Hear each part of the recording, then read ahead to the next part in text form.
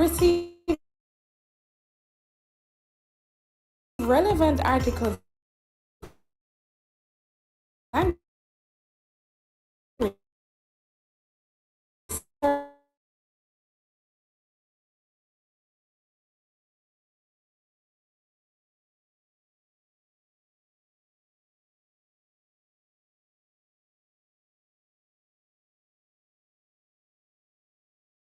Mission is delighted to present to you the first 1000 Days app. This app will give you access to information on the first 1000 days of your child's life. You will be able to track developmental milestones, and we will give you an opportunity to connect with parents as well as with the Early Childhood Commission. I will now give you 3 simple steps to download the app to your Android device. Step 1. Go to the Google Play Store and search for First 1000 Days. That is 1ST1000 days. Step number 2. Open the app and sign up with an email or your Facebook or Twitter accounts.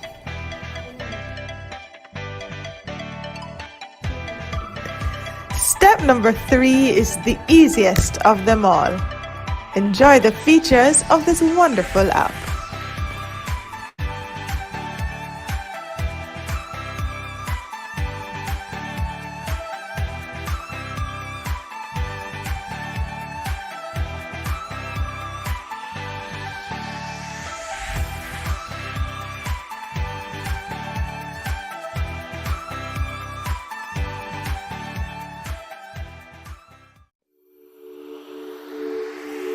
that was a message brought to you by the Early Childhood Commission.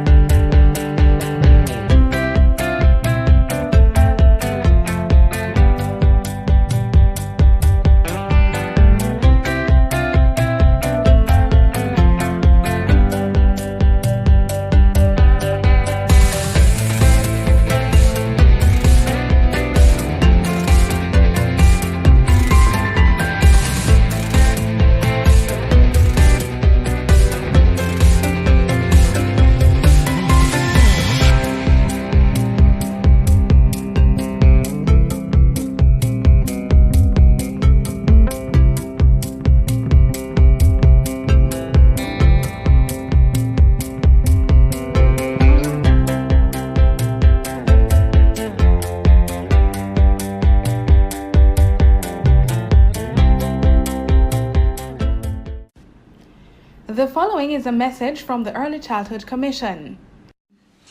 This is Wayne Marshall, and I'm working with the Early Childhood Commission on the new Brain Builders Initiative, where we're focusing on the children, we're focusing on the first 1000 days of life. That is the time span from conception to 2 years of age, and it's a time when foundations are established for health, growth, and development. We have to really focus on the kids at this stage of their development. That was a message brought to you by the Early Childhood Commission. This is a message from the Early Childhood Commission. Do you have a child between 0 to 2 years of age? If yes, you need to download the ECC's First 1000 Days app. It allows you to receive parenting tips, track developmental milestones, learn about the Brain Builder concept,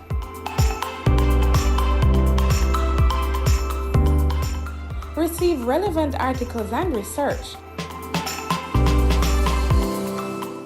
plus interactive content. The First 1000 Days app, now available for download on the Google Play Store and the Apple App Store.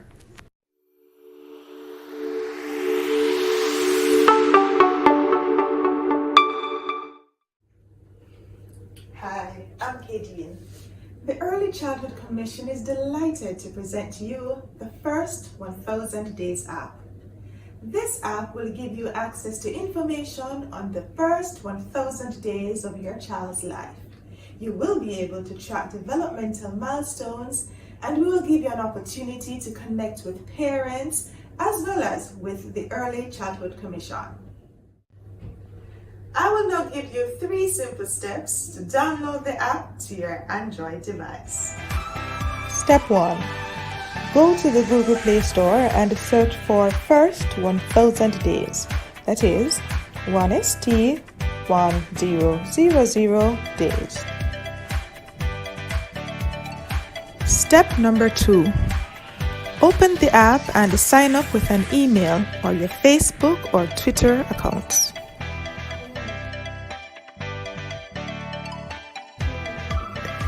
Step number 3 is the easiest of them all. Enjoy the features of this wonderful app.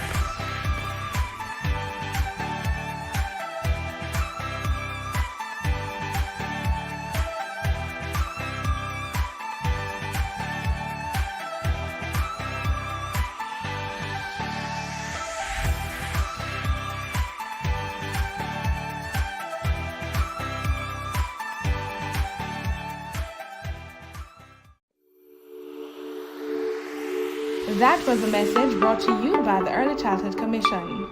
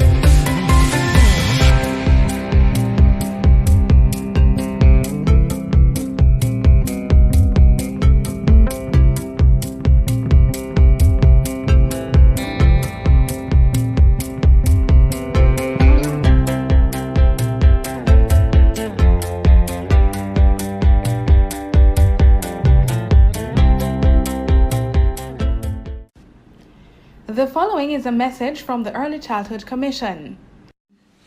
This is Wayne Marshall, and I'm working with the Early Childhood Commission on the new Brain Builders Initiative, where we're focusing on the children, we're focusing on the first 1000 days of life. That is the time span from conception to 2 years of age, and it's a time when foundations are established for health, growth and development. We have to really focus on the kids at this stage of their development. That was a message brought to you by the Early Childhood Commission. This is a message from the Early Childhood Commission. Do you have a child between 0 to 2 years of age? If yes, you need to download the ECC's First 1000 Days app. It allows you to receive parenting tips, track developmental milestones, learn about the Brain Builder concept,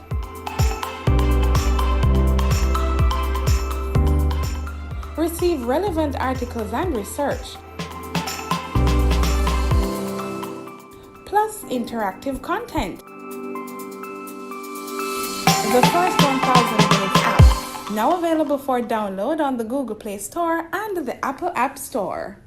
The following is a message from the Early Childhood Commission. Did you know that the first 1000 days of life is the most important time to the development of the brain and mind of a little child? We have to make sure good nutrition is a must.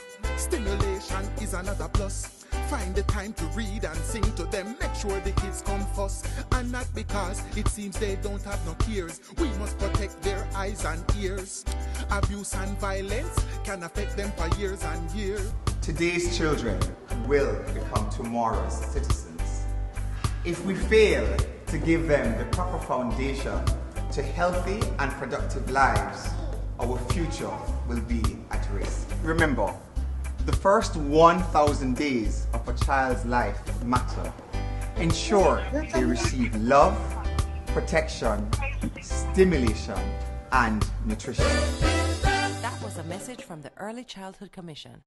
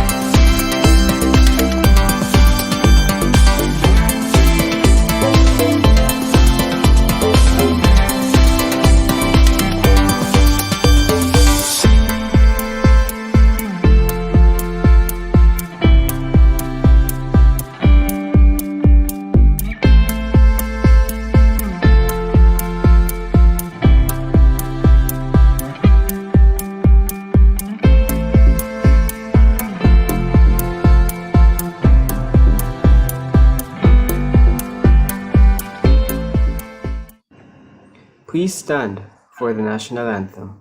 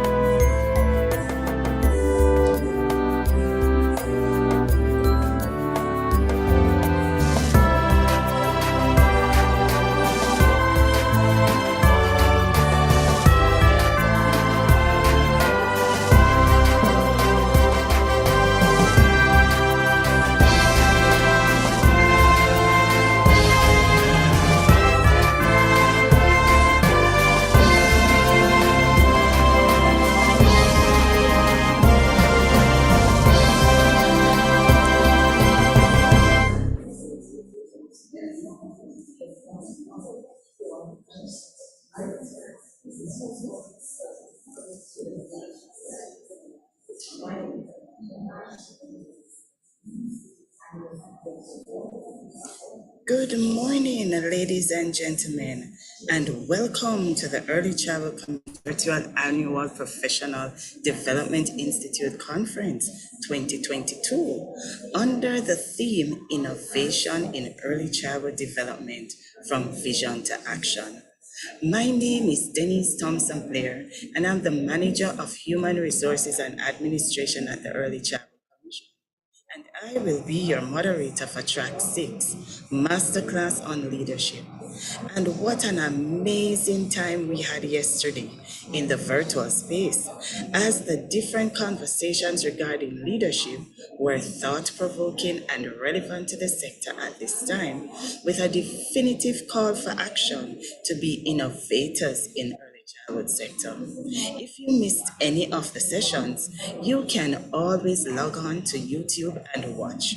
But I will provide you with a brief synopsis of the key takeaway points for the topics that were. Now, the first conversation we had yesterday was on early childhood institution leaders, how they effectively manage their schools during the COVID-19 pandemic. We heard from local and international experts in the field of early childhood education. As our astute facilitator, Dr. Christopher Clark, who is the principal of Midland Bible Institute, guided and stimulated the discussion on how each administrator, as a practitioner in the field, managed their institution during the pandemic. And what were the teachable moments?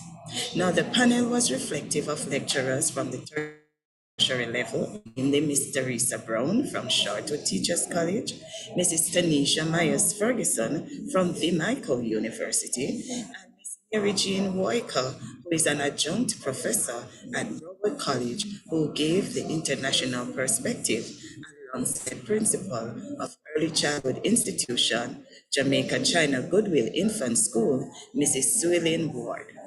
Now, who shared their experiences and lessons learned.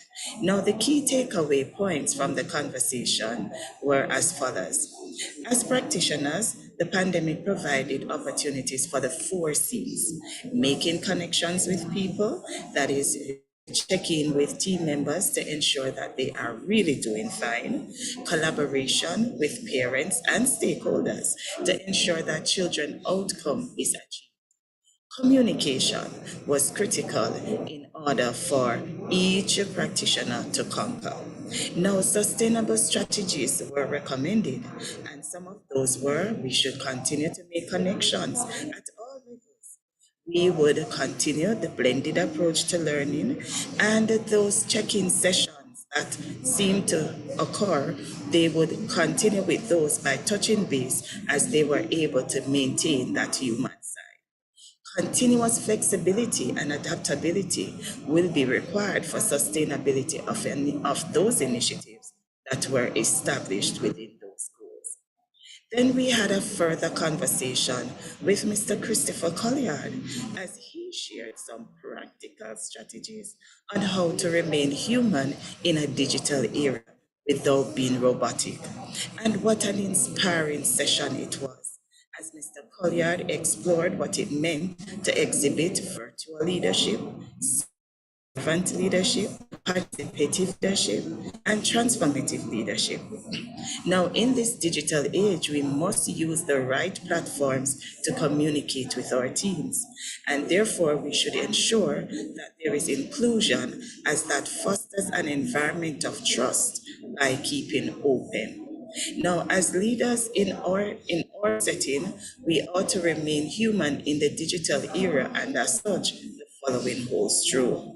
We should set realistic expectations by showing that you care, encourage creativity and project optimism, promote and demonstrate emotional intelligence, build skills and knowledge by giving and asking for feedback.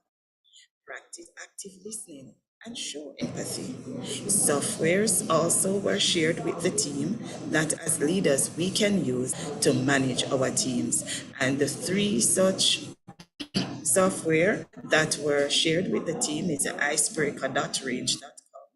And that app, you're able to, when you utilize it, you'll be able to generate trust and connectedness among your teams. He also showed us how to use the Team Connect app, and he also spoke about the Shanti feature that allow both teachers and students to be more efficient with communication and learning. And trust me, guys, I went on yesterday evening to make sure that these apps were working, and they do work. So no child is left behind, as the app would help teachers to share information more efficiently. Thereafter, we examined the topic, the digital leader, the approaches to leading for the future with presenter DeAndre Fraser. Now, he showed the team digital trends and statistics to encourage the participants to use the digital space to market their teaching skills. Now, teachers were encouraged to utilize TikTok, Instagram, Reddit to engage their students, as each child learning style differs. Then we went on to an empowerment session that we had next with Miss Nadine Sinclair of JMMB, as she dived into the topic of strategic goal-oriented leadership in the fourth industrial revolution. Now, participants were encouraged to have a vision, take time to examine self and consider your vision. Look beyond your present reality, for imagination is everything. It is a preview of life's coming attraction. Use the generative language to consider the vision we need to see manifest. So we are going to call into vision call into reality those things that we want to see. Moreover, we were inspired to be intentional about our vision. So participants were charged to write down 3 things they would like to achieve by August 31 and be intentional about making it happen. Now, the key takeaway points from that session was that you should know your whys. How do you want to feel? Choose accountability partners and use data to guide decision. Exhibit emotional intelligence, use coaching practices, and use the tools that are available to us. Now, the strategy for leading is to know self and consider others. Look at what drives you as you use data to drive your decision-making process. Now, to sum it all up, we had that final session with Dr. Gail Wallace-White, who gave some practical insights on accountability as she explored the accountability framework. Now, the team was able to establish the common definition for accountability, and we learned that accountability is everyone's business, being responsible for your action. She explored different types of accountability models, such as the status model, improvement model, growth model, value-added model.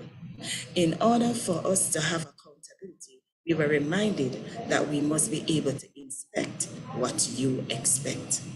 Now, an adaptive leader is a problem solver who must exhibit insight, foresight, hindsight, and of course, oversight. Now, in order to increase accountability as leaders, you must grow your path and be able to develop others, as well as chart a pathway for effective action. And last but not least, you must have a plan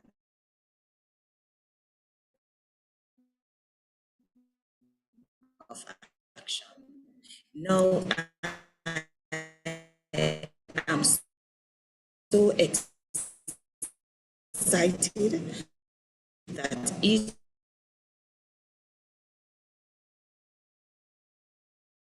you can live your greatest life in 2022 and beyond.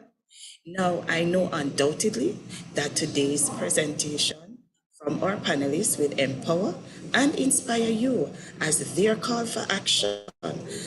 You have been given the right tools that you will need to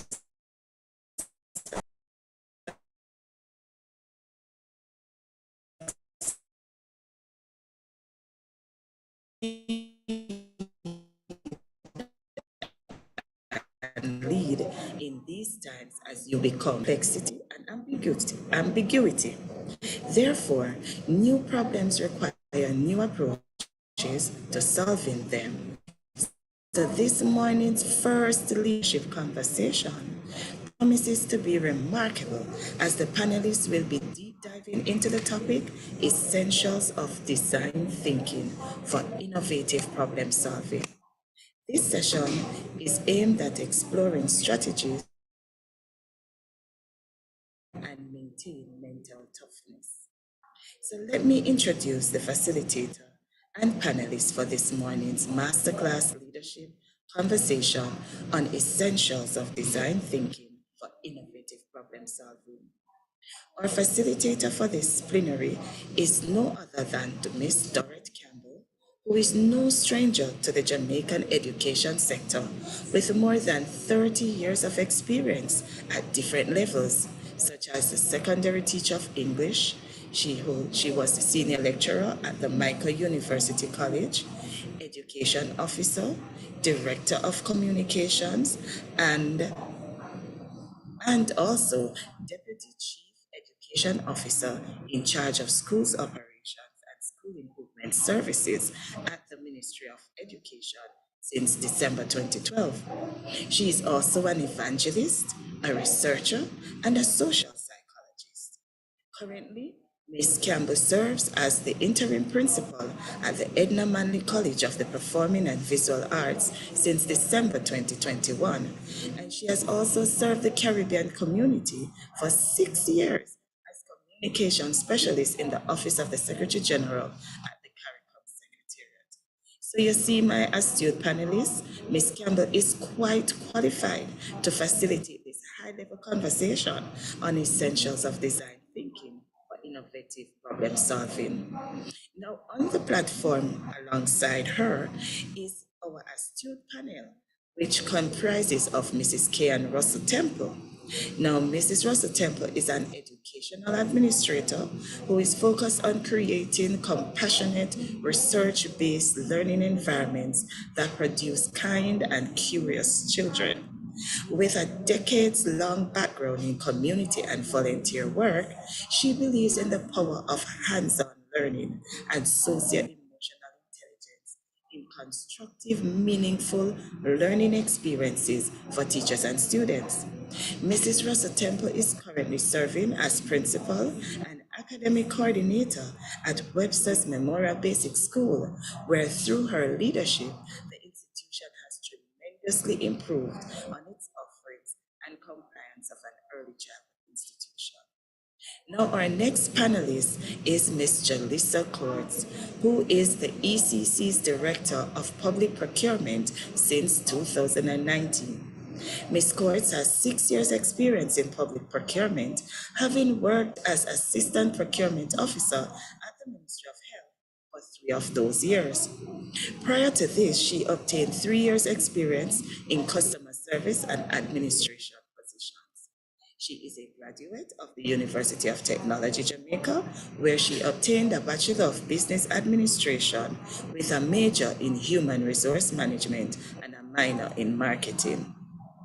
Our next panelist is Dr. Winsome Gordon, ODJP.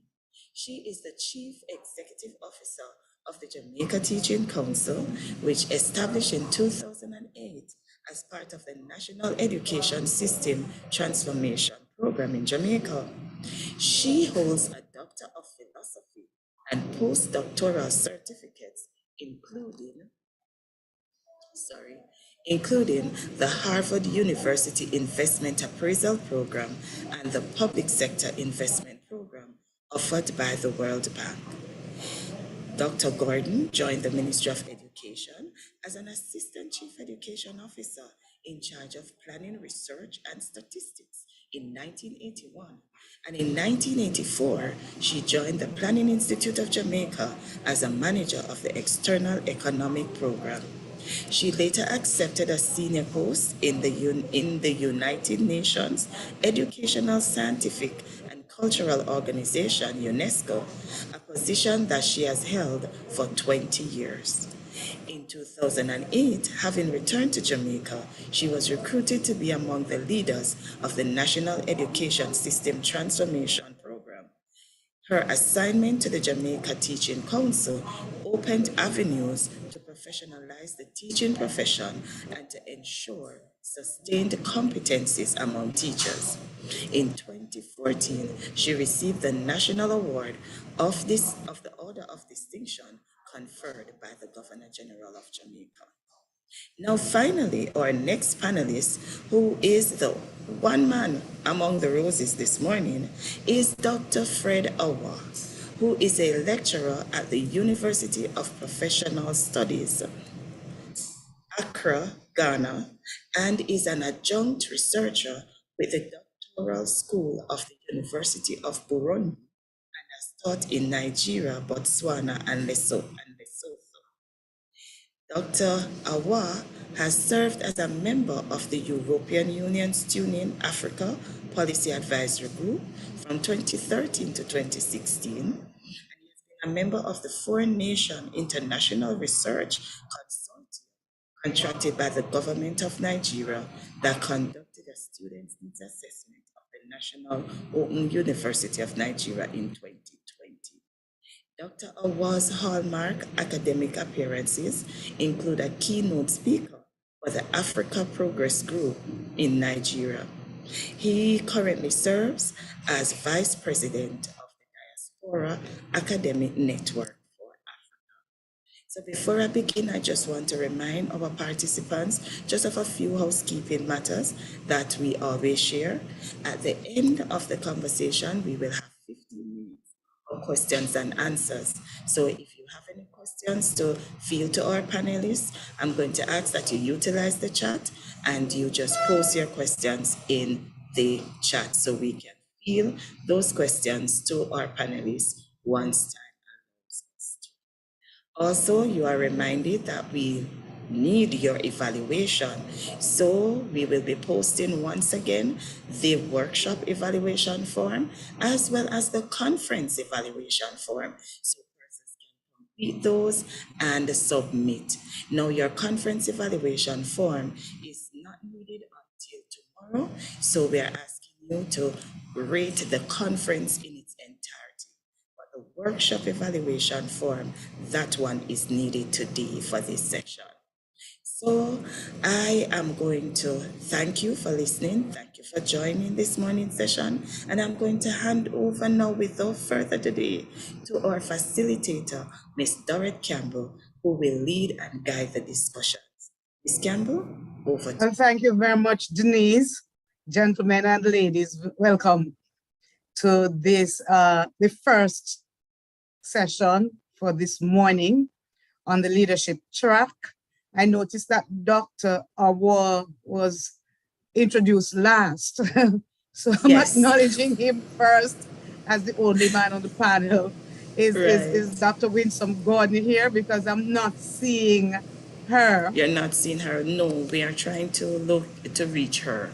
So Okay. you can begin the discussions and I'm hoping she will join us very soon. Okay, well, essentials of design thinking for innovative problem solving.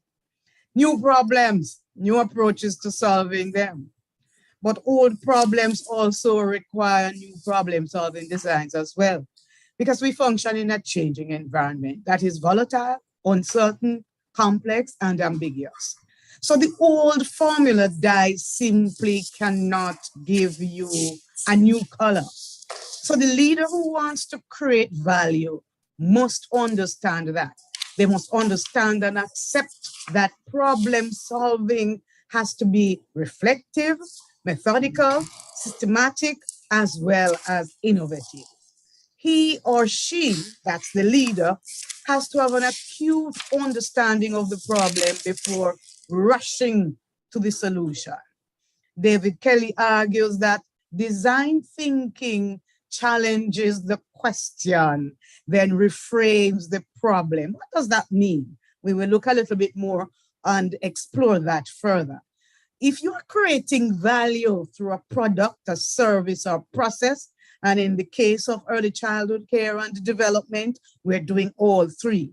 You have to first understand the needs and emotions of the people who will use the product, the service, or the process.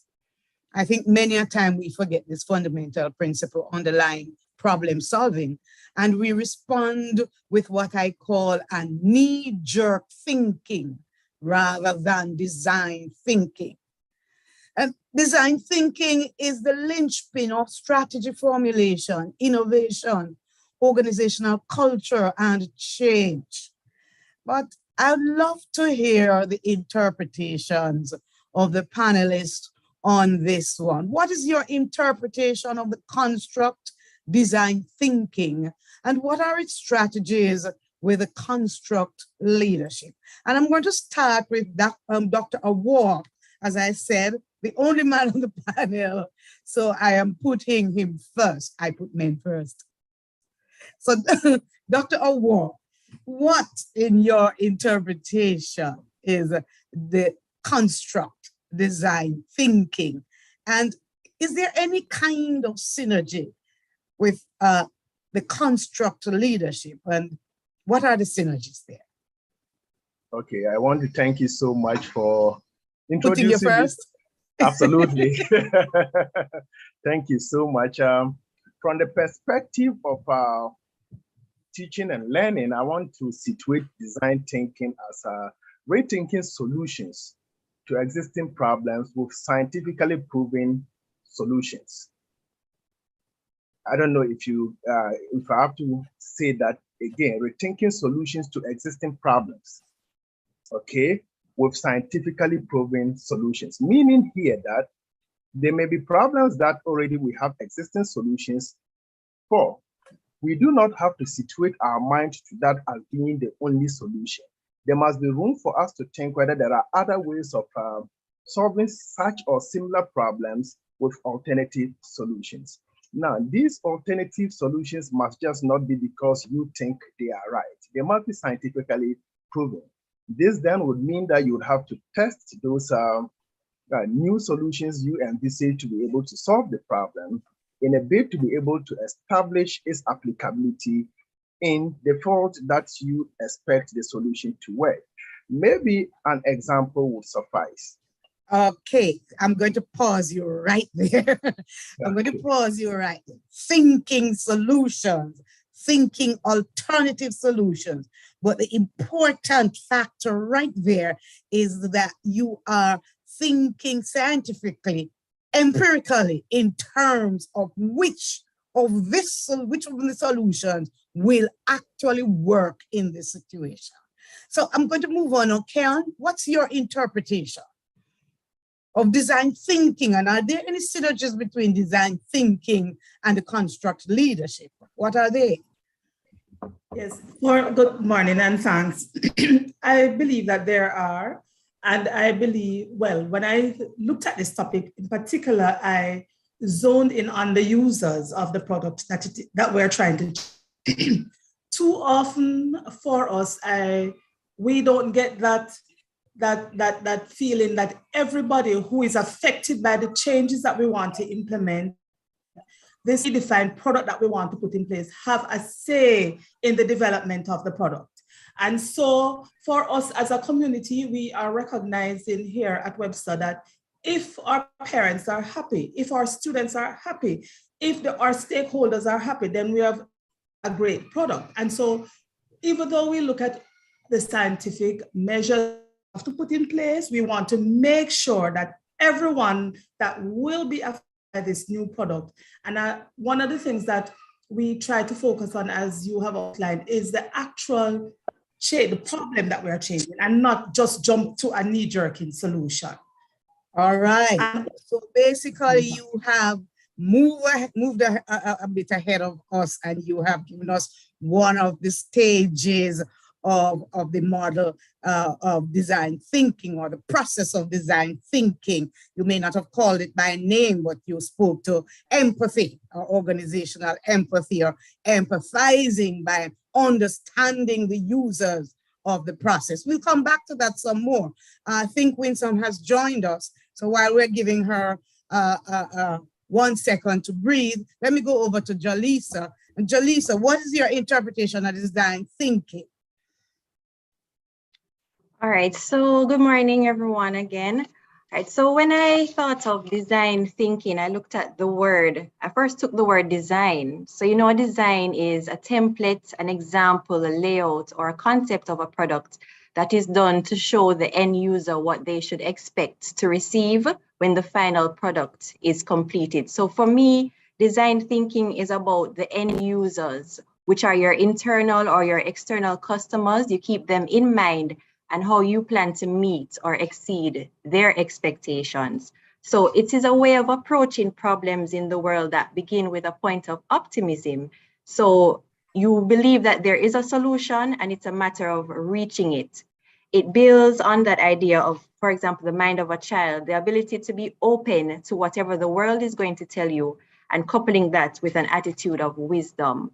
So it uses sensibility and methods to meet people's needs with what is technologically feasible and what a viable business strategy can convert into customer value and market opportunity. So that's my take on design thinking. Okay, and I see you also have introduced one of the essentials of design thinking, and I'm going to get there too. You have introduced the value creation essential, which is one of the bedrock of design thinking, and we'll come back to that. But Winsome, I'm not seeing your lovely face. Are you here with us? I think Winsome is having some internet challenges there. So let's. Yes, Miss Dorrit, she got, I don't know if it's internet challenges. She came on, but she got bumped off.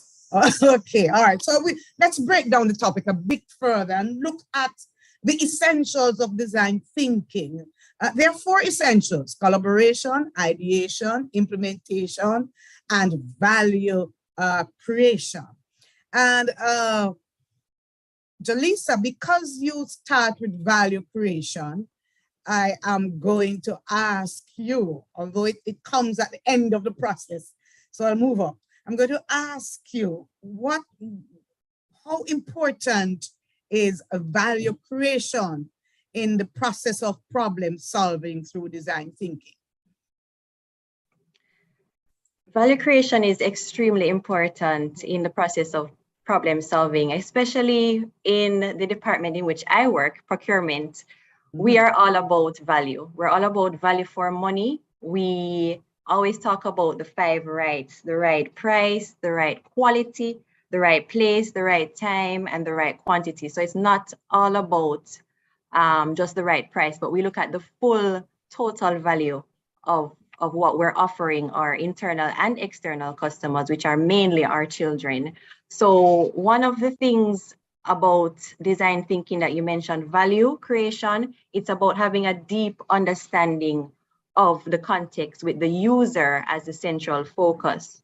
But there's a quote from Steve Jobs that says, a lot of times people don't even know what they want until you show it to them. So design thinkers consult users by not simply asking them what they want, but they look for problems that we take for granted. We assume it to be insoluble, or we just fail to notice. So they seek to understand the context surrounding the use of existing products and why they work or why they don't work. So I can give an example from my job in procurement. We have been procuring learning kits, and that involves storybooks, coloring books, etc., puzzles for the children. But I could not just go ahead and just say, I'm going to procure any sort of storybook. I had to go and get samples because these products need to be appropriate for the children. So the storybooks must be large print. The coloring books must have appropriate images for the children. So we had to go a step further in getting samples and making sure that what we provide is what the end user, which is the children, will use and benefit from and have value from. Great. And you don't have innovation in problem solving if your new ideas aren't creating value. What's the good of the ideas for implementation if they are not going to be adding value to your product, to your customer, or as you call it, to the end user? So we look then at implementation. How important, Kean, let me ask Kean, how important would you say is implementation as an innovative action in problem solving through design thinking? Well, implementation is very important because it is the way how you're going to see whether or not it is working at a particular time. For us, implementation is not just putting the product to test it at one given time, but it has to be tested over a period of time. Then you have to get the feedback. The only way you're going to know if the changes that you want are going to work is if you put them in place. Now, for me, before you can start to implement, you have to, as I said earlier, you have to get the users of it to be excited about it. And implementation is greatly affected by the users not understanding why it is we need to have this change. You know, so if we have not gotten them to buy into the idea of why the change is important, implementation will not be effective. And what good is ideas if you're not going to implement them? What good are ideas if we are not going to implement them? And then there's the important matter of selecting the right team for implementation. And that has implications for the organization and has grave implications for the early childhood sector in terms of carefully selecting the right team of leaders and selecting the right team of implementers. So I go to Fred. Can I call you Fred instead of saying Dr. Awal, since I'm calling the ladies by their first name? So I go to Fred, and I go now to the next process, which is ideation. How do fresh new ideas help your organization to stand out? Why is this important? So we're going from the bottom up and we're at ideation. Why is ideation important in the design thinking process? Why is it an essential of design thinking? Well, ideation is important because the entire process of design thinking is intended to solve a problem or find solutions to an existing problem. So if you don't start by conceptualizing that which you intend to use as that which you intend to use as well, just forget about the solutions to the problem, because solutions begin with ideas.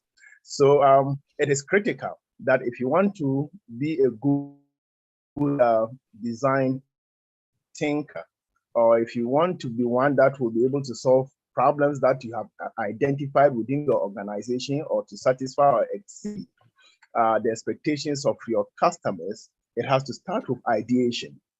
The identification that there is an existing challenge and that the challenge can only be resolved when you give it a deeper thought, now critique the existing solution and find alternative solutions that will not only solve your problem, but similar problems that you have identified in different jurisdictions. The planes fly over my office on a daily basis, so that's the noise you hear in the background.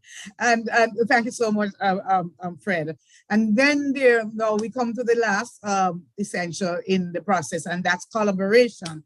And any one of you can jump in now, and I'm sure you can see your collaboration works very well with ideation, because you really need brainstorming. You really need to bring your team together.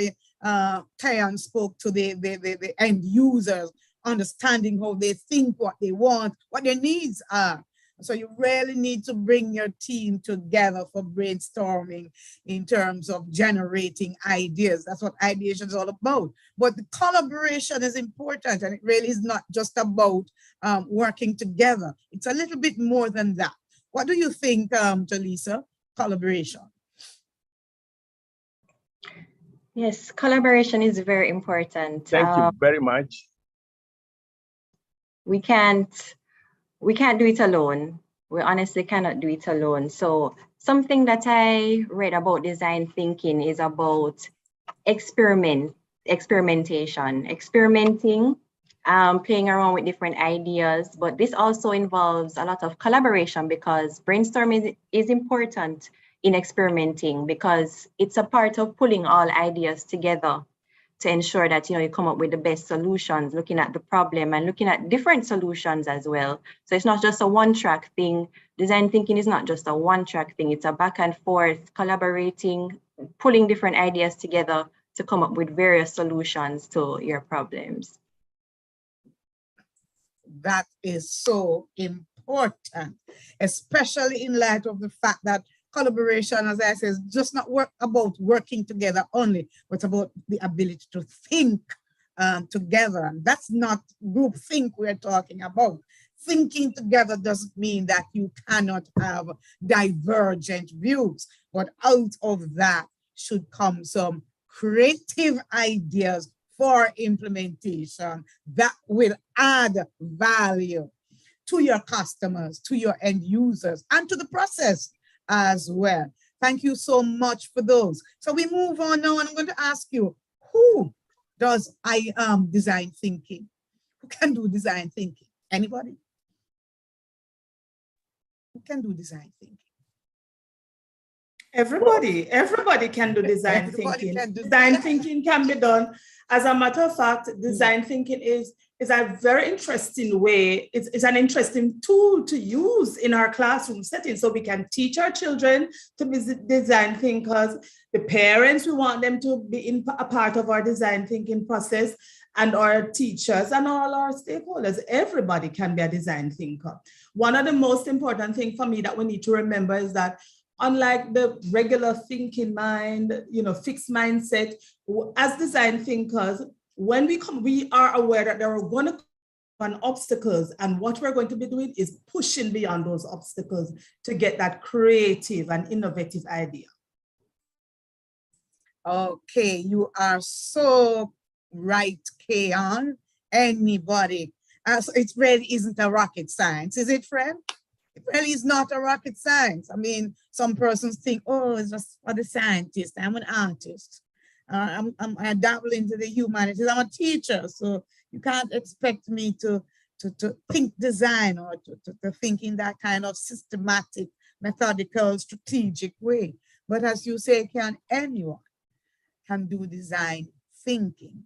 So if anyone can do design thinking, Fred, what are some of the strategies? How would you help our teachers, particularly those at the early childhood level? How would you help them with some innovative ways or strategies that they have used or they can use or you have used to solve problems using design thinking in your organization?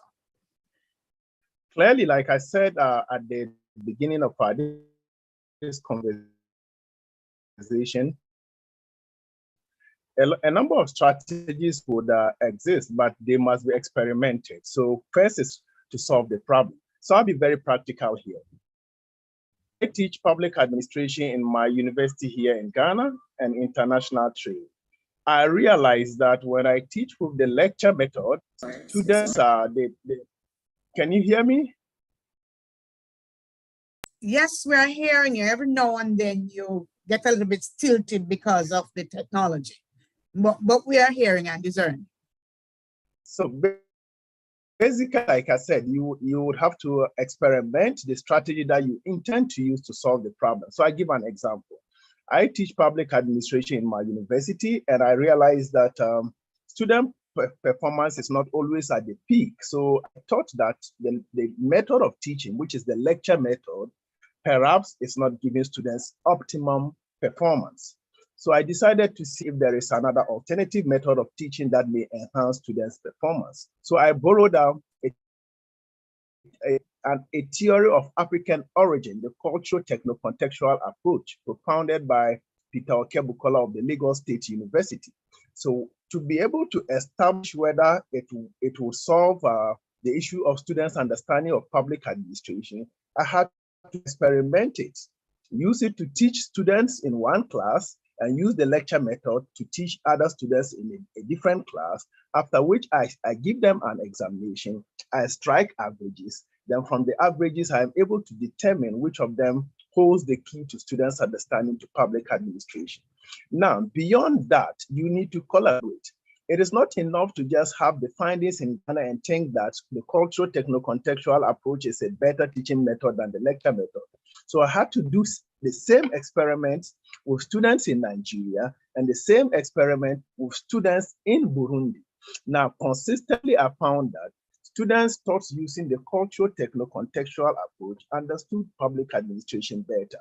And it is hinged because they are taught based on their culture and their context, as opposed to the lecture method that is taught based on European culture, European textbooks, and European context. So to be able to implement design thinking, one of the strategies is that the alternative method that you think can be used to solve the problem should go through experimentation to be able to establish its efficacy and usability in different jurisdictions. Thank you. Great. How did the students respond? What was their feedback? What kind of impact did it make on them? How well did they respond? Well, so I'll share the paper with you after this, all of you, so you see that. But the indications were very clear. One, in Ghana, for instance, we have a dry season and rainy season. Yet the textbook will tell us about winter and summer. So you have to think before you know what winter or summer is. Those are foreign to the Ghanaian culture. So when you teach based on cultures that are contrary to ours, tendencies are that we will not understand. So the students were more reflective of their cultures. So I teach public administration, and when I'm teaching democracy, I can situate it around our chieftaincy institution. So they see practical public administration in their communities, and they are able to contribute. So it brings about collaborative, peer learning and collaborative learning. So at the end of the period, the students are able to see what you teach within the lenses of their culture and their context, meaning drawing examples from their immediate environments and surroundings. So the students were excited. They tell us that, okay, this is a better method of teaching, because a lot of the things that we used to teach them, they were in abstract. But when you are using an African bond theory, then they see the concepts from an African's perspective or way of thinking, so they can relate with it, and that has been established. So I have one SAGE publication on it, on public administration. Others are impressed. So the SAGE publication I'll share with the entire team while when the session is over, or if I can find it online whilst another person is talking, I'll share amongst us. Great example, very, very good example. Interesting response from your students there. Jaleesa, I go over to you now with the same question. What are some of the innovative strategies that we can use or you have used and would like to share with us to solve problems through design thinking in your context? Okay, so some strategies that you can use. Well, first of all, you can develop an intimate understanding of technology and the company's resources. So you have to use what you have available, and you have to also look at technology, because technology is changing, ever so changing. For example, in my department, in procurement, we have an electronic procurement system, and I'm telling you, from that was implemented, I've never gone back to using the manual system again. So you have to understand what is out there, what you have available to use. You can do research. We call it ethnographic research, where you explore your users, your end users' lives and their underlying needs. So I know the practitioners are watching, they have to understand the child, their needs and what they are really going to respond to. We can study competitive offerings and strategies, and we can develop frameworks to define problems and analyze data. Okay, so Ken, you have been in the classroom with the little ones for quite some time and you have a thorough understanding there. So within the context of the classroom, because most of our target audience would be classroom teachers, what are some of the strategies that you would suggest, and some that you might have already used to do problem solving through design thinking? All right, so our small ones are used to solving problems. They solve problems every day at home. They solve the problem of, you know, pulling a toy out of a toy box, finding a color amongst many different, they're used to solving problems. Why don't we ride that tide? You know, so even in something as simple as telling the story of the three little pigs, I want to use that story as an example this morning. You know, it's a favorite story. Most children know the story. What is the problem? You're going to have the children identify the problem in that story. The problem is that not all the pigs were able to make durable houses. And so some of them was blown down by the wolf or destroyed by the wolf. That ran away from the wolf. So that we identify the problem as a class, and then we're going to say, well, you know what? I'm going to take a blow dryer or I'm going to take a fan. And we're going to see if the house you have built, they are asked to build houses with materials that you give them. Let us see if the houses that you have built can withstand the force of the wind from the fan or from the blow dryer. So we want to infuse design thinking in our activities in a deliberate way. So children are recognizing that they are the ones who have identified the problem and they are going to be the ones to create the solution. It is very important that we remember that there are other areas that we can tie in. So like project-based learnings where children learn to create projects, right, that can solve problems. And then there's gamified learning that is also can be used when you're thinking about design thinking. You know, how is it that we can learn, which is what we want to encourage at this stage. We don't want the chalk and talk. We want children to be very interactive in learning, and if they're able to solve their problems, we know how that is going to impact on later learning. Okay, thank you so very much. And I'm going to be probing a little further here. Mindset. That construct there, we are so familiar with that. How easy is it for the regular person to adjust his or her mindset to adopt a kind of design thinking approach to problem solving? Any one of you can jump in right here. You know, it is not, it's not very easy. Go ahead. So my favorite point of the whole process is the empathize. As I said, if we want to make, you know, we may be having something like a high attrition rate at school, right? And you say, you know, what is the problem? You hear that it's the usual thing is the money. You hear that it's the workload. No, you need to have the conversations. You have to have one-on-one conversations with your staff. You may have to engage parents, either small groups or individually, because you have to say to them, we have identified that this is the situation. This is not allowing us to maximize on our opportunities here at school.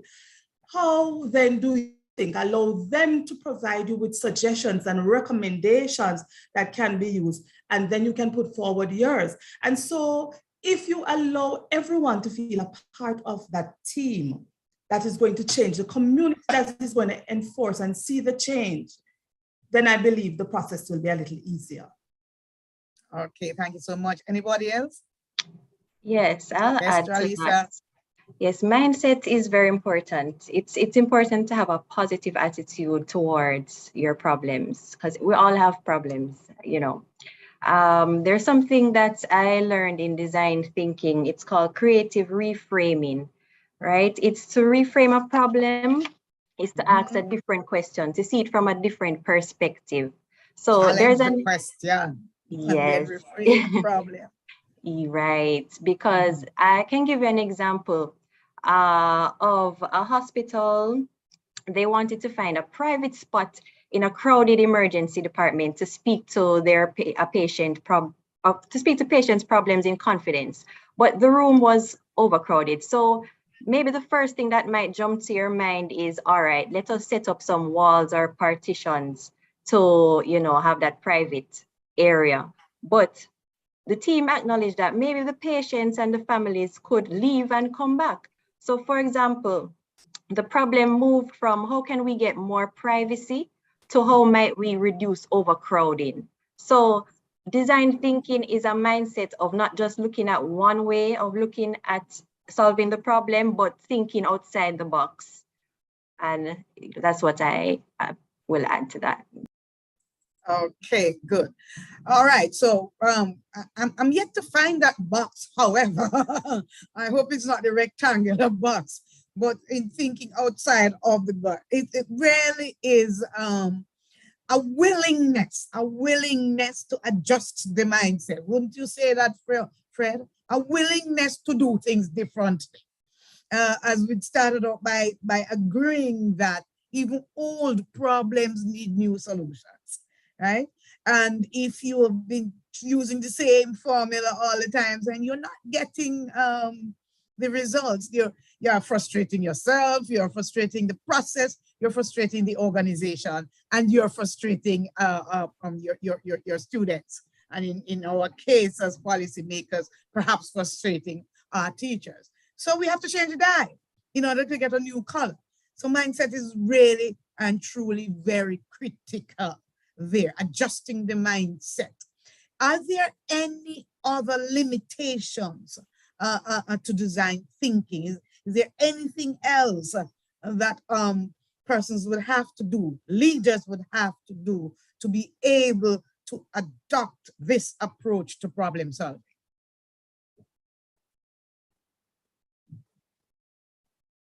Yes, I think that apart from the issue of mindset that has been collectively identified by all of us, a key challenge usually may also be institutional adaptability. So, for instance, you are a staff of an institution, and then you are a design thinker. Your superiors do not see what you see. They do not think what you think.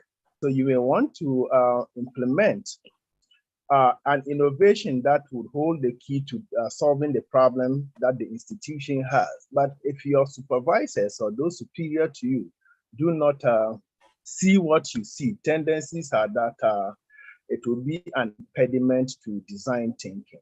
In that instance, I think that a number of options would be left to you. One is your ability to lobby people within the institution to see what you also see so that you can carry them along the path that you are going. That is one. In an instance where it is extremely difficult for you to lobby or to let your supervisors see what you see, the alternative for you may be to be independent. That usually is a risky one because it may go without you having to earn salary from your organization. You may have to leave the job.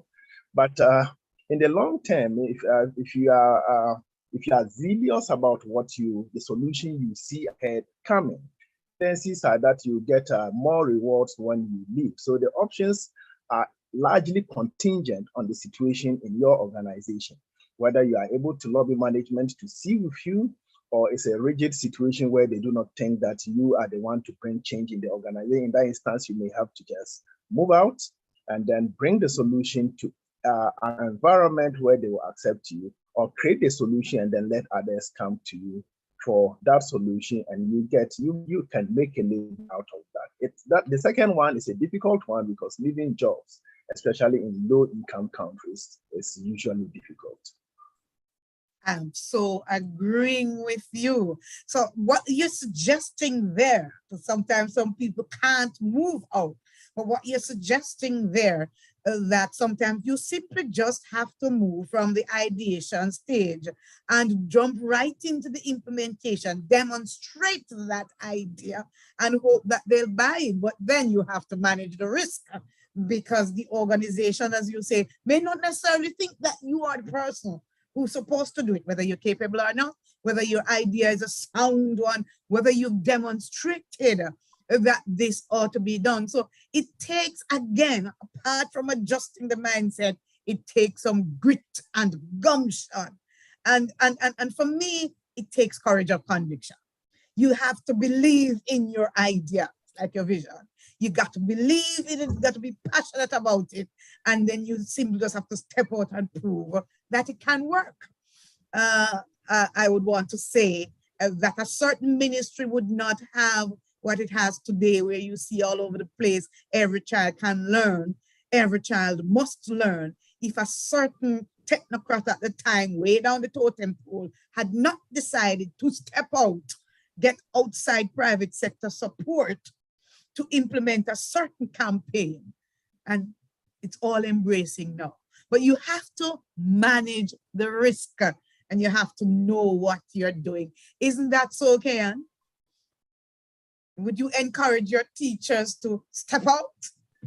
Yes. When they're getting a stone on a brick wall from their leaders, step out and demonstrate, move from the ideation to demonstration.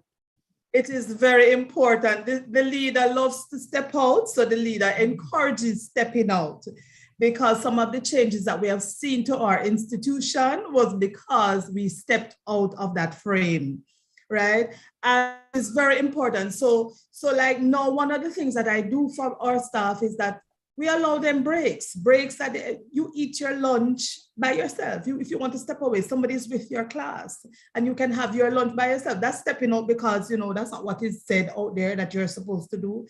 But we recognize, what is happening with our teachers, and so if you want as a teacher to be absent because you're just not able to make it to school, you don't have to lie. Just say, Miss, this morning, I'm not in the right frame of mind. Something is happening with me and I will not do well with my children. So I do encourage stepping out, and I allow my staff to step out.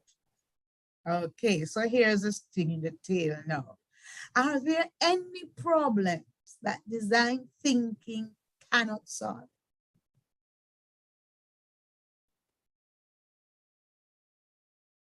Can I? Go ahead, Fred, go ahead. Yeah, no, so the entire concept of design thinking from all of us here, from our conversations, that is to solve problems, not a specific problem, problems in every sphere of life. So clearly there is no problem that design thinking cannot solve. For as long as it's a problem and we have thinking people who want to make, who want to bring about change and innovation, then it's clear that there is no problem that design thinking cannot solve. All problems are solvable as long as humans think. They start from ideation, and then they have the courage to go through the processes until implementation. So there is no problem, whether education, health, food security, any other problem that humans can think of and can face, with design thinking, those problems can be solved. Okay, good. So let's go now to a simple model, a simple 5-step model of design thinking, starting with the one that Ken loves so much, empathize. Let's explain a little bit further. Let's explore that a little bit further, Ken. Empathize with the users. How do we do that? What are we talking about here? It is finding out why it is that there's this problem. Why is it that we are experiencing these particular challenges? Why is it that we need to change? We have to understand the challenge very deeply also. If we're not understanding the challenge, then what are we hoping to change? So we must empathize. It's a human factor. Remember, we're not changing policies and processes. We're looking at how it is that, as human-centered, we're going to be zoning in on fixing the human part of the issue. So the only way to do that, their emotions affected by what is going on. So that's where we have to start. We must start there. And, one of the things, as I said, I think I alluded to it earlier, but, for staff and parents. So for me, like one of the activities, if I may be allowed to give an example, is teachers to send home to give cut out an article from the newspaper, cut out a picture from the newspaper, or a magazine. But if we're understanding what is happening out there, newspapers and magazines are used by only a few persons nowadays. So how do we fix that problem? We complain that the children are not taking the pictures to school, they're not doing the assignments. We have to fix that. Is either we provide the newspapers and the magazines at school, or we inform parents, or if we're going to ask to print, we give them some time, like a 5-day for this assignment to come in. So that is what we have to do. We have to empathize and understand people's situation and what is happening, and that not everybody have a printer at work and not everybody reads the newspaper. So that's a real life experience that we have been making a change. Simply put, understanding your users, your target audience, understanding their needs, and understanding their emotions. And so the next stage is, Jolisa, define. What are you defining?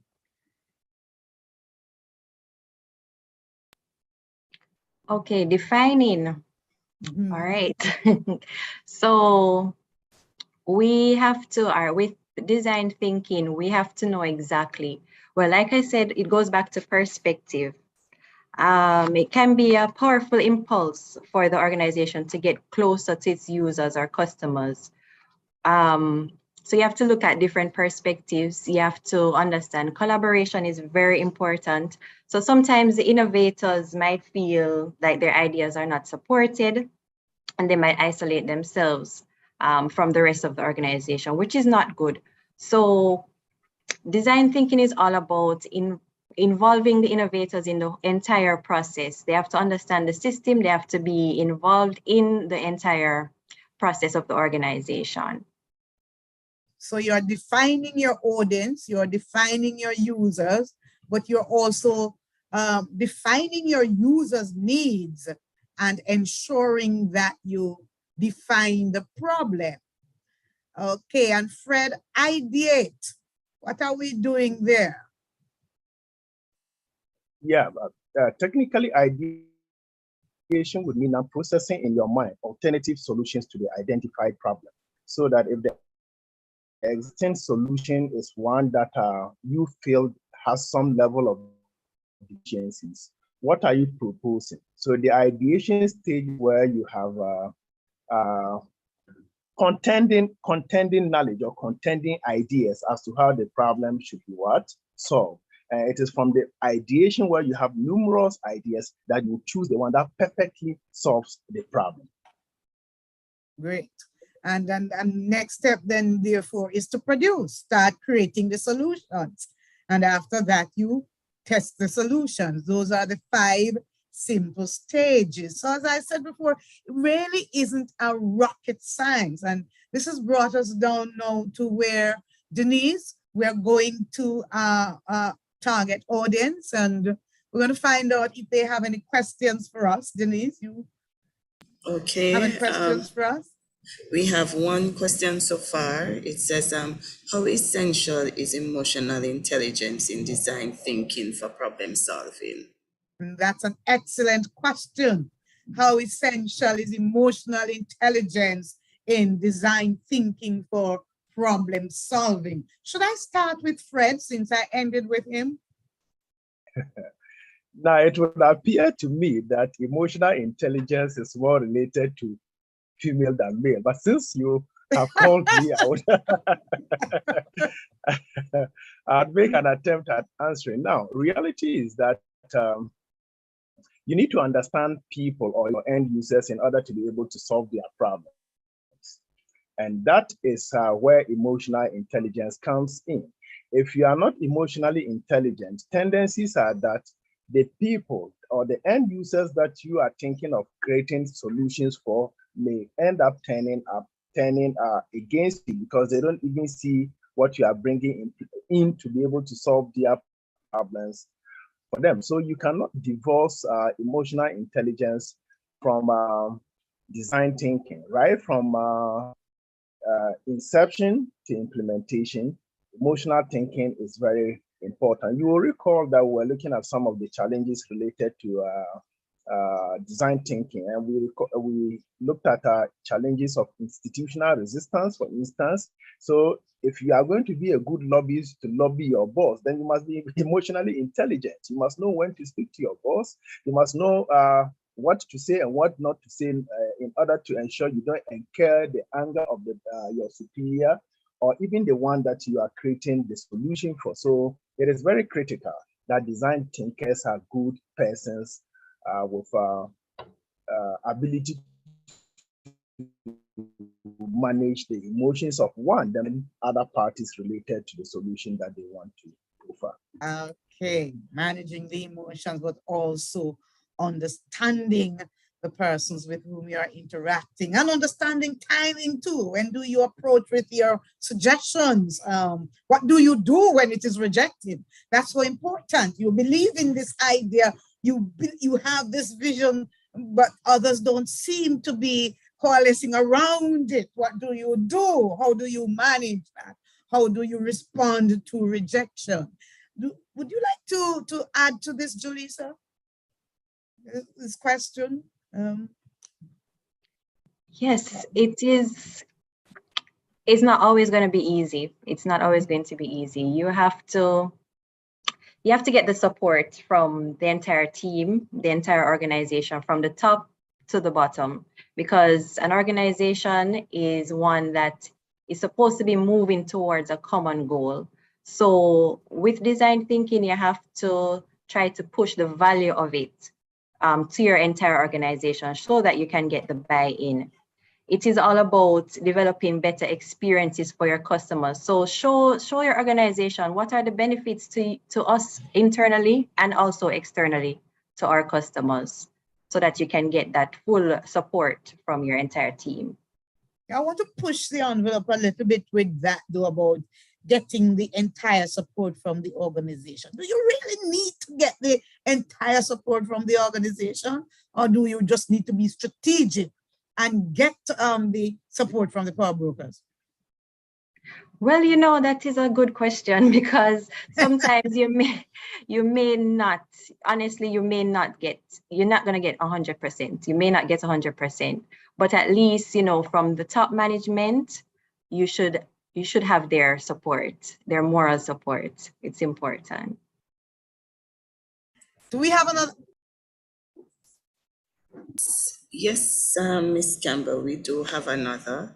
This one is from Mrs. Crooks Israel. She says, how do you strike the balance with empathy and stakeholders who are resisting support to the process? That's an interesting question, and I'm going to go to Karen for it. How do you strike the balance between empathy and restive, and that's a nice way to put it, resistant supporters, persons who will resist the process because they're just not to resist. And sometimes too, the resistance is really because they don't understand the process. That is so true. I agree with you. And, we can take some of what Julissa just spoke about. It's not ever going to be always easy. And, some things will happen over a period of time. So if you recognize that from the that you're not going to necessarily get the support of everyone, and even though the empathy is there and you're understanding, you have to pull on the time factor because you don't want to get so much resistance that your idea or the design that you are trying to implement is so skilled at the beginning stage. So you may want to step back at that time. If you recognize that the resistance is too great, just take a step or two back, look again, go back to your stage where you're doing your prototype, looking over it and say, well, you know what, there's a resistance here. Find out why there is the resistance. Then you can look at that problem, because it is not just a linear approach, it has several prongs to it that you have to encompass when you're looking at making that change. So take 2 steps back, look at what it is that is a real concern for the resistance, and then you come again, fix that, and then you can come back. Yeah, that's true. That's so true. I intimated earlier. Did we lose Fred? I intimated earlier that sometimes the resistance has its genesis in a lack of understanding. What could be some other possible reasons for the resistance? As Keon said, that you really need to step back and look and find out why they are resisting. So I'm asking what could be some of the possible reasons, other possible reasons for resistance to that approach to problem solving? Yeah, I think Keon. Yeah, go ahead. Okay. We've lost Fred. Oh. Have we lost Fred, Denise? I'm not seeing him again. Yes, he got bumped off again, so let's hope he joins us back soon. Okay. Yes, I think Keon mentioned it. They don't understand it. They don't understand. They don't see the vision. You might have to help them to see the what's But going we to happen got in the that long already. run. We said lack of understanding is one of the Yes. possible reasons for They don't resistance. they don't see the benefits. They don't see the benefits of it. Towards Yeah, that's a very good what's in one. it for me, you know, and what's in it in the long run. Any other possible reasons? So how do we work empathy in that now? Because I mean, remember we said if you're empathizing, you are actually understanding and researching the user's needs. So in my estimation, you can't now just disregard their resistance as, oh, I was born to get trouble. And people that just love oppose, right? If you're going to extend or if you're going to use the first stage of the process of empathizing, then you really and truly have to make the effort now to understand the needs of your users and to try to walk around in their skin for a little while and understand why they resist and try now to respond to those kinds of reasons. In another context, it's referred to as understanding your positional interest, their positional interest, and trying to meet them halfway. In another context, some people call it negotiation. All right, do we have another question, Denise? Yes, we do. We're down to 2 panelists now, and I seem to be playing panelist and moderator at the same time. But you're doing a great job at it. All right, I have a question here from Shireen Fletcher. What are some simple steps that I can use with my stakeholders to buy into design thinking? Because a lot of people are comfortable with what they know and don't want to change. Very good question, and that's the last question we would have ended with, but Shireen has brought it up. So how do we get started with the, design thinking, and what are some simple steps that you can use? We gave some, but perhaps we have some more practical ones for the early childhood sector. We talk about defining the problem. Remember that? We talk about empathizing, defining the problem, ideating, producing the solutions, and simply testing it out. But Sherry now wants to know, how do I get my teachers, I think, how do I get those whom I lead to adjust their mindset and start using design thinking? Who wants to take that? So,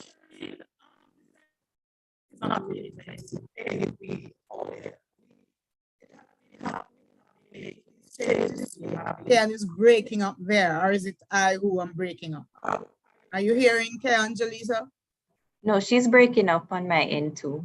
Okay, so while we try to fix that, would you want to go ahead until we sort that out for her? Okay, so one of the things I would say is don't forget to include them. Inclusion is very important. don't forget to include them in your decision making in any way that you can. Try to involve them. Don't just say, oh, this is it and, that's it. But, ask for their opinions. Collaboration, as we said before, is key. We can't do it alone. Try to enlist others in your problem solving ideas as well. Include them. Maintain a positive attitude. Don't be forceful. We all have problems. And so we all are trying to solve them and reach a common goal. So I would say collaboration again is key. Great. And I think we have Fred back. Welcome back, Fred. The technology did you a bad turn there. Are you ready for us now, Ken? Let us hear how you sound. Last time you sound like you had a frog there. You can hear it now. The frog is still there. Fred, welcome back. Shireen wants to know how she wants some simple steps in holding the hands of her teachers, those whom she leads, and get them to start using design thinking for problem solving. What would you tell Shireen? And what strategies would you give to Shireen to help her staff to start using design thinking? Thank you very much. The first is to identify the current situation with your institution. If you are a teacher, for instance, what you are teaching, for all of the evaluation reports that have been done, does it indicate you are teaching your students well? If the answer is no, it means there is a problem there and there's a need for improvement. And that is where design thinking comes in. It begins with the identification of a problem. And if that problem has been identified and your teaching method is one that you know yourself, you ask yourself, are there other alternative teaching methods that may be able to improve student performance? And if the answer is yes, you should be able to harvest a myriad of teaching methods that are alternate to that which you are already using. Now, it is not enough that because others have said those teaching methods are good, you just jump onto them. You need to be able to test them. So you compare your existing teaching model with the teaching models that you are borrowing from elsewhere or those that you are inventing. You can either invent or you borrow from alternative sources to solve your problem. So in that instance, after using the alternative methods, it's not enough. You must be able to scientifically prove whether that teaching method is better than the one you are using or otherwise. And this is where experimentation comes in. There are two ways. I used two ways in my instance. I chose same students, mixed abilities, mixed sex, mixed age, but in different classrooms, but the same course. So first course, I teach them with the lecture method. Second course, I teach them with the cultural techno-contextual approach, which is an alternative teaching method. Meanwhile, they are of the same grade. I don't know how you call that in Jamaica, maybe fourth year students, level 400 students. Morning session, evening session, same course, same teacher, but two different teaching methodologies. At the end of the semester, you conduct examinations for both of them. When they write, you strike the averages, you will clearly see which teaching method improves student learning abilities. And to be able to justify or to be able to say that this method holds the key to students' understanding, it's not enough to test it in only your school. You must replicate it in other jurisdictions to see if you can get similar results. And if that goes well, then you can implement it in your school with the permission of your university management. That's where the issues of lobbying and the issues of engaging management comes in. And of course, emotional intelligence. Thank you. Very good example, very good example. And Kelly is still having a little bit of a problem there with her connectivity, but she's put in the chat. I would like to add that they can present data on other persons, institutions who have used the new concept and the finding they want to implement. So that's trialing, showing them that others have done it too. And I think most of us grew up on this thing that if X has done it, then I can do it too. And so if they've seen it at work, it's part of the diffusion of innovation theory. If you're those who are struggling late adopters. If they see that somebody else has tried it and it has worked, then they would be more inclined to come on board. So that's a very good suggestion, Kayan, although you could not articulate it. No, we are winding down now. We have about 5 more minutes, and I'm going to give each panelist 30 seconds or so to just give their last summation on the topic. But before I do that, Denise, do we have one more question? We'll take one more question before we wrap up. Yes, we have one more. Can any of the steps for design thinking be merged? And if so, which ones would you recommend? Can any of the steps for design thinking be merged? And if so, which ones would you recommend? I would say that they have a high degree of what I call symbiosis, or they have a high degree of synergy. They are complementary, and you can't do one without the other. So in a sense, you are working not sequentially, but circularly. And so all the steps are important, and you can't do one without moving to the next one. So in a sense, you're working with all of them. What would you say, Fred? Yes, I think so. And also, it should also be noted that with design thinking, it's not robotic.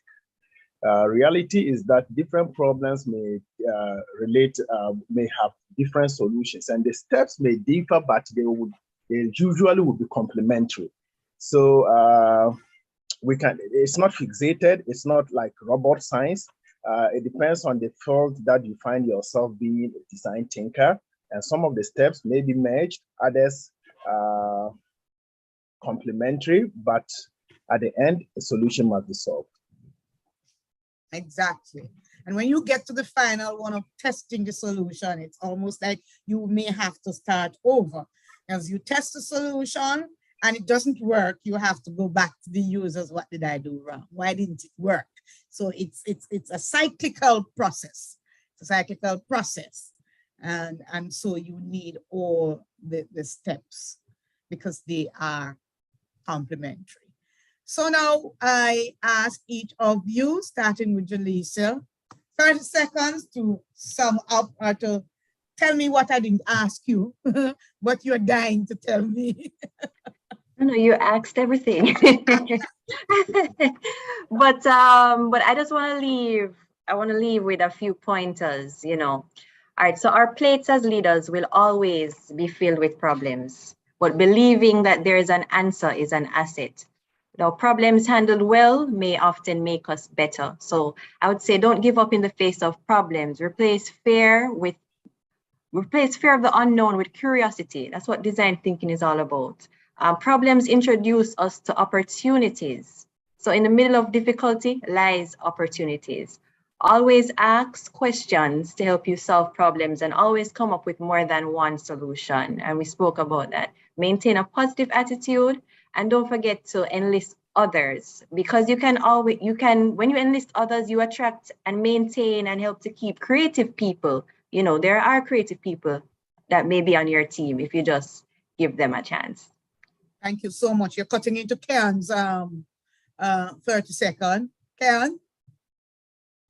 Okay, I don't hear you now. Okay, we're going to have to skip Karen. Karen is still not back with us. So, Fred, you take Karen's 30 seconds and yours.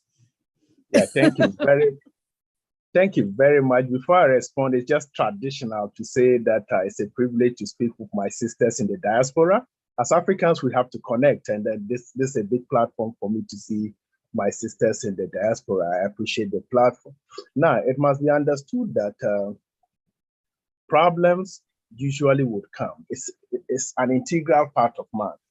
It must also be understood that the solutions that you are using today were created by others. So you need to start becoming design thinkers so that you can find solutions that can also be attributable to your generation. There is no special rule for being a design thinker. For as long as you want to solve a problem, That is the beginning of design thinking. So let us all be design thinkers so that we can make our environments greater and stronger. Thank you. Thank you so much. And we are dead on time. So as a design thinker, I've managed the time efficiently. And I am going to be handing over to Denise, and Denise will do the summing up and thank all of you. Well, thank you so much for participating. This for me was a rather interesting and productive conversation. Denise, over to you. Thank you so much, Ms. Campbell. Always a pleasure listening to you and your panelists. And the conversations that you had, it was quite refreshing. Some of our participants have indicated we're getting comments to say, good job, presenters. Comments such as this session is spot on. Your answers are spot on. Good, excellent presentation, and the ratings go on. So persons are very appreciative of the information that you have shared, the steps that you have given for design thinking, and I know that they will be utilizing them in their course of work. So I just want to thank each panelist for coming on and for being so participative. Although we were having challenges with the internet, you have certainly proven that tenacity and perseverance is the way to push forward to solving problems. Because I mean, our presenter, Dr. Awa, he got bumped off about twice, but he's back here with us.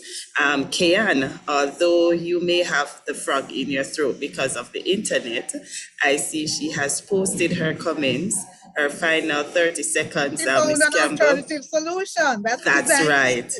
That's right. So her 30 seconds is learn from criticism, and as a result, we will reach a higher level of achievement. So thank you for that, Kian. So it was our pleasure bringing this session to the team, and we just want to encourage our participants to always find ways to be a design thinker.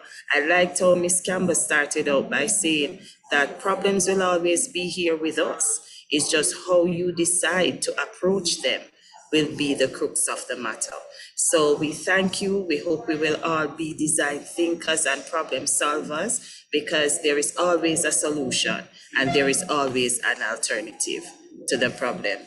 All right, so I just want to wish my panelists a wonderful rest of the morning, and I would like to encourage our participants to remember to complete the evaluation form. Since you're saying this was an excellent presentation, our records need to reflect same.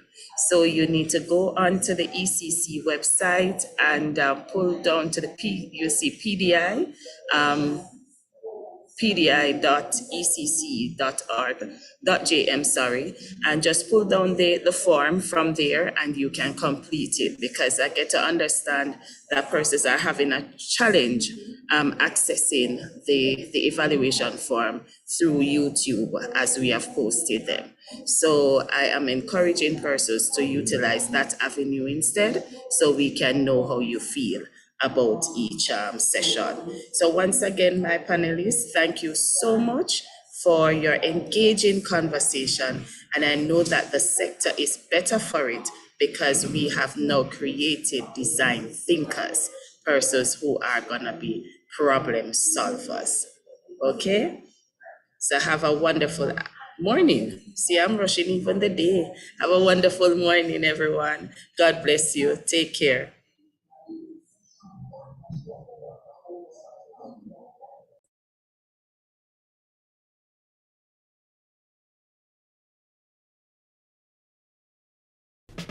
This is a message from the Early Childhood Commission.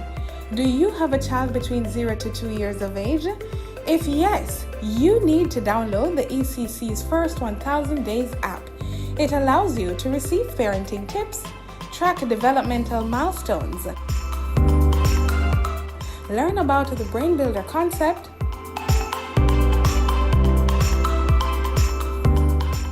receive relevant articles and research,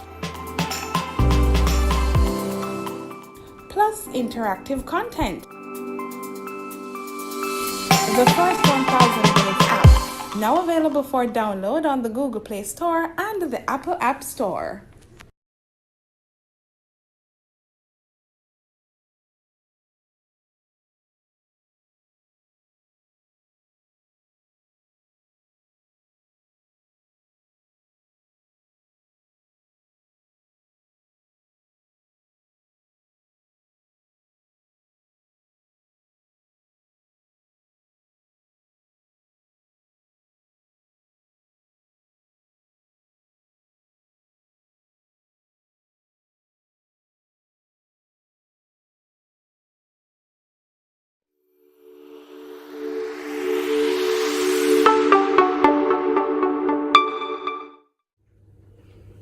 Hi, I'm Kadian.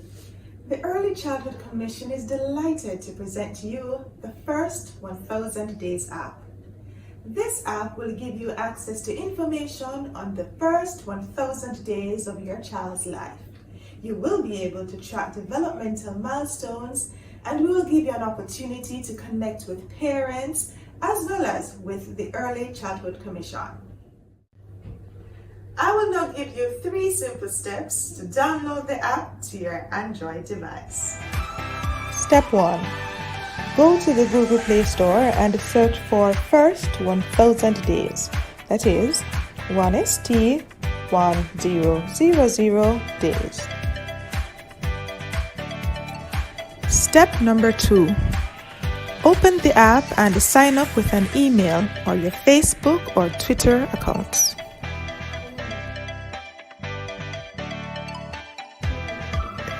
Step number 3 is the easiest of them all.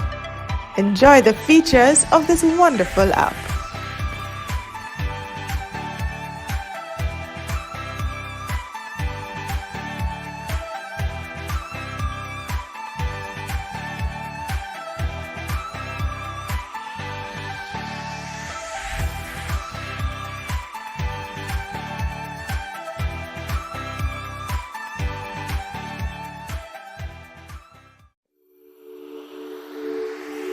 That was a message brought to you by the Early Childhood Commission.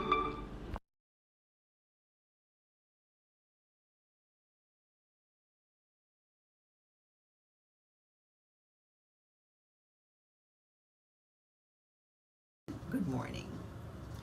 The declaration of 2022 being the year of early childhood development in Jamaica speaks volumes to the intended commitment of our country to realizing our development goal of quality education for everyone, especially our youngest learners.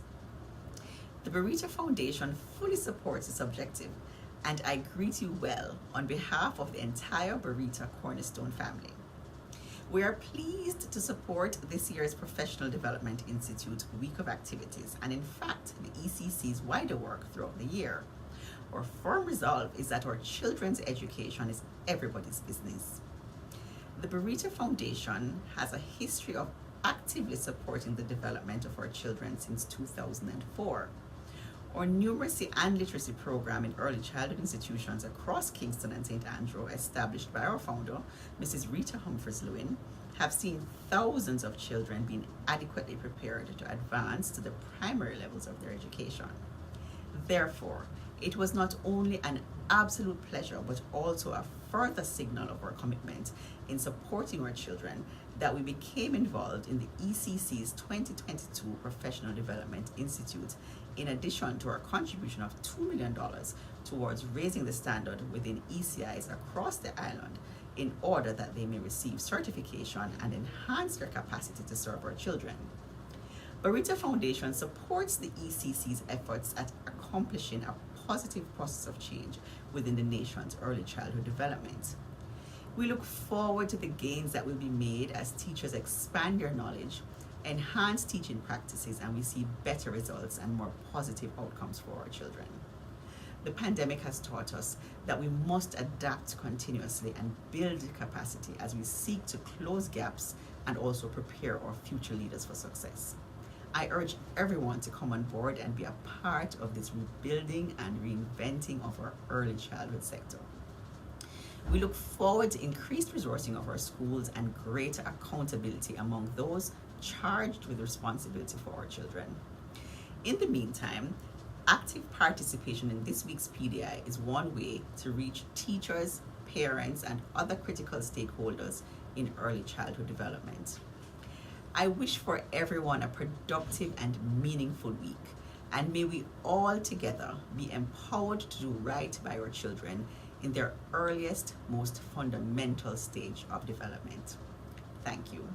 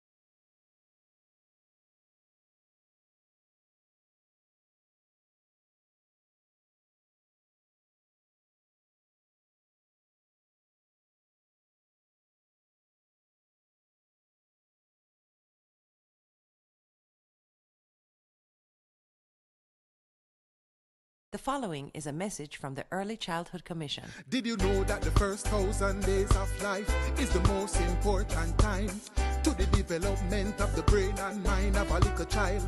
We have to make sure good nutrition is a must. Stimulation is another plus. Find the time to read and sing to them. Make sure the kids come first. And not because it seems they don't have no cares. We must protect their eyes and ears. Abuse and violence can affect them for years and years. Today's children will become tomorrow's citizens. If we fail to give them the proper foundation to healthy and productive lives, our future will be at risk. Remember, the first 1,000 days of a child's life matter. Ensure they receive love, protection, stimulation, and nutrition. That was a message from the Early Childhood Commission.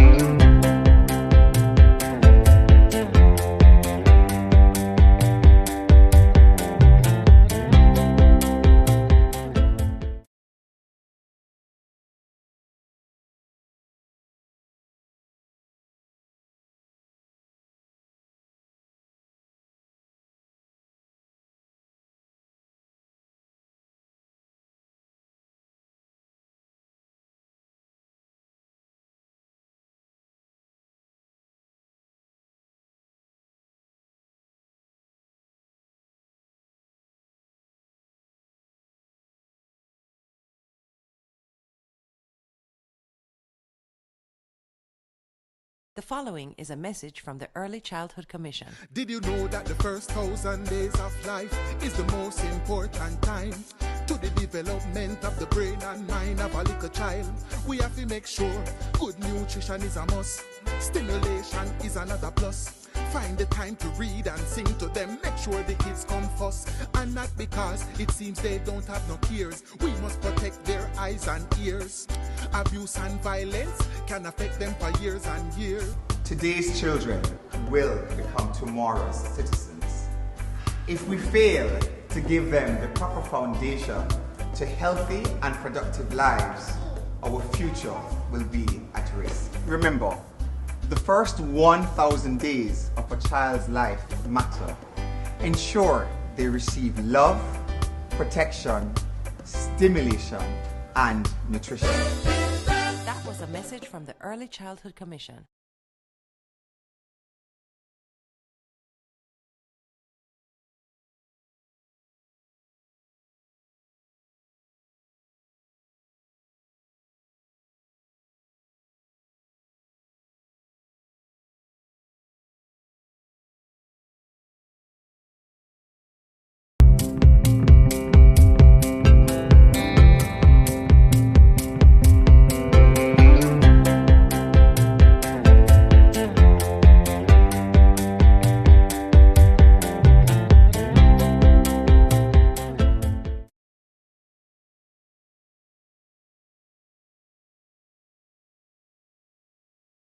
Yes, you need to download the ECC's First 1000 Days app. It allows you to receive parenting tips, track developmental milestones, learn about the Brain Builder concept,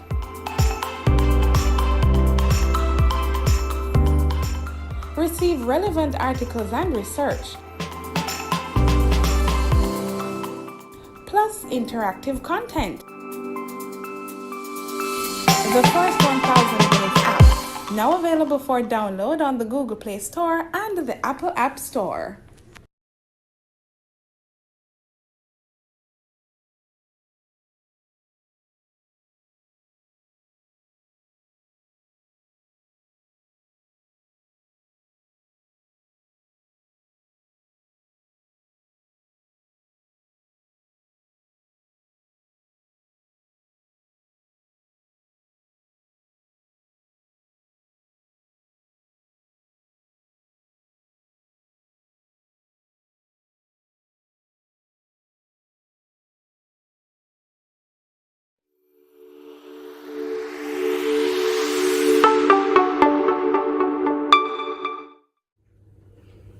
Hi, I'm Kadian. The Early Childhood Commission is delighted to present to you the First 1000 Days app. This app will give you access to information on the first 1000 days of your child's life. You will be able to track developmental milestones, and we will give you an opportunity to connect with parents as well as with the Early Childhood Commission. I will now give you 3 simple steps to download the app to your Android device. Step 1. Go to the Google Play Store and search for First 1000 Days. That is 1ST 1000 days. Step number 2. Open the app and sign up with an email or your Facebook or Twitter accounts.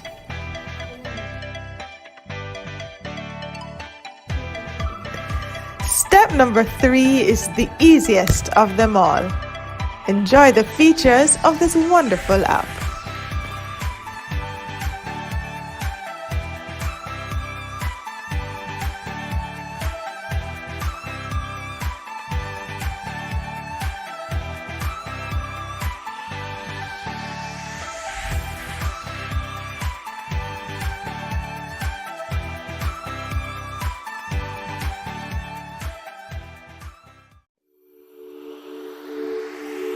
That was a message brought to you by the Early Childhood Commission.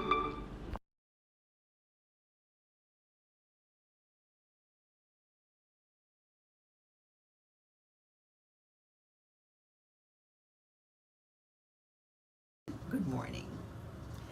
The declaration of 2022 being the year of early childhood development in Jamaica speaks volumes to the intended commitment of our country to realizing our development goal of quality education for everyone, especially our youngest learners. The Burrito Foundation fully supports this objective, and I greet you well on behalf of the entire Burrito Cornerstone family. We are pleased to support this year's Professional Development Institute week of activities and in fact the ECC's wider work throughout the year. Our firm resolve is that our children's education is everybody's business. The Burrito Foundation has a history of actively supporting the development of our children since 2004. Our numeracy and literacy program in early childhood institutions across Kingston and St. Andrew, established by our founder, Mrs. Rita Humphreys-Lewin, have seen thousands of children being adequately prepared to advance to the primary levels of their education. Therefore, it was not only an absolute pleasure, but also a further signal of our commitment in supporting our children that we became involved in the ECC's 2022 Professional Development Institute, in addition to our contribution of $2 million towards raising the standard within ECIs across the island in order that they may receive certification and enhance their capacity to serve our children. Burrito Foundation supports the ECC's efforts at accomplishing a positive process of change within the nation's early childhood development. We look forward to the gains that will be made as teachers expand their knowledge, enhance teaching practices, and we see better results and more positive outcomes for our children. The pandemic has taught us that we must adapt continuously and build capacity as we seek to close gaps and also prepare our future leaders for success. I urge everyone to come on board and be a part of this rebuilding and reinventing of our early childhood sector. We look forward to increased resourcing of our schools and greater accountability among those charged with responsibility for our children.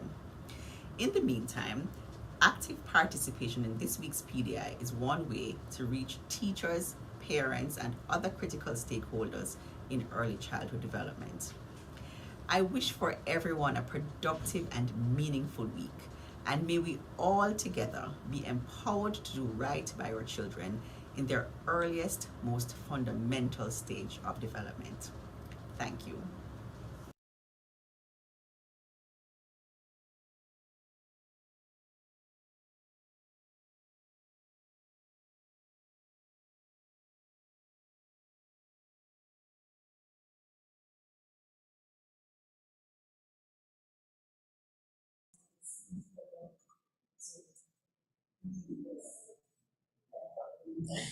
Good morning again, everyone, and welcome back to Track 6 Masterclass Leadership Conversation. If you are just joining us for the first time, I am your moderator, Denise Thompson Blair, and I am so excited that you have decided to register for our PDI leadership class. Now, this is a life-changing experience, and I know you will be further impressed with the powerful lineup of experts that the ECC have put together for your pleasure. Now, we are at day 4 of our virtual conference, where the focus is totally on you and how from these sessions you can gain insight and foresight, as well as strategies on how to live your greatest life now in 2022 and beyond. Now, I know our presenters have empowered and inspired you into action, as they also have provided you with the right tools that you need to lead in these VUCA times. You have been challenged to become the best version of yourselves. So our next conversation this morning will be on the topic, the power of the unsaid, with presenter Dr. Howard Harvey. Now, I'm just going to tell you a little bit about Dr. Harvey. Dr. Harvey's professional education started at the University of the West Indies, offsite campus. where he pursued early childhood education. He earned his bachelor's in career development at the Vocational Training Development Institute, known to us as VTDI. The Michael University is where he attained a Master's of Art in Teaching. He successfully completed his doctoral program in educational leadership from Temple University in the USA and the Hart Trust NSTA Leap Center for providing career guidance and adjunct lecturer at several universities. He is the recipient of the Governor General's Award for Leadership, Community Service, and Academic Achievement. Now, Dr. Harvey is also the president of Kingston YMCA Youth Service Club, and he's a board member of the YMCA International. He serves as the president of the Dunmere Starter Association. He is president-elect for his East Central District Association from 2022 to 2023, and he serves as the treasurer for the JTA Kingston Parish District Association 2021 to 2022. He is also on the board of directors, Mentors Association of Jamaica for MAG Limited. Now, in a society where attitudes are often shaped through social influences, it was critical that leaders are equipped to understand the influence of nonverbal cues on implicit behaviors. Now, since a society is not possible without a shared culture that allows people to communicate effectively and work towards shared goals, this session is aimed at delving deeper into the power of the unsaid, as it implies that meaningful silence can be expressed through facial expression, and general body language can and will evoke diverse interpretations. Robust discussions and behavior change may be due to cultural diversity. But as always, we like to give you some brief housekeeping details before we continue. So we're going to ask persons, while Dr. Harvey is presenting, you are asked to make your notes so you can ask your questions at the end of his presentation. You can type your questions in the chat and we will pull those questions and field it to Dr. Harvey.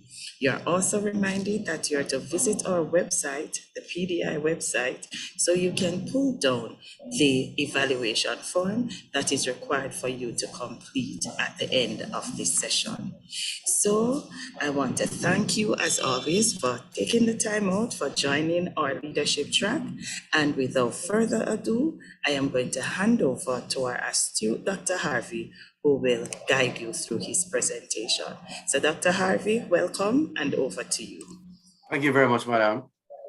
I am really pleased and happy for this opportunity to be a part of this noble organization, providing such professional opportunity for people right across Jamaica and the world. And this is really a real plus as it relates to our fundamental education system, which is early childhood. Awesome. Very glad to have you. Yes. All right. Can I get access to share my screen? Yes, you can. I can. Okay.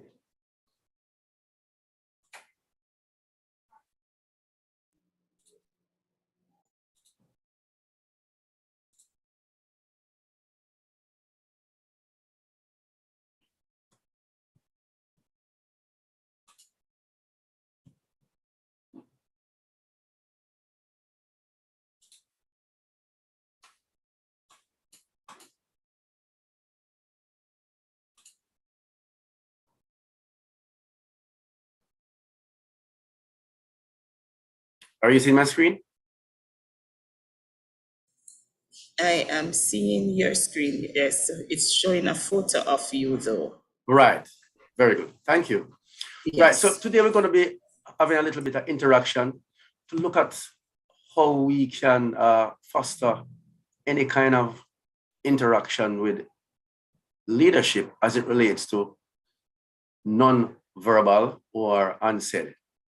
And so the philosophy that I want to start off to use as our platform for discussion is a guy named John Dewey, and he's the pragmatist. He speaks to pragmatism, which is to do.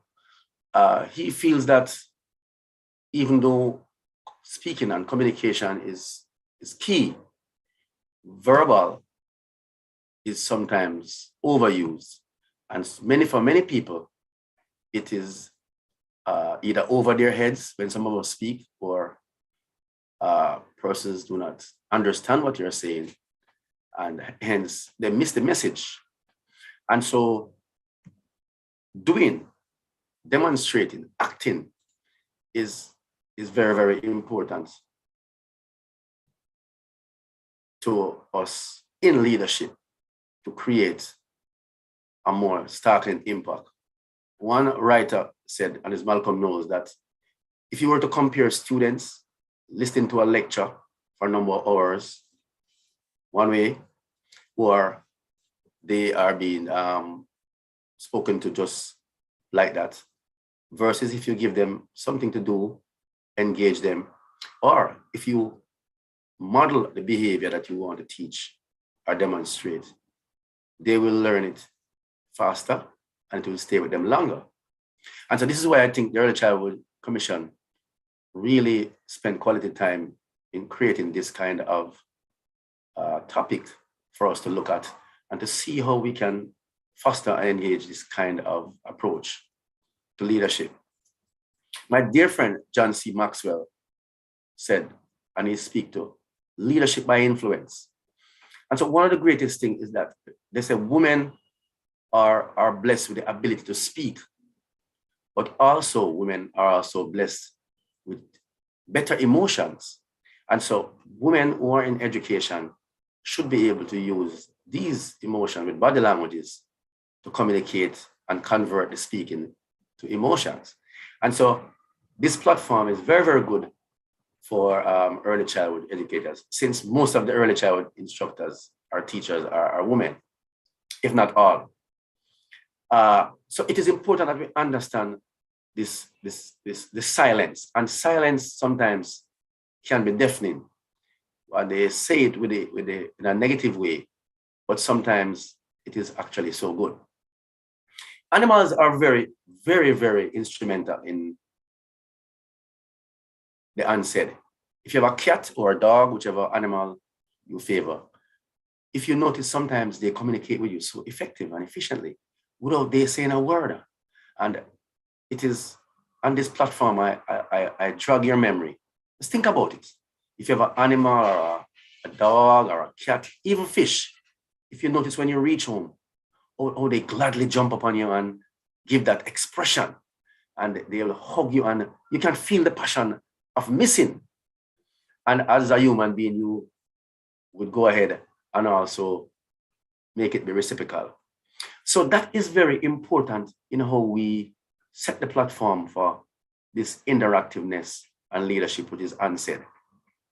Maxwell also speaks to the impact of you setting the stage for anything you want to lead without saying anything. And he tell a story when he went to pastor a church in a different city. When he went to the board meetings, he said, he realized that there's a gentleman there that is the caretaker. And people are wanting to understand this. People who are in lesser position than some of us are, they say they are more educated and informed about the culture of that organization or that business or even that church. And he said what he would do, he would go to the gentleman's home on weekends and have lunch and dinner, and the gentleman would tell C. Maxwell how to run the church. So when he goes to the board meeting, Sir Maxwell would be putting forward what the gentleman passed on to him. And he said it was so profound. All the years he's there, the church haven't been doing well. And once Maxwell came, the church grew and was doing greatly. Changed the building, everything. You know what they thought? They thought it was Maxwell's leadership quality because he came highly recommended. But what they didn't know is that Maxwell tapped into the source or the resources that is there that they didn't see for years. And all he did was voice what his consultant gave him. So he wasn't speaking. And that is so ironic. And so many of us in leadership, we need to approach leadership like that without speaking out of our own knowledge or out of our own self, because it shifts the paradigm. And so it is important that we understand that there's a platform for us to create and lead without speaking. And everybody, like somebody said some time ago, if you have to tell somebody that you're the teacher of the class or you're the manager of this organization or you're the leader, something is wrong. You don't need to be telling somebody that. They're supposed to come and see it. So like I'm working in a major organization, and the organization, it has a manager as well as leaders. And many times people come there and they ask for me with the suggestion that I am the manager, because when they came there, they saw me acting like the manager. Why? I am acting because I'm preparing myself for my next job, which is leadership, which is at the highest level. And so I have to start practicing. There's a guy named Les Brown. He says, think about where you want to be as a leader or a manager or any career area.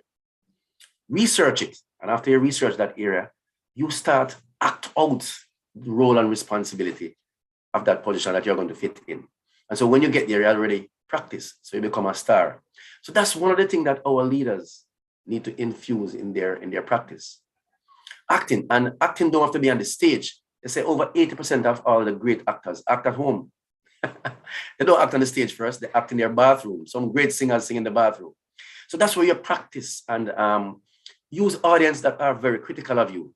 Persons like family members who are honest and straightforward, and they will give you that kind of sharpening.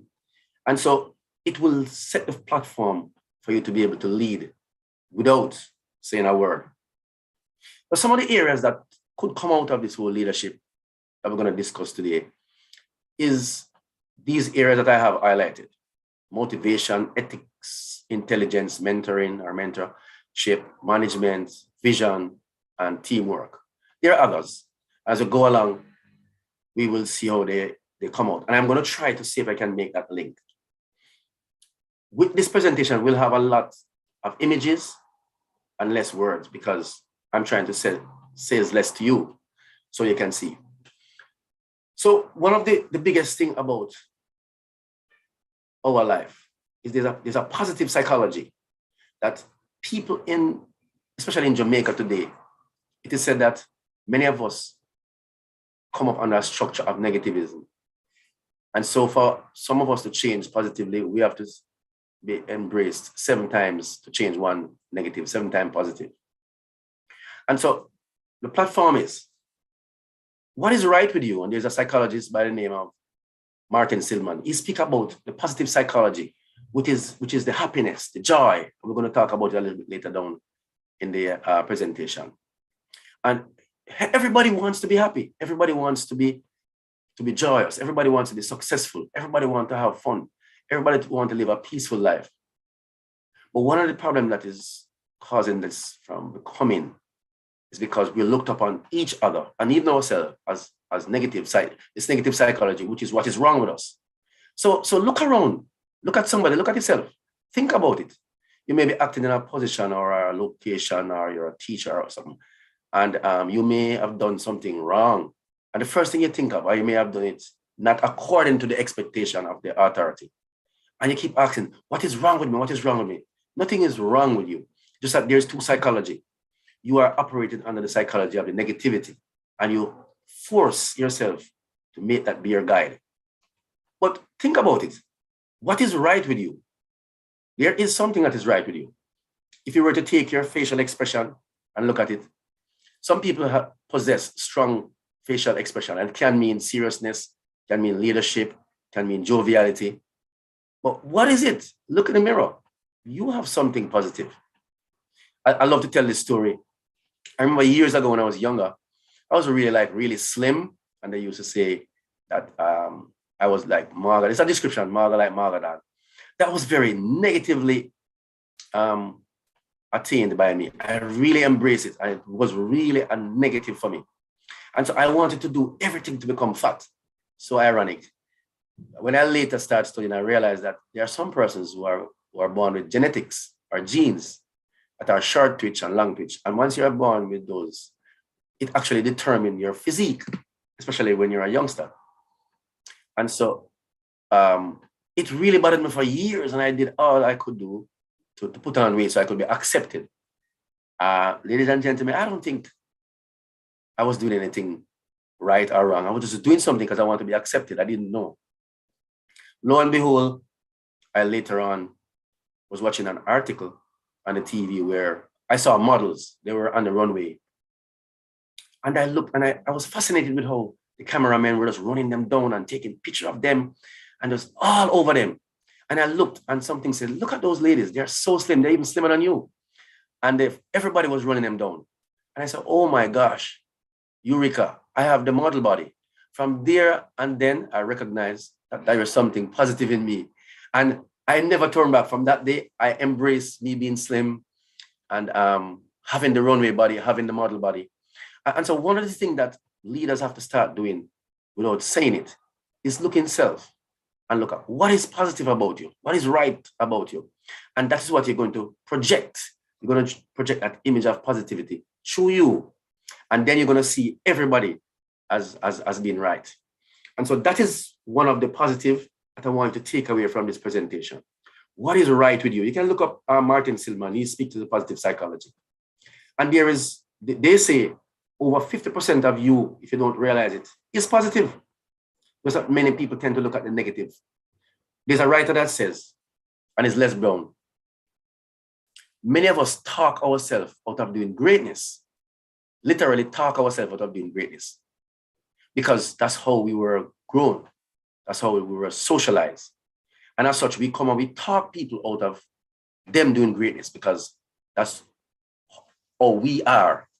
And so he's saying, no. Start telling yourself positive things, even if it's a lie.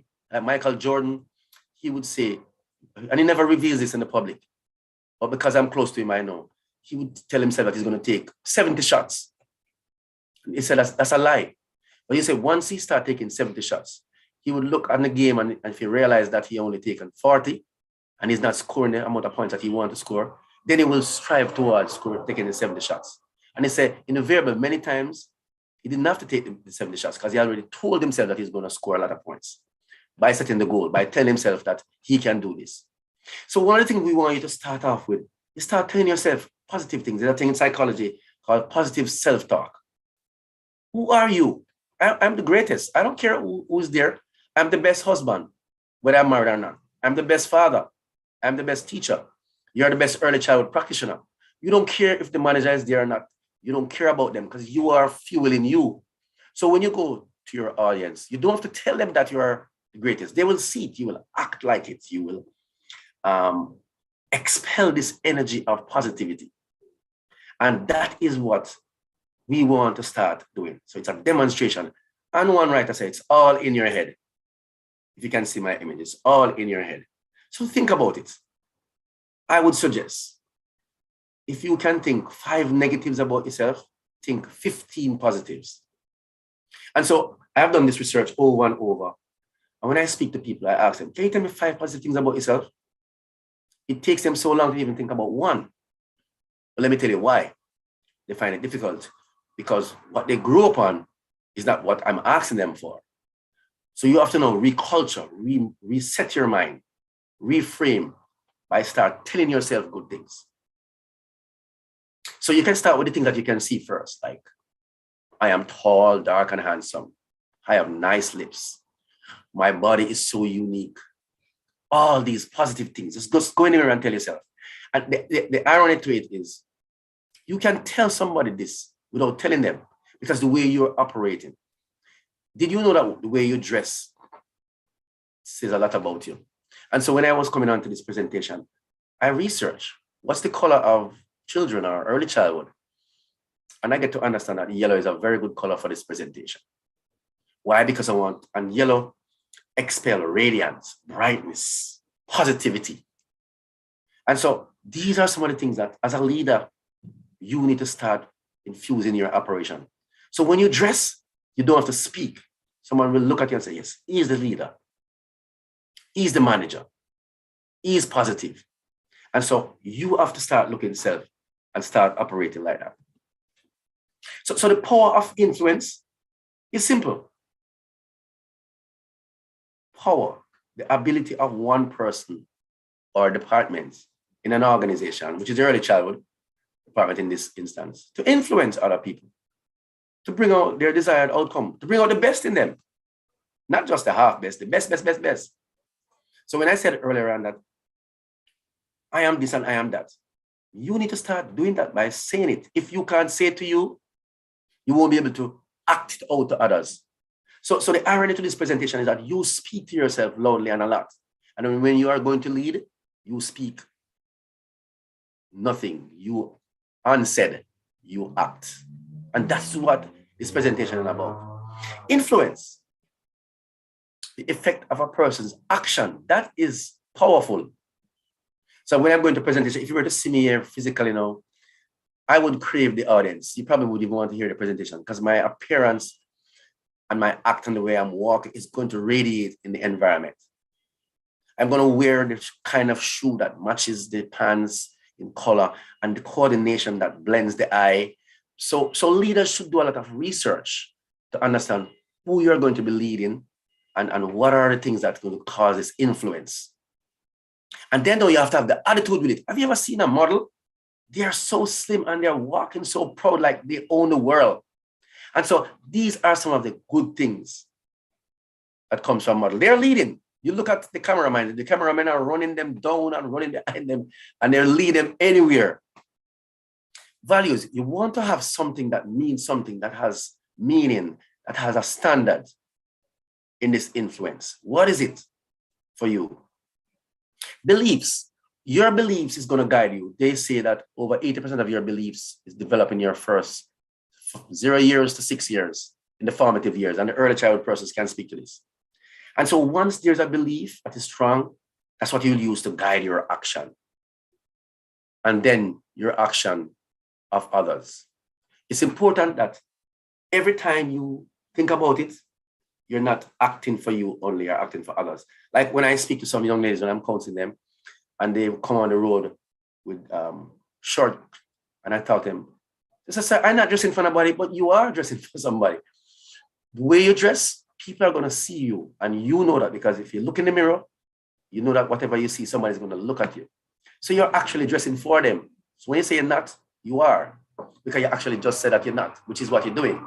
So as leaders, we are going to influence by action in how we dress, how we walk, how we talk, and how we don't talk. And so the leadership frames of reference, which is a change, or not a change necessarily, a review. We're not talking about structural leadership as it relates to laissez-faire and democratic and autocratic, but in a construct. For example, number one is structural. It speaks to a mindset and how the mindset sees the organization as a machine. And this, they look upon economics plans. Their emphasis is goal system, efficiency, formal authority. The danger is rigidity and tyranny. The danger, there's always a danger to every single aspect of leadership without acting or acting, or without saying or saying. Then you have number two tier, human resource. The mindset is seeing the organization as a family, belonging.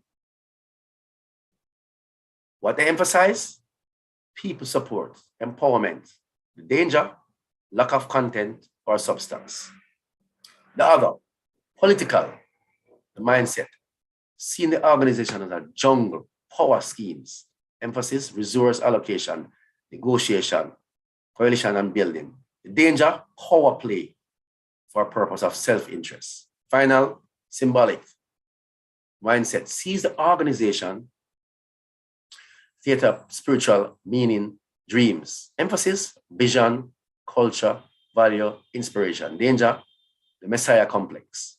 So which one of these frame would fit you as an unspoken leader? You can blend them just like how we can blend different leadership styles for the occasion. So which would fit your approach to unspoken? And it depends on who you are. if you are of a particular cultural orientation, you are going to cling or lean to one or the other. But today, I want you to have an open mind, because I want you to, as a leader, to reframe and have a new terms of reference. You can blend in a few. And please note that not all of these fit one. Not one of these fit all. You would have to sit down as the leader, sit down and plan and blend in and practice these. So when you start acting them out, they will come out and you will get more success. So creativity is the essence of any organization, uniqueness. And what I like about creativity in leadership, that you're not going to be speaking, you have to be thinking all the time, coming up, the word imagination is there, brainstorming. And you can't do these things without knowledge. So for you to get knowledge, you have to be researching constantly, going to seminars, workshops, just like this. You have to engage. Now, some of the research that I have done is informal, where you go to individuals and collect data unknowingly for a particular purpose. So you can show your creativity, and then your natural idea, innovation will come out. It is important, though, that you have to blend it up with a mindset, with motivation. And at the end of the pinnacle, you polish it up with vision. And the greatest thing is inspiration. If you can't influence somebody, a group of people, by not speaking or by speaking all the time, something is wrong. I remember years ago, I was coaching a basketball team and I was furious. We were winning and then the players start playing outstandingly different, using a nice term. I was upset. I was furious. If you look at the cartoon, fire and smoke was coming through my ears and my nose and everywhere. So I call a timeout. If you know basketball, the coaches call a timeout because they want to speak to the players. So I call a timeout. I remember this distinctively. And I sat down. I didn't say a word. One of the players looked at me and he probably saw he probably saw everything, the fumes coming. And he gathered the players just like I would. And he spoke to them just like I would. And they went back on the court. And it was an end of story, we won the game. And so I would have said these things before, so I don't need to say it again. They know when my facial expression and my body language is saying it. And so what you have to start doing, you have to lay the foundation, and that inspire them. So it is important that you understand these things. So creativity is not just relying on you for creativity, for creation. Give your students, your children, your family, your team the ability to show and demonstrate their creativity. And through this, it will help them to become great. One great writer, Phil Jackson, coach one of the top basketball teams in the world, Jordan, one of the top players, he says, his assistant coach supposed to be 10 times smarter than him. When I heard it, I thought it was stupid. But hear what he says. The assistant coach is going to give him advice. And you want the best man in the world to give him the advice so he can win. So he wasn't speaking. His assistant coach spoke to him. And so you have to have a coalition and collection of an environment or a culture that fosters creativity. And you need to allow it. You need to allow it to become. According to Scott, the unsaid can help. And I'm using it for diplomats as well as for leaders in several ways. It can buy you a lot of space. Think about it. Sometimes ago, somebody asked me a question. I didn't even know the answer. But you know what happened? I didn't answer right away. I took some time without answering. I think the book, The Art of War, speak about not saying things when you're supposed to say it. The Bible speaks about it as well. And so buy your time to consider what you're going to say. And it can also give you the opportunity to speak smartly and persuasively. So persuasion is very, very important in a situation like this. Without speaking, it is very, very good if we can do a better job, if we lead people to their conclusion. It's so awesome when somebody asks me a question.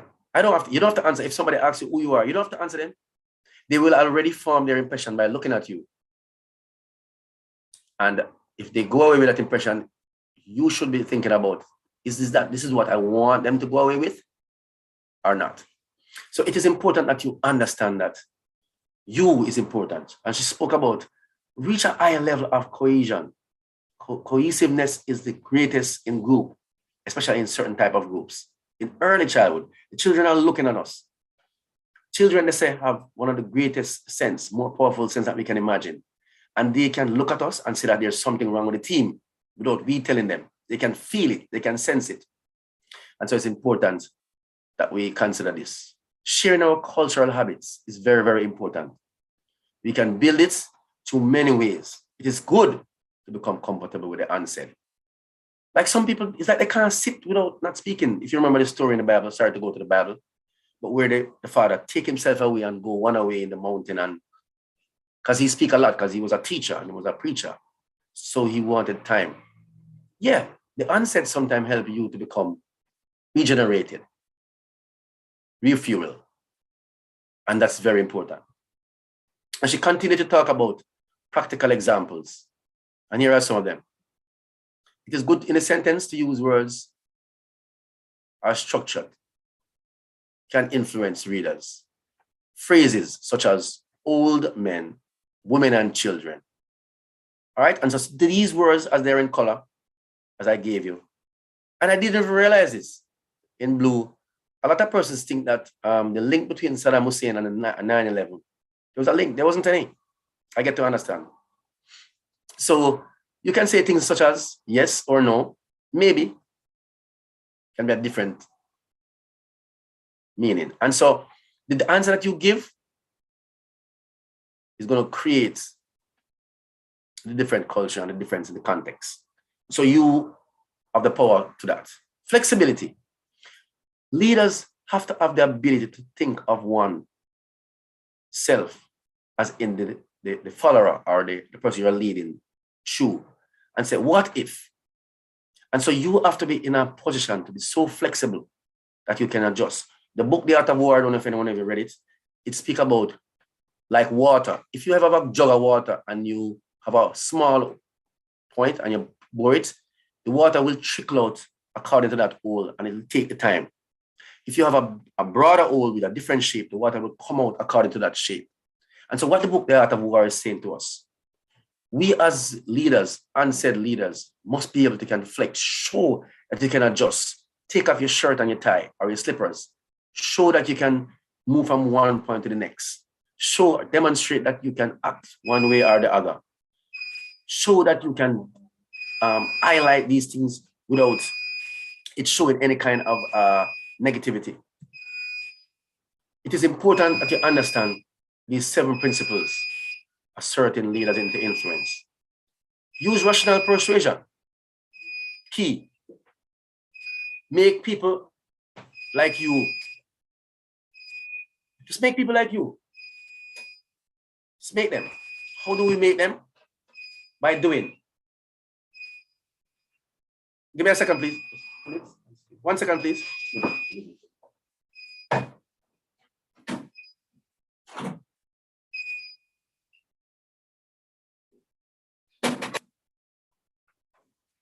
Sorry about that.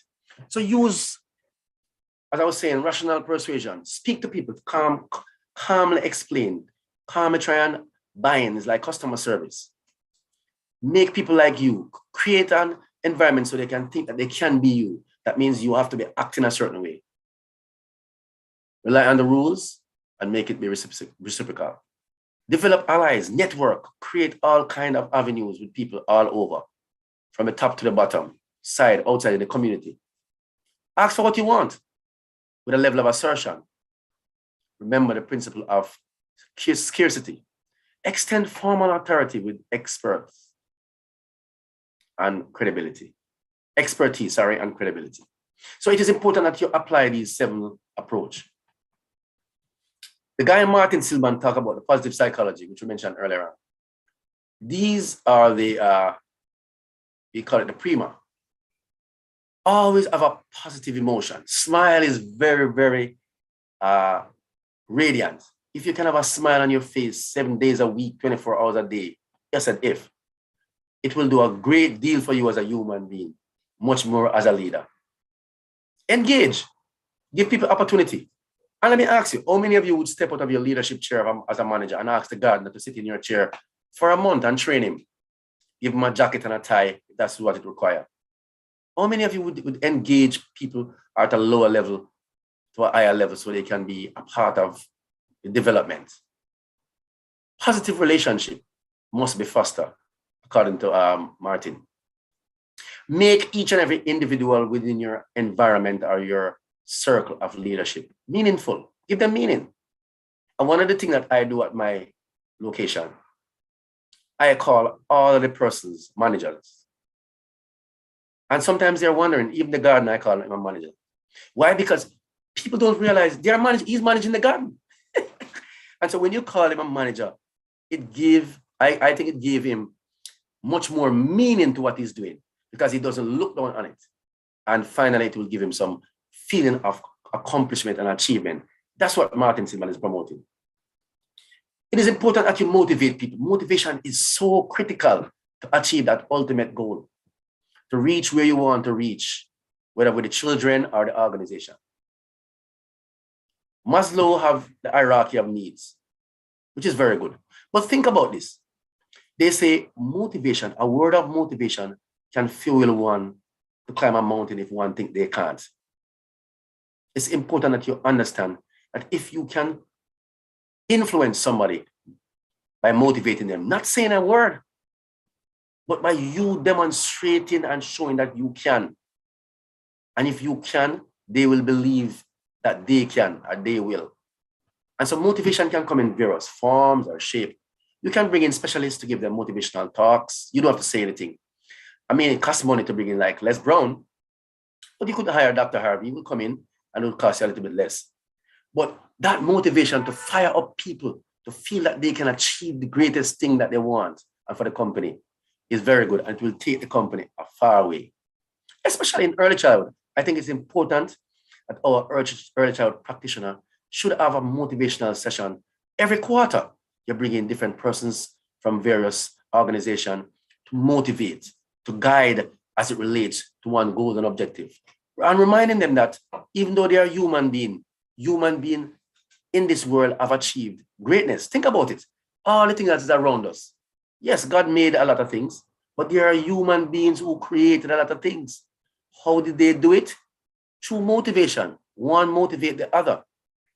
And you have to think about it like that. One thing about leadership, without saying a word, is acting. I'm a part of this mentorship organization for teachers. And we believe that we must extend the arm to a teacher. Yeah, once a teacher comes into your organization or your school or your institution, the leader or the principal need to take that person in his or her office. And he or she needs to get mentorship, mentoring, guide, hold the hand, fostering. Nobody don't have to see or hear anything. You doing this in a way by just the fact that you invite the person in your office and having a conversation, an interaction, that's mentoring. And when they go, the mentoring will come out. And when you're out there, you mentor all and you establish a culture of mentorship. This will take your organization a long way. One writer said, if you think you are the ultimate leader of this organization and nobody in your organization is practicing to become you, that organization is dying. So the word is succession planning. What is your succession planning? Mentorship is it. It is the new word for apprenticeship. If you were to look at our skilled workers years gone by, even in times back, where we have the Freemason, people learn skills, how to be mechanic, how to be dressmaker, how to be a carpenter, by apprenticeship, by going and watch the professional doing the job without saying anything. You're just watching and learning. And Jamaica is ranked, I think, top in the world in making furnitures. We sell furnitures, real furnitures abroad. And you know, our professionals they learn by mentorship. And so we can do that in our leadership. And it is costing a great deal in many organizations, many institutions, because there's not a lot of mentorship going on from the top, from the leadership down. And the leadership can also foster mentorship from below the ladder up, because there are persons in your organization who has qualities, skills, and competencies that you don't have, that you need to learn. And so when you mentor them, they will teach you. And so your organization or institution will become better. Teamwork is not something complicated, even though a lot of people may see it and it may seem complicated. It's not. It's actually very easy. But for some people, it's not because of how they are cultured. And so we want to understand there's a thing called cooperative learning. When you incorporate people in a group and you look at people's strength, weakness, and give them a role and a responsibility, I will tell you this, nobody can break that team. You know why? Because they are together, they are united, and they are all about achieving one goal, one system, one achievement. Together, each achieve more. That's the essence of team. A lot of people say it all the time because that's what it is. But if you don't practice it, it will not become real. So it is important that you understand this.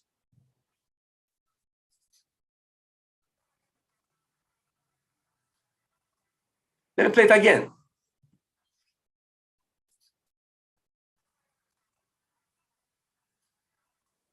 And so I want to say to you that this video is more than teamwork. It's actually influencing. And if you don't understand it, you cannot cross that. Him says, the persons who benefit from this is the person who come with the idea, who have this concept, but he's working with a team, and the team is creating opportunity. The team is creating wealth. The team is saving lives. And it is important that we understand that it is important that you need to understand self, the situation, the environment, the culture, and act it out.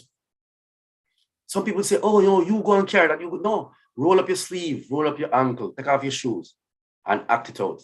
And that is important for us to understand. I want to just pause for a minute and think about it. How am I going to lead people without saying things? This is interesting because I'm sure you're asking the question. Well, according to Albert Bandura, people think that you have to be intelligent, which is IQ, intelligent quotient. No, you have to be learned at a particular level, not necessarily. So Howard Gardner speaks to many things. So Bandura is the one that speaks to the social learning as it relates to intelligence, and Howard Gardner speaks to the multiple intelligence. And he's saying, as a leader, you need to know this, that you have people who learn various ways: musical, spiritual, by doing, interpersonal, language, mathematical, naturally, intrapersonal.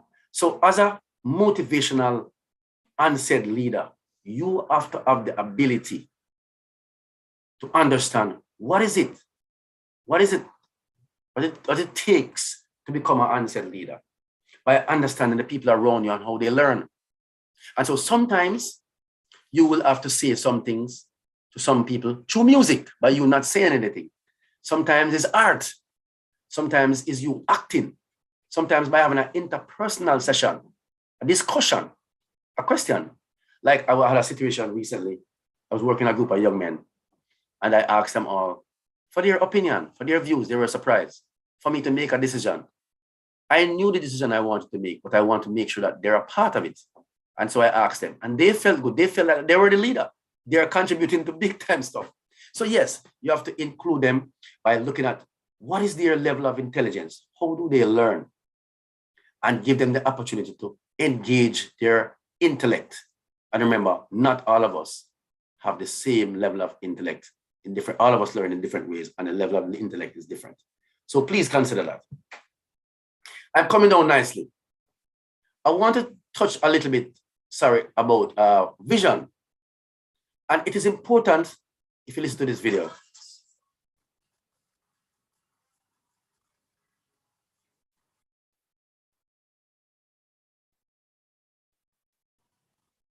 So let me play one more time so you can get it.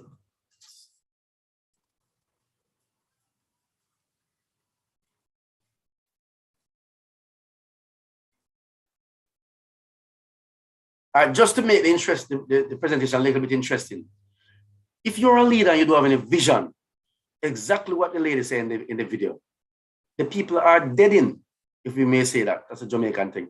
But simple, if you are in an organization and the leader don't have no vision, that company is going to die. You're going to lose quality, you're going to lose employees, you're going to lose production, and eventually the company or the organization or the institution are going to go down. Parents are going to move their children to different school because there's no vision. The vision must come, I feel, from a way through a spiritual connection, through a way of uplifting the growth and development of not just the student or the children, but the higher level of staff, the board, the teacher, the teachers, the ground, every single person in that organization. There must be a vision that make them become a part of that vision, that they will have an opportunity to lead, that they get a responsibility to act. And as such, everybody will feel that this organization, this institution is for them. They have a piece of it. They have a share in it. And so your vision supposed to encapsulate all the personnel in, and they must know that this piece belongs to me. Give them that responsibility and leave them, allow them to be their manager and their leader so they can come and become who you want them to be in the organization so the organization can succeed. So I'm coming on nicely. Success for any organization without Unsaid is important, balance. And the persons who are liberal tend to have some kind of balance, they say. Equity. We want to have equity, both males and females is in gender. We want equity and equality and honesty across our rules. You don't bend the rule for one and the other get it.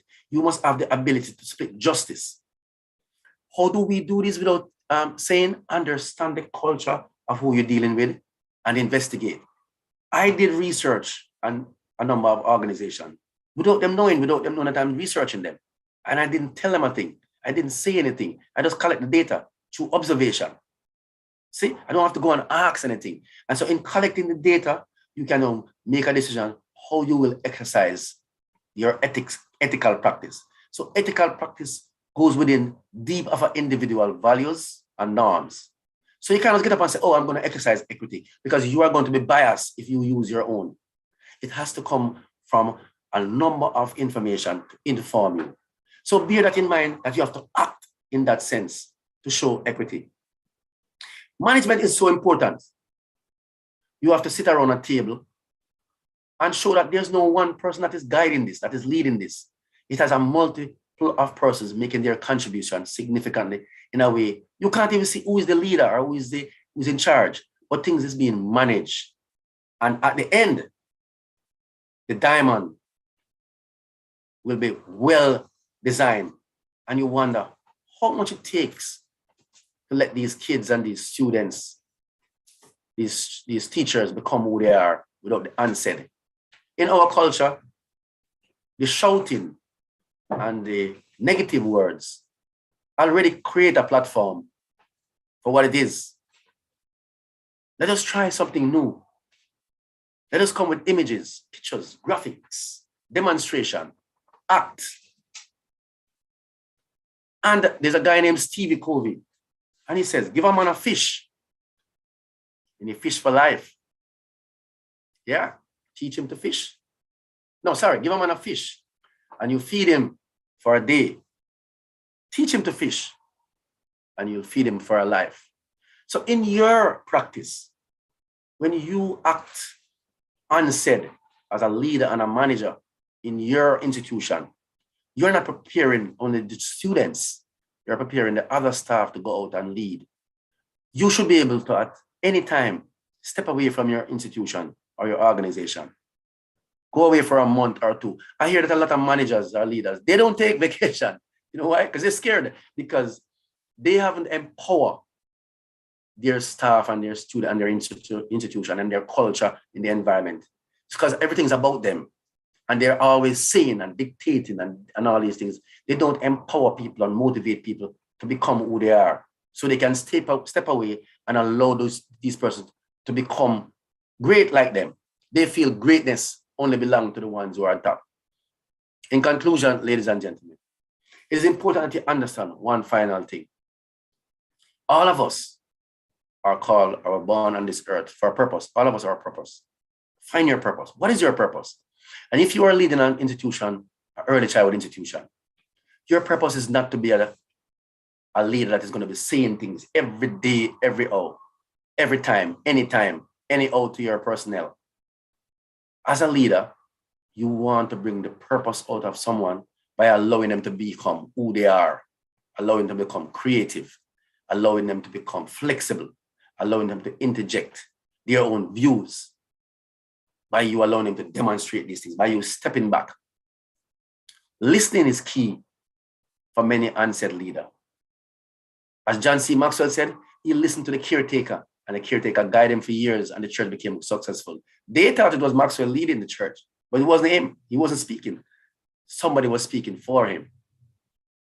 So I charge you, become that unsaid leader that's going to lay the platform for our organization, our institution, our country, our nation to become great through the unsaid, through the words that is on your face, by acting your body, by demonstrating, by sharing, by giving, by mentoring, by allowing, by fostering, and finally, by encouraging human capital development. Thank you very much for spending the time listening to me for about 3/4 of an hour. If you have any questions, I am open for questions. So much, Dr. Harvey. Your presentation so far has been quite informative. I have questions for you because persons have posted their questions. I think there's a question here from Shireen. She has asked, the saying is that leaders are born and not made. What is your take on this statement? Well, if you look at psychology, there is the nurture and nurture philosophy, and some people cling to one or the other. I don't subscribe to anyone. I think it's blended. It depends on who you are and where you're from. Some of us are culturally become leaders because of our journey. Some of us have the traits of leadership, just like how the grave is the richest place on earth, and many people die with these skills and talent because somebody beat them down. So they had these genes, but they didn't get a chance to become great. Now you have persons who were never born with these genes, but they socialize this way by observation, by demonstration. One of the greatest basketball players of all time is Michael Jordan. He said that he watched the Dr. J, and he emulate these players. And Les Brown, he listened to guys like Ziggy Zagallar and all these guys, he would call them names. So, and he emulate these guys. And what he did, he modeled their behavior. And so I feel that it can go both ways. I wouldn't give any personal view on one side or the other. It depends on the individual, where they are and who they are. I don't know if I answered the question, did I? Well, I'm hoping that you did. She hasn't responded yet in the chat to say if she's satisfied with your response, but I see you stayed on the fence and you balanced it. So I'm believing that you have answered the question. Here's the next one for you. If you know that someone have leadership qualities, but they just do not believe in themselves like that, how can you get them to believe and step in that purpose? All right, so one of the things that I experienced personally, when I was younger, I was the eldest of 7 brothers and 2 sisters. And I was left with the task to manage the children while my parents gone, not knowing that I was leading. And one day, something happened to me and I was forced. It's a eureka moment. Sometimes these things happen. And so it happened and I couldn't believe it. And then I started to become a leader. And then one day I was doing something and somebody said, well, you could teach. And then from that day, I started inquiring what required to become a teacher. And I started going back to school. So the environment, again, can also be a part of your motivation. I remember one year I was speaking to a group of young men years ago, but I never took it for anything. And I saw the young man and he said, sir, how are you doing? And he asked me and I said, I'm good. And him say, are you going around motivating people? And I was shocked.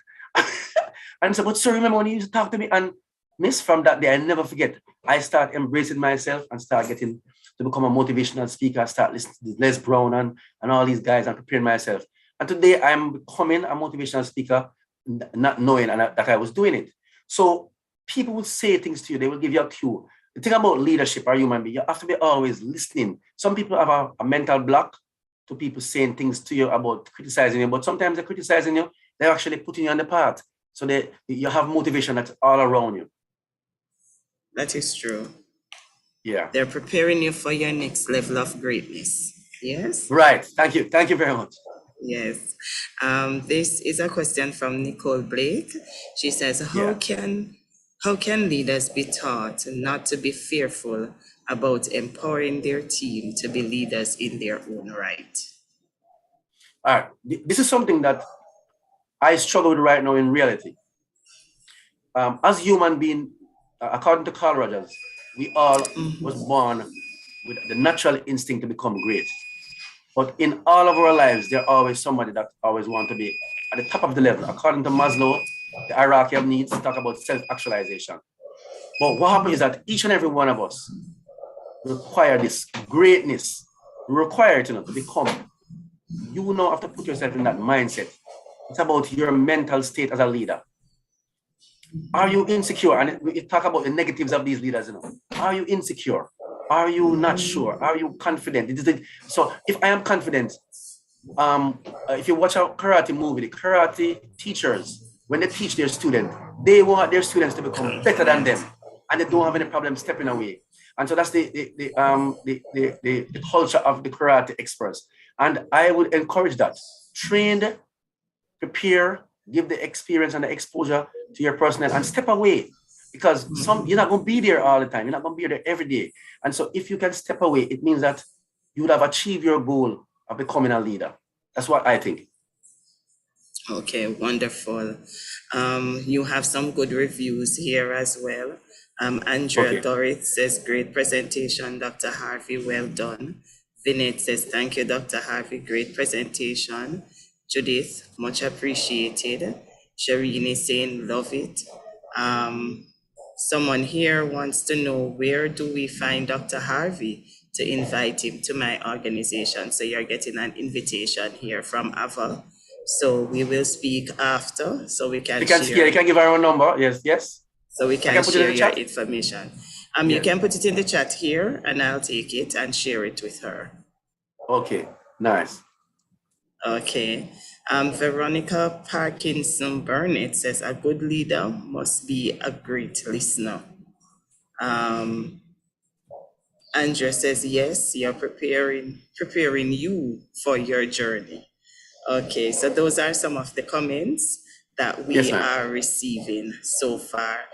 Tia says, thank you, Dr. Harvey. Excellent presentation. Sonia as well. Thank you, sir. Well done. Donna Morgan says, very inspiring, while Beverly says, very informative session. So those are the ratings that you are getting so far, sir. So I Thank you, ma'am. Let us speak. Thank you, ladies and gentlemen. We send those over to you. Claudette Thompson, she is asking, why are most leaders afraid of succession planning as it relates to leadership? My view on it is, most of us who become leaders feel that you acquire this position or this role, and you hold it, and you're going to hold it forever. Technically, no. And I'm referring to Michael Jordan again. He says that the game of basketball, it doesn't stay with you. Today you can shoot 70% from the field, and you come tomorrow and you're shooting 20% from the field.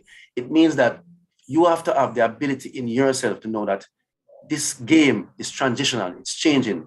And she could read a book, Who Moved My Cheese by Spencer Johnson.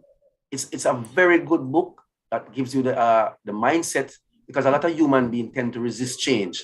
And so that is why you have that. If I can accept change in my life, I am not going to hold onto a leadership position and thinking that it won't go away, it will stay with me forever. It's never going to stay. According to Les Brown, he says that there's a quiet secret. You can't get out of life alive. And so when I look at it, it's interesting. So you say, why don't you just go on the field and have a good time and do your best and leave it alone? Some people want to get into life, become a leader, hold it on. It's going to leave you. So you have to become that person who is going to go, contribute, and get out. And so that's how I look at it. That's a good way to put it. Well, eventually you will have to leave the stage, don't you? Yeah. By one way or the other, by will or by force. Or by force, yeah. Oh my God. Well, that's a good one, sir. Yes, ma'am. I'm not seeing any more questions.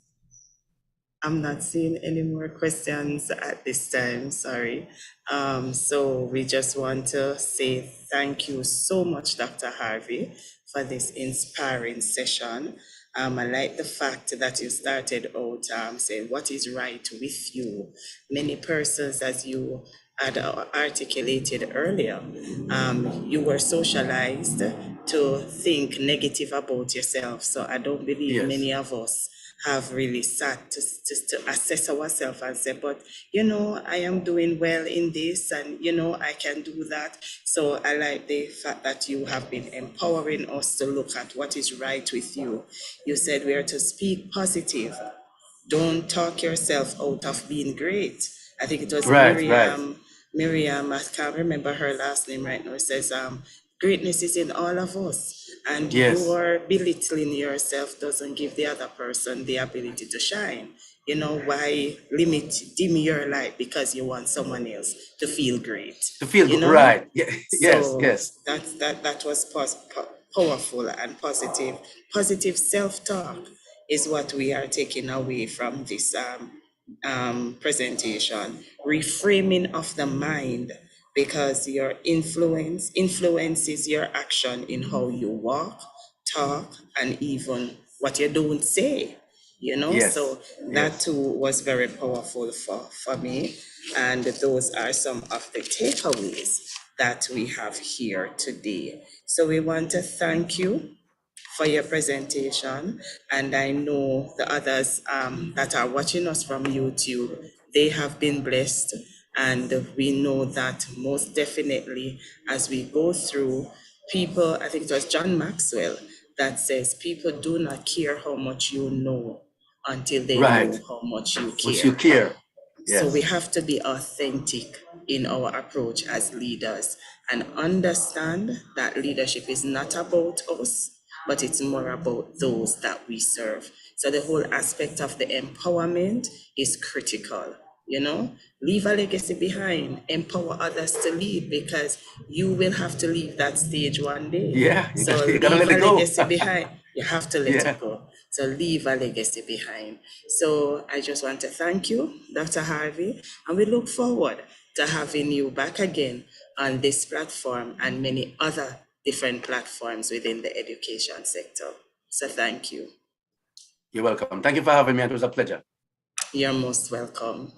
Okay, so that's it, my participants. I want to encourage each and every one of you to continue being your great self. Don't let nobody tell you that you're not great.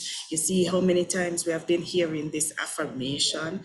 We heard it on Tuesday, we heard it on Wednesday, and you're hearing it back here again today. So I want to encourage each and every one of you, boost your confidence level. It turn up now till it buck, because you have been hearing from each presenter that there is no one like you. Greatness is in all of us. You just need to unearth it. So once again, I thank you for tuning in, and we ask you to continue to watch Track 6. Continue to share the link with a friend, and remember that we need you to complete the evaluation form. Just go on the PDI website, pull down the form, and complete same so we know how you feel about today's session. So stick and stay with us. We will be breaking now for lunch, and we want you to return at 12:45 when we have another awesome session for you. with our presenter who would be speaking about early learning environment, promoting a positive relationship with your supervisor. So you can't afford to miss it. So we look forward to seeing you again in this virtual space at 12:45. Enjoy.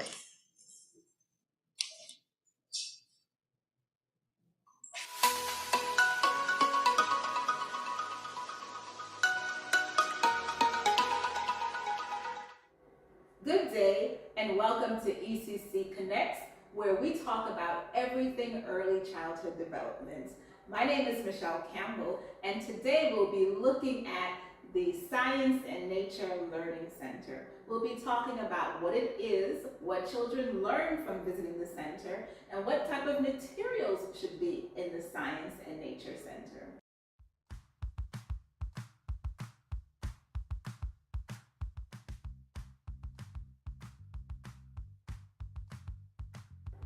Now, like all other centers, the Science and Nature Center is hands-on.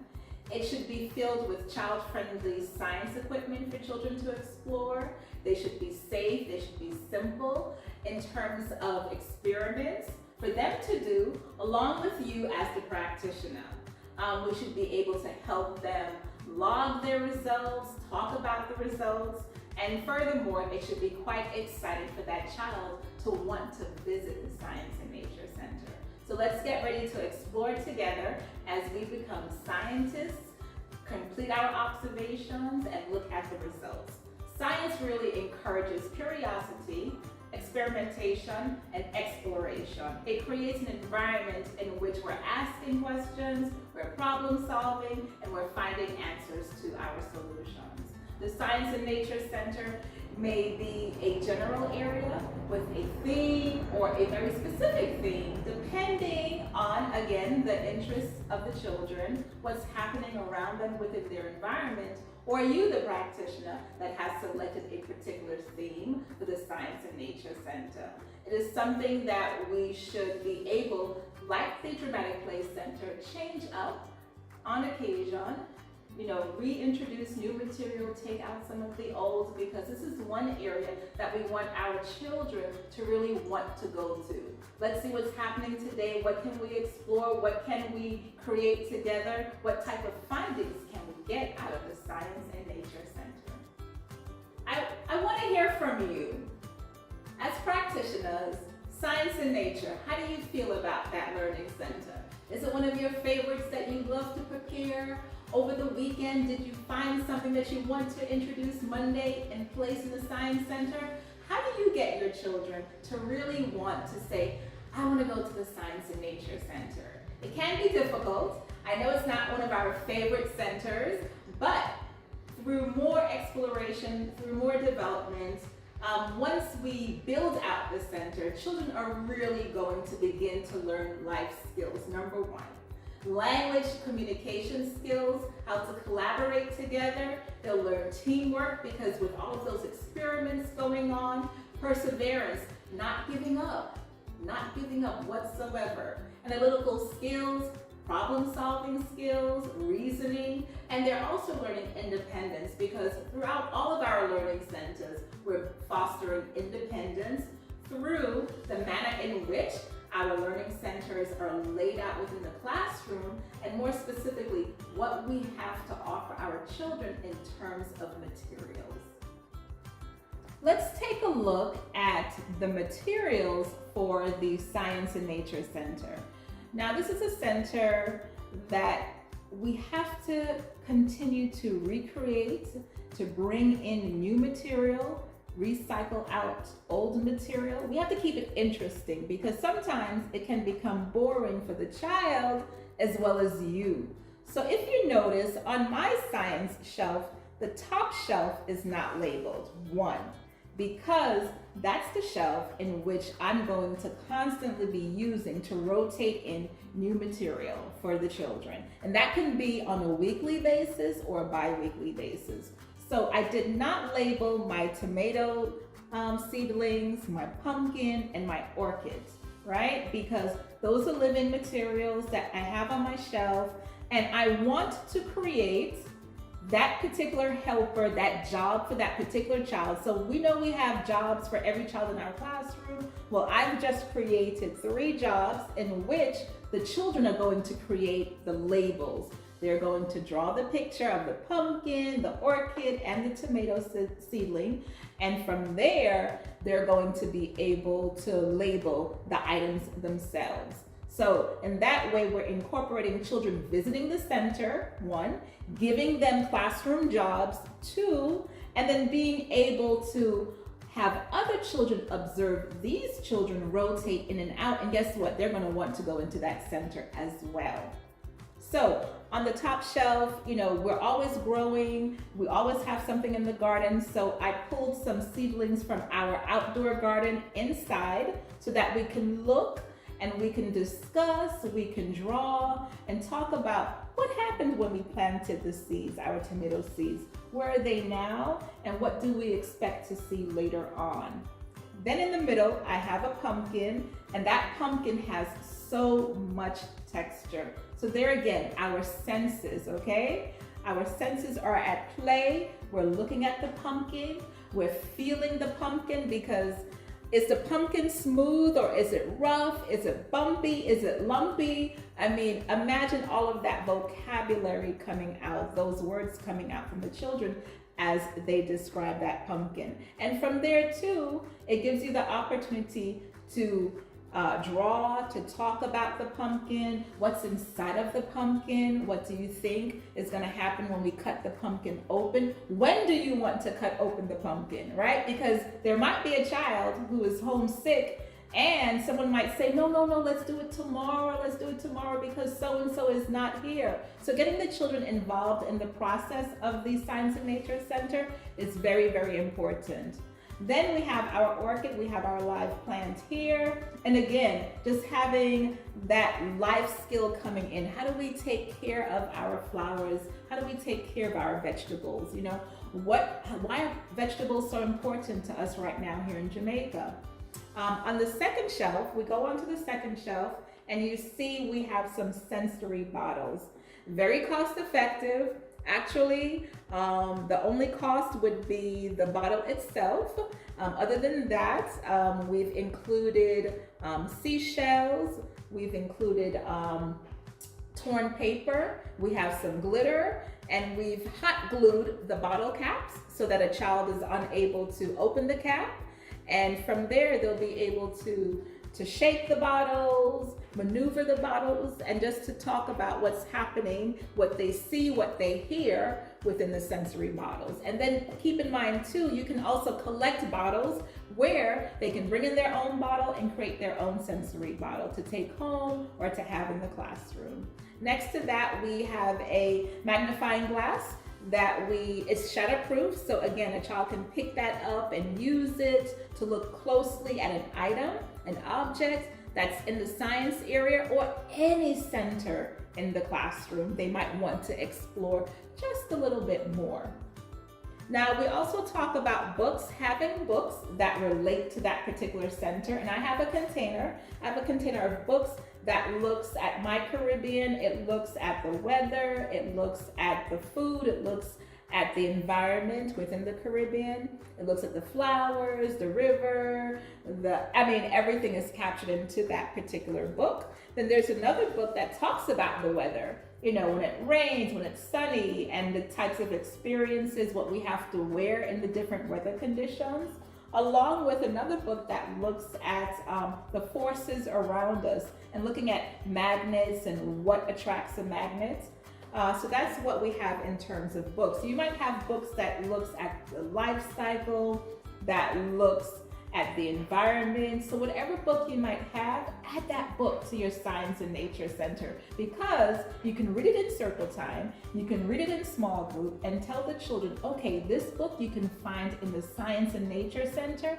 And that's another way to gravitate and have children visit that particular center, because you have given them something to look forward to, that, Miss read that book, Auntie read that book, and now it's my turn. I want to go to the Science and Nature Center and to be able to manipulate, to hold that book, to turn the pages, and to read about what was read to me already. Now on the second shelf, I have a display of seashells. So I found this particular container, and when it was given to me, I thought instantly, perfect for my Science and Nature Center. I'm able to display seashells. It could be rocks. It could be anything that you desire that you might have a collection of that you want to capture and label it. So a child might be able to take that tray out, to take out the seashells, look closely at them. If they wanted to draw them, they would be able to go back into the Art and Sensory Center and to get some materials where they would be able to work a little bit more closely with the seashells. Now, the next two items, we have a sea coral stone and we have a conch shell. So again, you know, looking at the stone, looking at the shell that's a little bit closer, what it sounds like, what it feels like. We might be able to take a piece of paper and do a rubbing over that particular stone and see what pattern comes out. We might be able to measure the seashell, right? So there's so many things that we could be doing. And as the practitioners, now you're going to be asking the questions. You're going to be encouraging children to visit this particular section of the center itself. On the bottom shelf, I have a texture ball. And while preparing this center, I found a few more. So there are a few more balls hidden behind there. But we also have some shapes, some sensory mats that looks at different textures. We have Play-Doh, we have gel, we have other different little things that the children would be able to manipulate and to look at just a little bit more closely. We also have tweezers where they can practice their fine motor skills once again by picking up different types of items using those particular tweezers.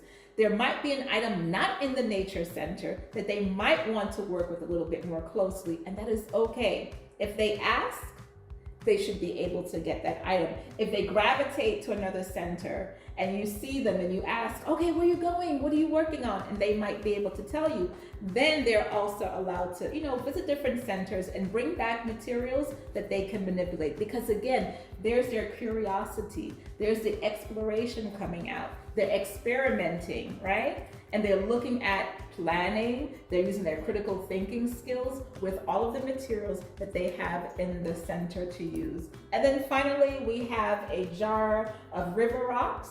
Again, they can take them out, they can line them up, they can measure, they can count. There's so many countless things that they can do with these materials. And keep in mind as well, if you're finding that children are not gravitating to a particular center, you might want to put an item on display and really talk about it and really show children exactly what's in the center and how they can use those particular materials. Now, because I have a small space, a tiny classroom, I am not able to display everything within my Science and Nature Center, and that's okay. You might have test tubes that you bring out, and you might be able to rotate something in so that you can bring out your test tubes. You might also have eyedroppers, okay, that you might want to bring out. Magnetic wands. I know those are very popular in classrooms. I just so happen not to have a wand, but I know that's a very popular item that you can use within your science center. Color paddles, we have prisms, we have also, well, we have our seashells, pine cones. Oh my goodness. Many of you have pine cones in your classrooms. You go outside, you're collecting leaves. You can have a tray of leaves come back into your science area. That could be on the top shelf of the Science and Nature Center. Of course, wind chimes. Many of you have wind chimes attached to a door or a window, so you hear that wind chime throughout the day. I mean, how soothing is it to hear a wind chime? A recycling bin. Many parents, many children, we're recycling. It's a part of our curriculum. It's a part of our learning outcomes. You might have a bin where children drop off something that you're collecting. It might be a shoebox, it might be a clear bottle, it might be a top of, a bottle. Any little thing that you might need in collection of. You might have a project in the science area that you're working on and you need something. So you might have a recyclable bin where children are able to drop off materials that they'll be using down the line.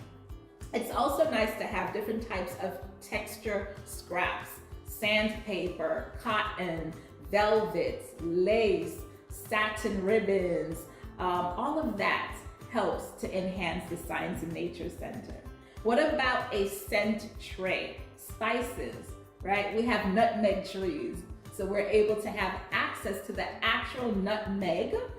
We have the tree, we could take pictures of the tree, we could take pictures of the steps that a nutmeg takes to get to that actual nut that we can begin to use. What about cinnamon? We have cinnamon trees, we have cinnamon leaves. We should be able to bring in leaves and a piece of that bark so that we can smell, we can feel, we can write about, we can do experiments with. Sink or float, perfect for the spices. What about mint leaves? We have peppermint, we have rosemary. There are all of these beautiful herbs and spices that we have in Jamaica that we can take advantage of and really fill our Science and Nature Center with. Keep in mind, practitioners, if it's something that you love, that you want to bring in, you're going to be excited and your children are going to be excited. So make sure that you're rotating material, that you're bringing in new material, live material, keeping your area clutter-free. Our learning centers should be clutter-free, they should be organized, they should be labeled, they should be inviting for a child or an adult. Today, we might have a visitor come in and they might want to play in that particular learning center. And imagine an adult going in for the first time, being able to see a child-sized shelf labeled with pictures and words and being able to communicate with the children because they too can see clearly what's in the learning center, and the child, that particular group of children, can really share with that adult what to do with the materials in their classroom. And lastly, a globe. Many of you have globes in your classroom. You might have a chart on the wall that looks at Jamaica, that looks at different continents around the world. But it's good to have all of these different types of materials that support science and nature. And keep in mind too, nature is outside. So once you go outside, you're in nature, and that's a different classroom. So make sure that you're involving nature and looking at nature, talking about nature. You know, when you're going outside, you might want to look up at the clouds and what do you see in the sky? Are the clouds moving? What's the color? What is it making you feel like? And then it's a great opportunity to also read while you're outside.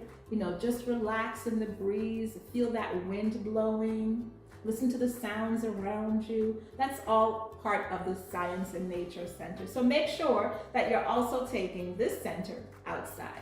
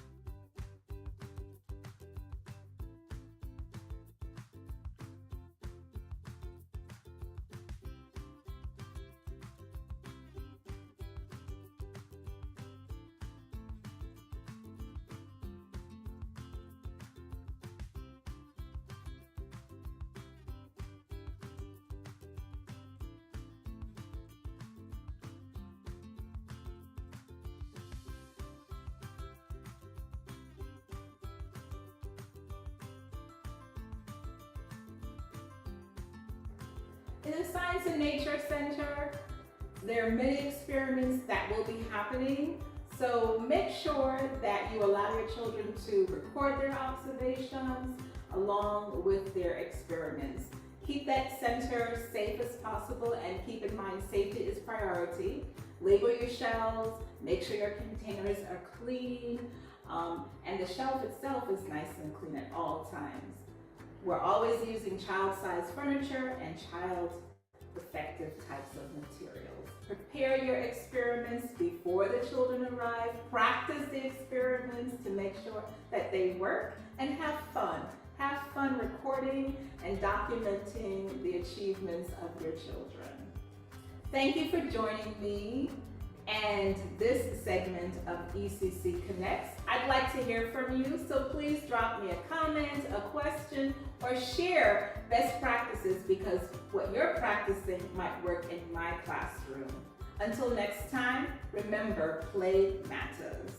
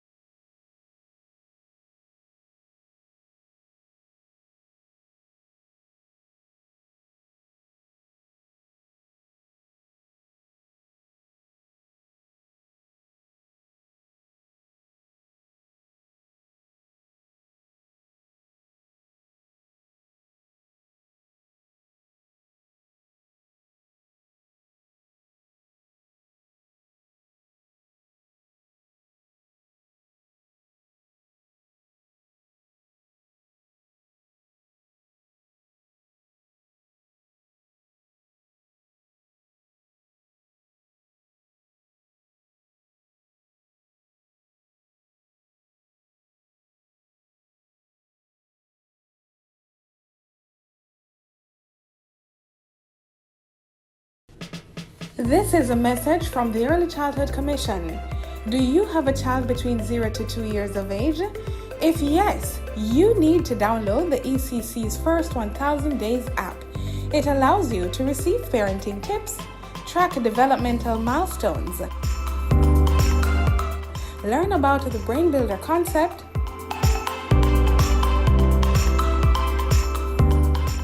receive relevant articles and research, plus interactive content. The First 1000 Days app, now available for download on the Google Play Store and the Apple App Store.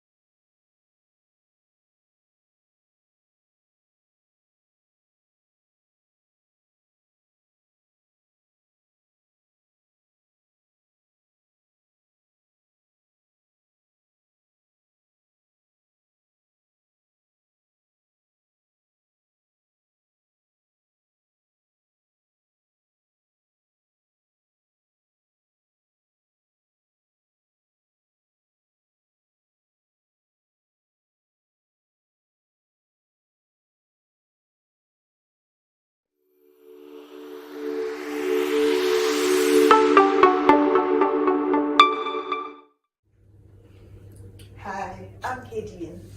The Early Childhood Commission is delighted to present to you the First 1000 Days app.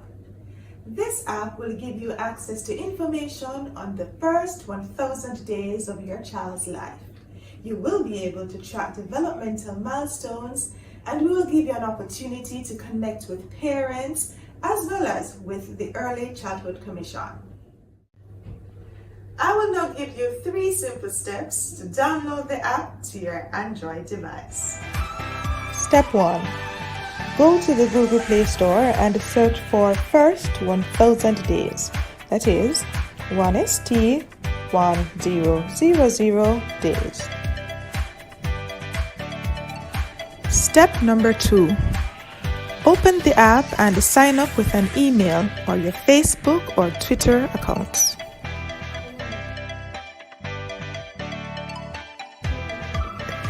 Step number 3 is the easiest of them all. Enjoy the features of this wonderful app.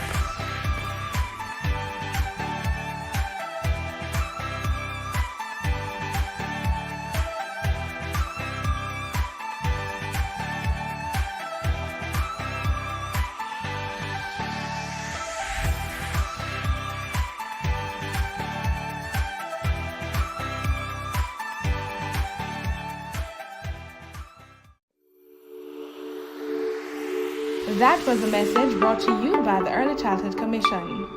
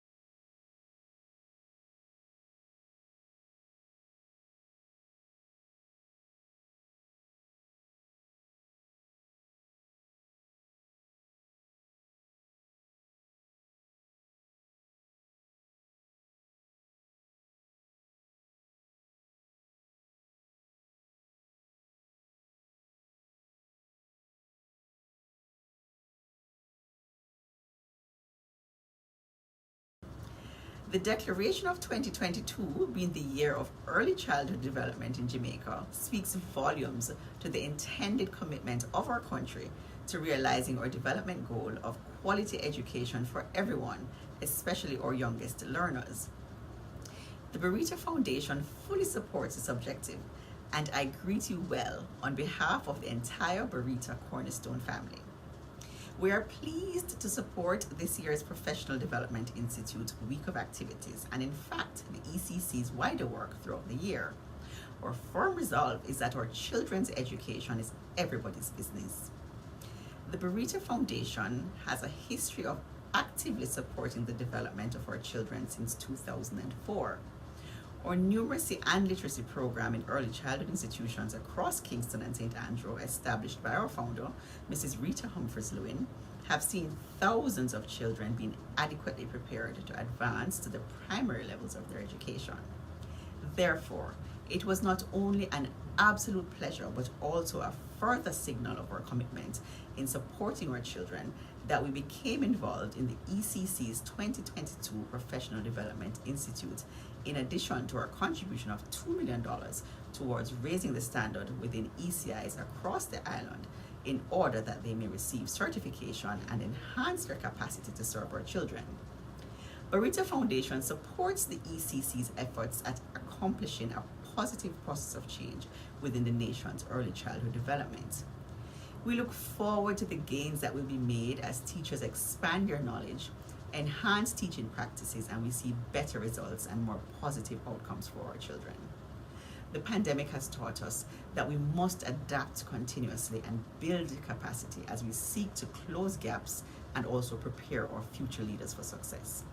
I urge everyone to come on board and be a part of this rebuilding and reinventing of our early childhood sector. We look forward to increased resourcing of our schools and greater accountability among those charged with responsibility for our children. In the meantime, active participation in this week's PDI is one way to reach teachers, parents, and other critical stakeholders in early childhood development. I wish for everyone a productive and meaningful week, and may we all together be empowered to do right by our children in their earliest, most fundamental stage of development. Thank you.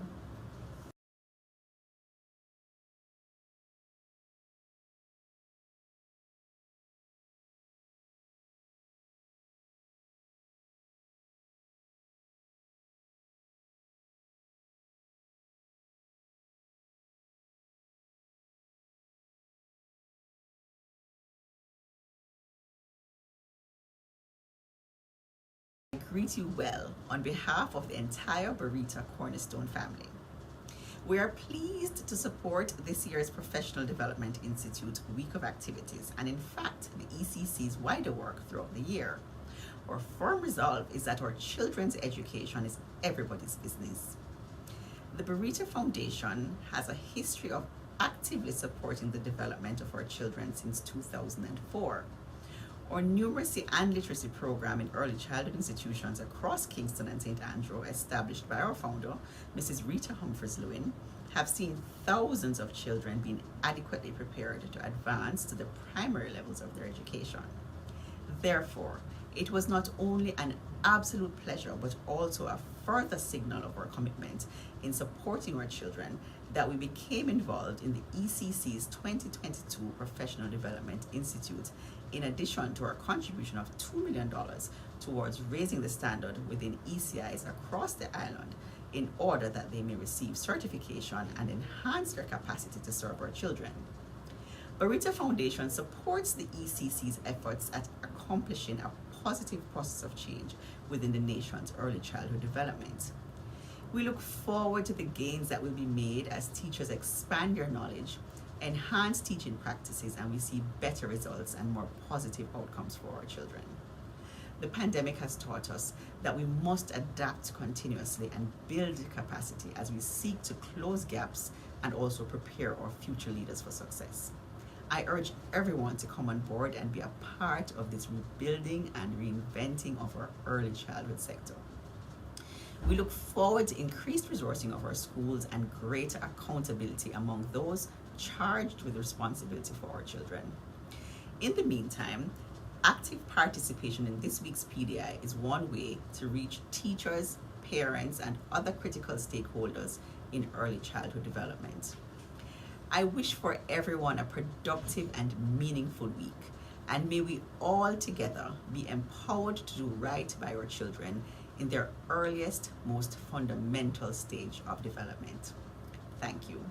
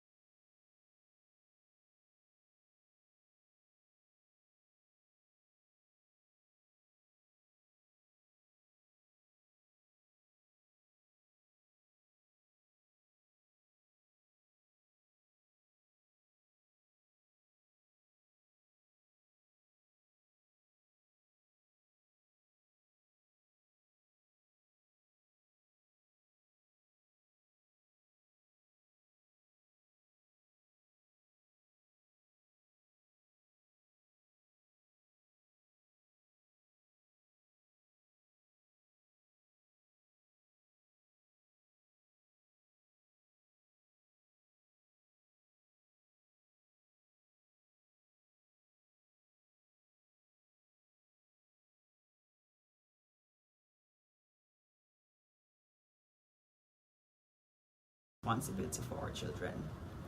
In the meantime, active participation in this week's PDI is one way to reach teachers, parents, and other critical stakeholders in early childhood development. I wish for everyone a productive and meaningful week, and may we all together be empowered to do right by our children in their earliest, most fundamental stage of development. Thank you.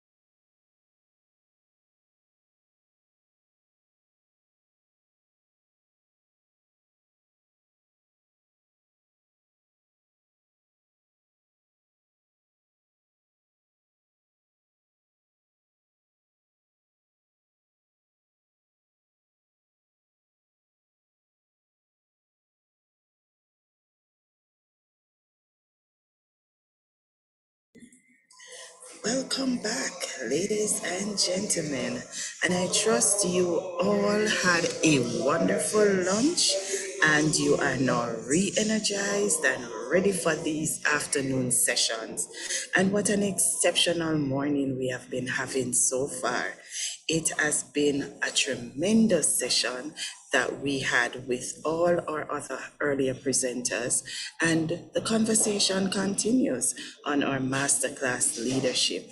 And I know the afternoon sessions promises to be even more engaging as we have some more excellent presenters again for you, ready to engage you into more in-depth conversations. And as we continue the conversation on leadership, we get a little bit more pointed in our topics. And this afternoon, our next topic will be leading in the early learning environment, promoting a positive relationship with your supervisor. Now, our presenter is no stranger to this platform. She has been here before, and she promises to be quite engaging again once she starts presenting. So I will just introduce Mrs. Swellen Ward-Brown to you one more time. Now, Mrs. Swellen Ward-Brown is a principal for Jamaica China Goodwill Infant School. She holds a master's degree in education administration and a bachelor's degree in early childhood education. She has been an educator, as I said before, for over 20 years, and she is the recipient of a number of academic awards for excellence in teaching and leadership. She was recently awarded as being the Child Friendly Schools Leadership Ambassador for Region 1 by the National College of Educational Leadership, NCEL. She loves children with her whole heart, and she is extremely passionate. When I say passionate people, she is passionate about those at the early childhood level. She believes every child is unique and should be treated as such. She strongly believes and agrees with the theories Jean Piaget, but posits that all children were born with the innate abilities and talents, and it is incumbent on us as educators to unearth these hidden talents. It is therefore her personal goal to daily present the children in her care with varied activities in each domain to release the treasures that are hidden within each of them and promote their holistic development. So before we get started, you know I always tell you that at the end of Mrs. Ward's presentation, we will have 15 minutes for Q&A. So we are asking you to please put your questions in the chat, and I will field those questions to Mrs. Ward-Brown. We also want to remind you that you can feel free to visit the ECC PDI website, where you will find the evaluation form for this conference, as well as the evaluation form for the session. So we are asking you to do those two things, and we want to know from you how we can serve you better for next year's PDI. So without further ado, I'm going to hand over now to our able presenter, Mrs. Swellen Ward. Mrs. Ward, over to you. Good afternoon, everyone. I hope you have been having a wonderful week so far, and we are almost at the end of PDI 2022. We have learned a wealth of things. And so educators, I hope that we put into action all that we have heard so that we can truly transform the educational landscape of our country. As we continue today, the topic for today is leading in a pandemic. No, not leading in a pandemic, promoting positive relationships, I should say. And we'll get right into it. So why is building positive relationships important in leadership? Building positive relationships boosts engagement in the workplace. And wouldn't we all want to ensure that our employees or supervisors or subordinates are all working harmoniously together? That is the goal for building positive relationships. We want the children to be able to see that adults can solve problems and adults can live harmoniously together. Building positive relationships increases employee loyalty and reduces staff turnover. And one of the things that it has been said during this time that a number of teachers are feeling stressed and feeling overwhelmed with what is happening in their classrooms and in school atmosphere. And so we as leaders should ensure that the environment is one that is as stress-free as possible. We know that the work must be done, but it is important that while we are doing it, all members are on board and recognize that they are unique, they are important, what they have to offer is valued and valid. And so that they in return will be, they give of their best and they will feel comfortable in a classroom environment, in a school environment that fosters not only the growth of their students, but the growth of them as educators. And we talk about school ethos. What is this? And these are the values and beliefs which the school officially supports. So a school with a strong sense of ethos have higher level of teacher retention, and that's what we want to see. Increasing the level of achievement and success and a better overall performance, not just academic, but socially, emotionally as well. We also create a happier workplace. It has said that when we do what we love, it feels as if we have never worked a day in our lives. And wouldn't we want to step into a school or a classroom, an environment that when we get there, we are happy to be there? What can we do to promote this sort of happiness? And as I said before, ensure that your employees feel valued. Now, we're not all the same. However, every person was born with a unique talent and a unique skill. And it's for us as leaders to try and harness what our staff members are good at. And we talk about what they're good at, we praise their efforts. Everybody might not be excellent at executing numeracy, but that person might be the best storyteller. Why not highlight that and say, I enjoy how you tell stories. And when you tell stories, the environment come alive. So that person now feels empowered and say, we could use this strategy as we improve in the numeracy and try to create a story along that line so that the person knows that they don't feel overwhelmed by I can't, or I feel offended when this person is trying to correct me every time. But they recognize that what they have to offer is of great value. And when we build and praise someone's strength, it will all give window for us to know, speak about the weaknesses and to help them. And this helps to make them happier in the workplace. It makes it easier to provide constructive feedback, right? That's what we just said. So we all know that we are not perfect. No one is an island, no one stands alone. And so in order for constructive feedback to come, we must trust the person who we are getting that feedback from. If we feel that we are being attacked, then we often put up a barrier. So to prevent that, we must learn each member of staff, understand what their likes and their dislikes are, understand how tone and our body language may affect the way in which they respond to our feedback. And so this only comes by continued relationship building. In the morning, when you see the person, how cheerfully do we greet them? Good morning, Mrs. Brown.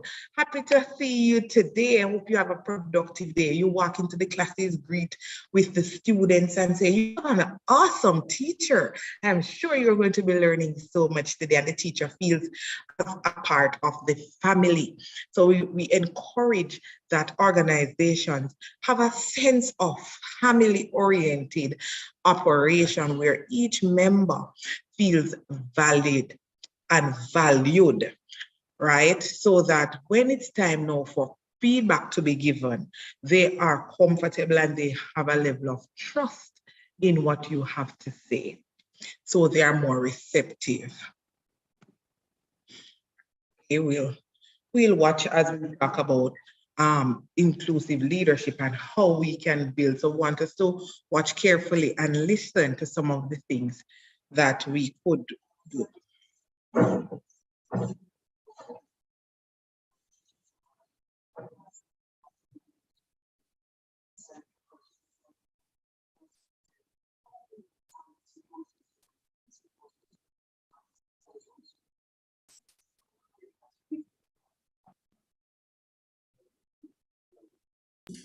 Mrs. Ward Brown, can you increase the audio? Can you increase the audio? Because we're not hearing it today.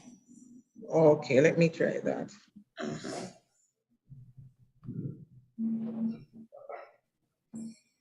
It's on and it looks up. All right, let me stop and share again. Okay, thank you. Okay.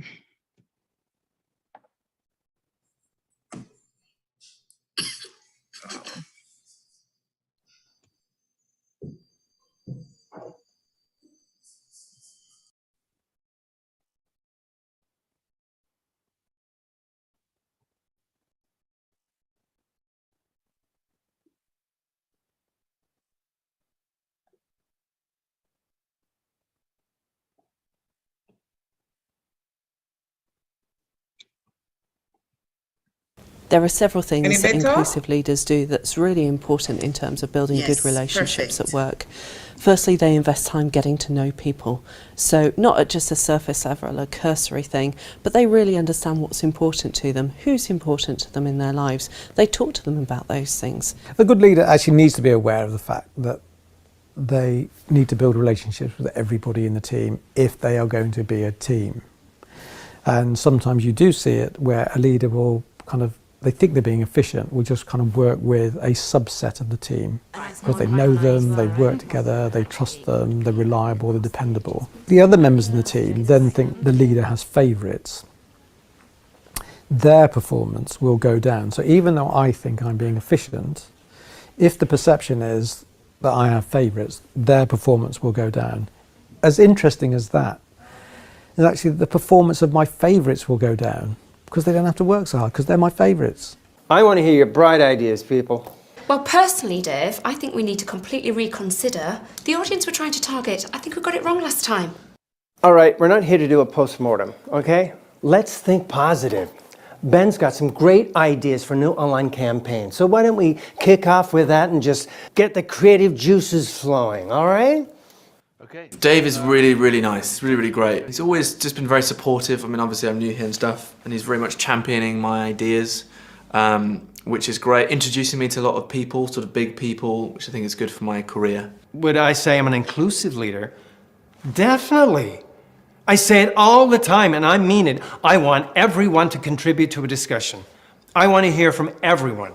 The only thing I'd say about this environment when you're chucking out ideas is that there's very much a tendency for you to put out an idea and then boom, it's just like cut down, or yes, that's great, or that's terrible. There's seemingly no room for kind of discussion, flipping an idea upside down, trying different things with it, which is a shame. Oh, Dave definitely has favourites. So we've got Ben at the moment, who's just started. So he's the current favourite. He can do no wrong. But soon enough, him and Ben are going to have a massive run-in, as we all do. So that'll definitely change. Ben will kind of get the measure of him before long. Inclusive leaders invest time in getting to know the individual members of their team, understanding what makes them tick and what's important to them as an individual. They also proactively create an environment where there is mutual support and encourage team members to voice their concerns and say when something isn't right. That's really important in terms of relationship building, but it's also important for you as the manager as well. You need to know when things aren't going right, and you need your team to be the eyes and the ears on the ground to tell you that.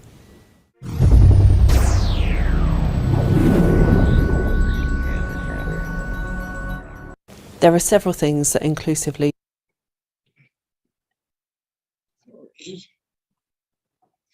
Right, so we recognize from what we watched a while ago that even though Dave would have appeared to be an inclusive leader, he said it with his mouth. However, his employees would have had a different view of who he was. And so as leaders, we should be active listeners.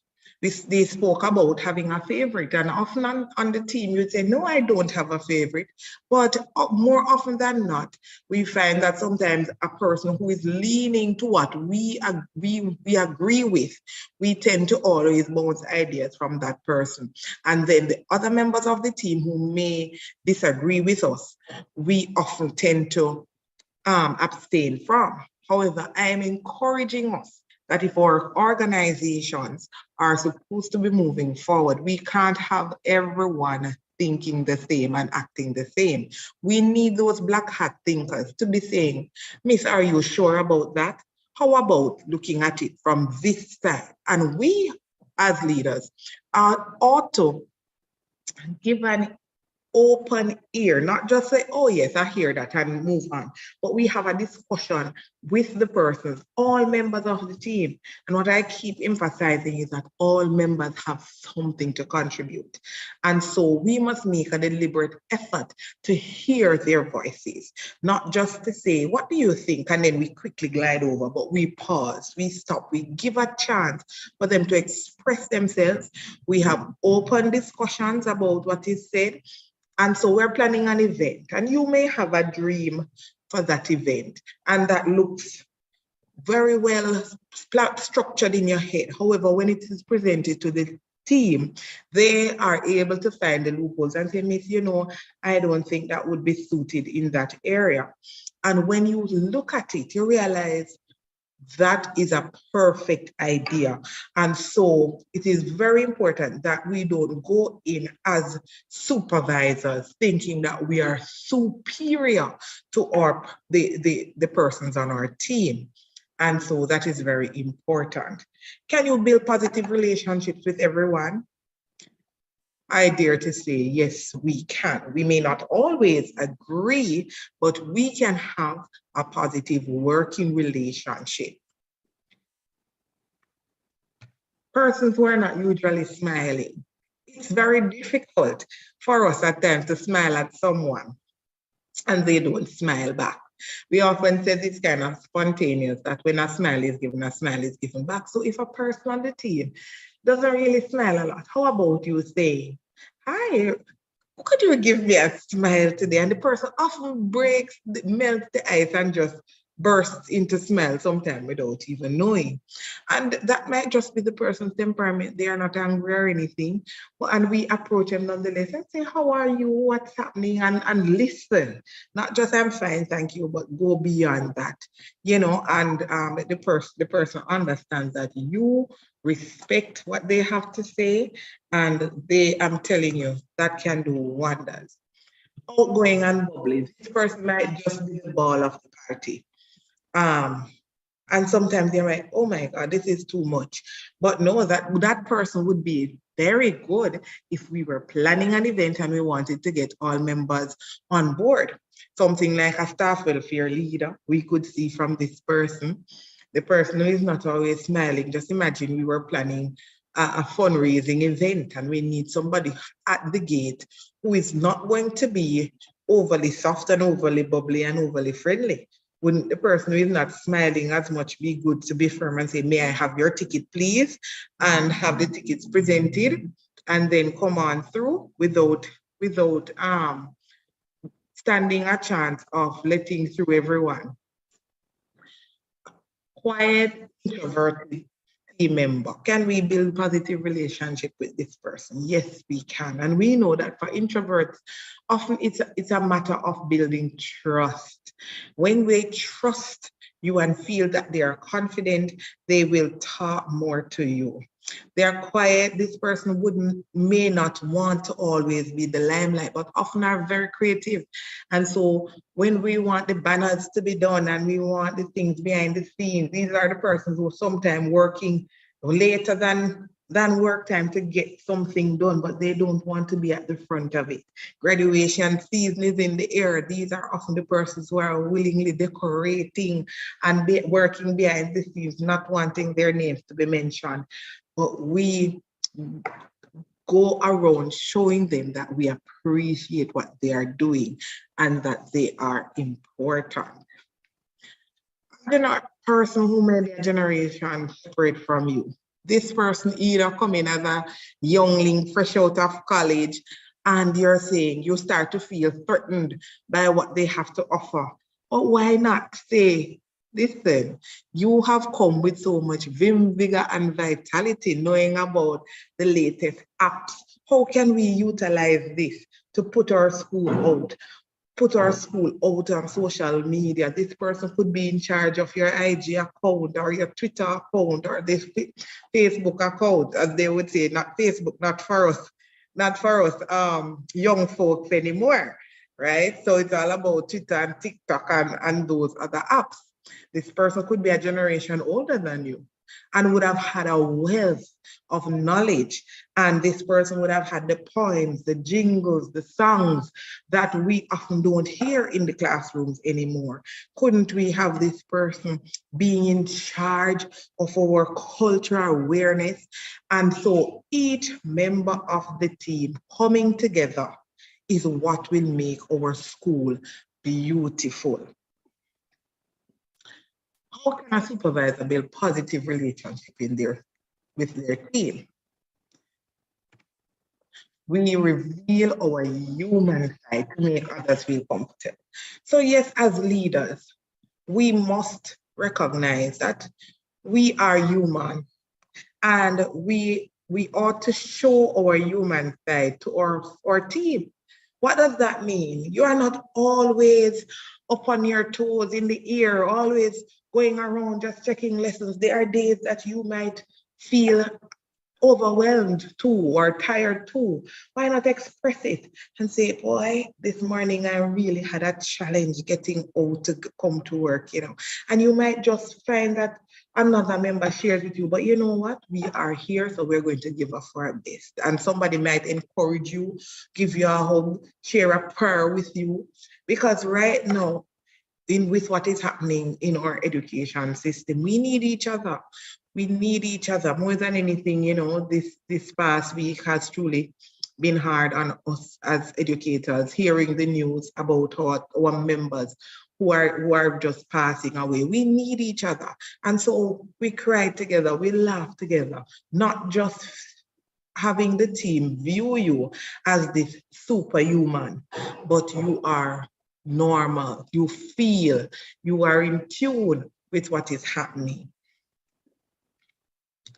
We listen to what others say and empathize with them, right? So our members of the team may come in, they have a myriad of things happening within their private life sometimes, and that affects how they perform at school. Take a time or two to allow them to express themselves. And as I said, trust is important. That means as educators, as leaders, we ought to hold whatever information is shared with us as sacred. If it is that we can provide outside help, we ask the person's permission.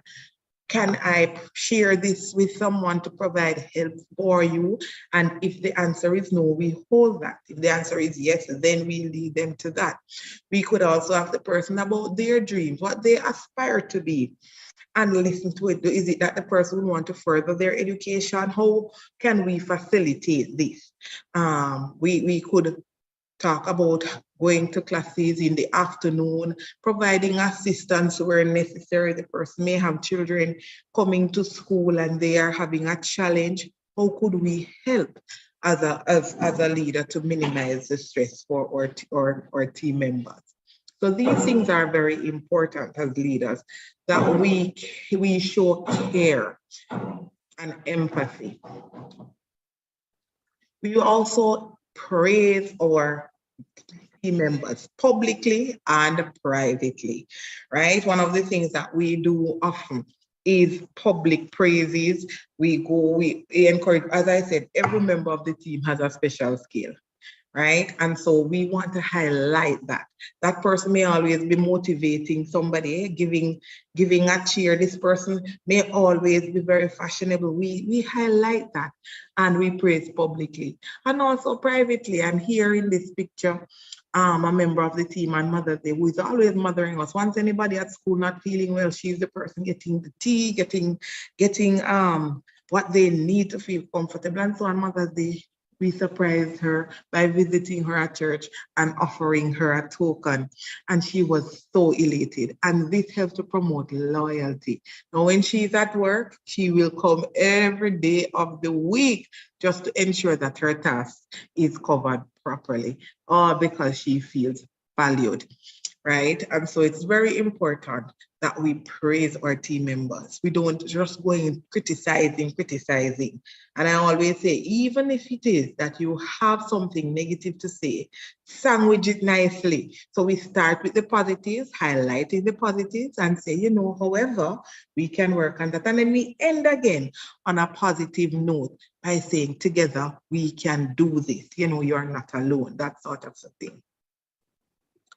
Well, some of the recognitions that you could do are certificates, awards, or shout outs. So, you know, some mornings we go and we make announcements on the microphone. How about saying this morning we want to salute Miss A, Miss B, Sir C for what they have done. So they recognize that they are seen, they are heard, they are valued. We could have promotions that is open. We are not intimidated when persons around us are excelling. We speak about this. When the opportunity comes up and we see where they're asking for persons who are good at whatever, like LASCO Teacher of the Year, for example, and you see a teacher of your school that is doing very well, don't be afraid to submit these names to give them an opportunity to shine, not just within your school, but nationally. So we look out for these things to promote and to showcase the talents of our team members. Private recognition as well, right? So not all the time we have to always outwardly show it, but privately sometimes those introvert persons don't like to be recognized publicly, but they appreciate when you call them in, say, Miss, I really, or Sir, I really appreciate what you did. And in recognition of that, they receive something. Provide feedback through reviews or evaluation. And this review and evaluation, I believe, should be ongoing. We don't want to wait until the end of the year when it's just appraisal time or that's the only time they see you. So you do daily, you do walkthroughs of the classes, talk about what is good, record what you have seen, record how it is that things may be improved upon, and discuss this with the teacher. And so this is ongoing. So when it's time for evaluation at the end, the teacher is already improving on what you would have noticed and would have made the necessary changes so that at the end, they are comfortable with the review given. How can a supervisor build positive relationship with their team, show genuine interest in others, and ask the right questions? Now, you may know that a member of your team is house hunting and you hear about something happening or a house being sold or somewhere for rent, and you wouldn't keep it to yourself. You would share, you would check it out. What is the area safe? The same sort of interest that you would want to be shown for yourself, we show it to others. And so we are interested in what our staff is interested in. Sometimes these interests might not be academic interests. They may want to pursue something in cake decorating. And you say, you know, that's a great idea. When and when would you do this? And so on. And if they start a small business that does not affect the school life, we support and we encourage others to support our team members so they recognize that you are caring about the whole person. We can also help others understand how you work at your best. Often supervisors want to dictate how it is that things should be done, but they do not demonstrate how it should be done. And just like we see our children learn by doing, we also, as leaders, can demonstrate our best practices so that when others see our best practices, they can say, oh, so Miss really knows what she's talking about, or Sir really knows what he is talking about, because they see you at work. You're not afraid to do any of the tasks that you are demanding of your of your team. And so this is very important that they see. Sometimes you're saying, you know, this could be done another way, that could be done another way. And they're like, Mister, I'm not getting it, or sir, I'm not getting it. But when you demonstrate this, then it becomes clear and they see. And this also helps to build their confidence in you as a leader, because they know that their leader is someone who is leading from a place of knowing what they are doing. Establish equally important values to create common goals. And this is very important. Are we on the same page? What do we want for our team? How do we see our school in the next 6 months? We're just coming out of a pandemic and going back to face-to-face. Did we have to sit together, make the necessary changes so that we can adequately get the children where we want to get them by the end of the school year? So we sit together. Are we on the same page? What are our common goals and how can we achieve them? So it's not about the leader dictating what the goals should be, but having discussion with each member of the team, and so that we can come to common goals that will ultimately benefit our children. Let's review. You can cultivate a good connection by showing your human side, listening more, right? Actively listen, give the person a chance to speak, offering recognition, showing genuine interest in others, helping colleagues work with you in your preferred way, and settling on shared goals. Proper communication is fundamental to building positive relationship with your supervisor. Positive relationship can increase work engagement, boost loyalty, and create a happier team overall. Here we have the feedback from a few educators about what positive relationship with their supervisor looks like.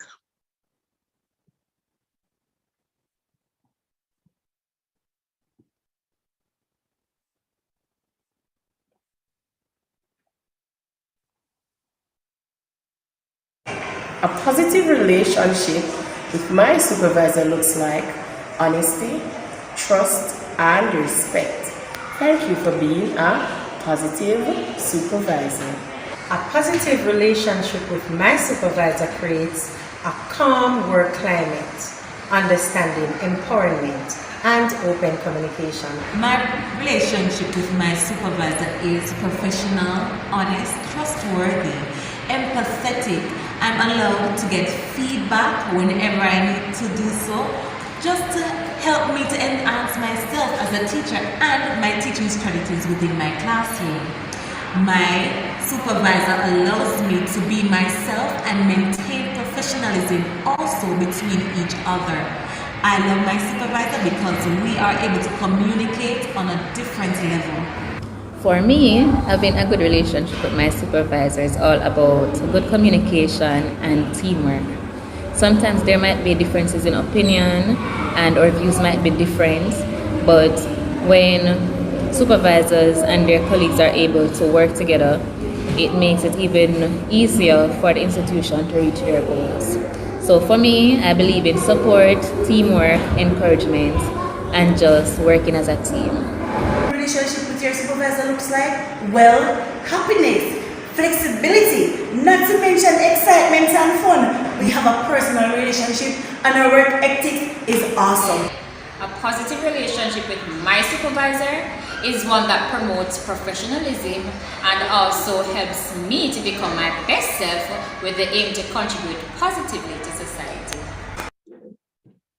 Okay, so we're now open to your questions and your comments.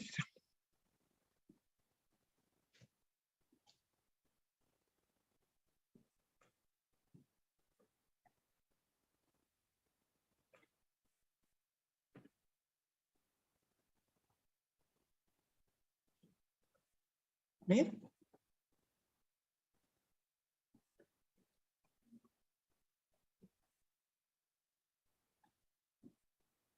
Okay, thank you so much, Mrs. Ward Brown. Always a pleasure hearing that presentation, as it has been done with such passion and zeal, so we are really appreciative of it. We're checking the chat as we speak right now to find out, see if there are any questions for you. Just 1 minute.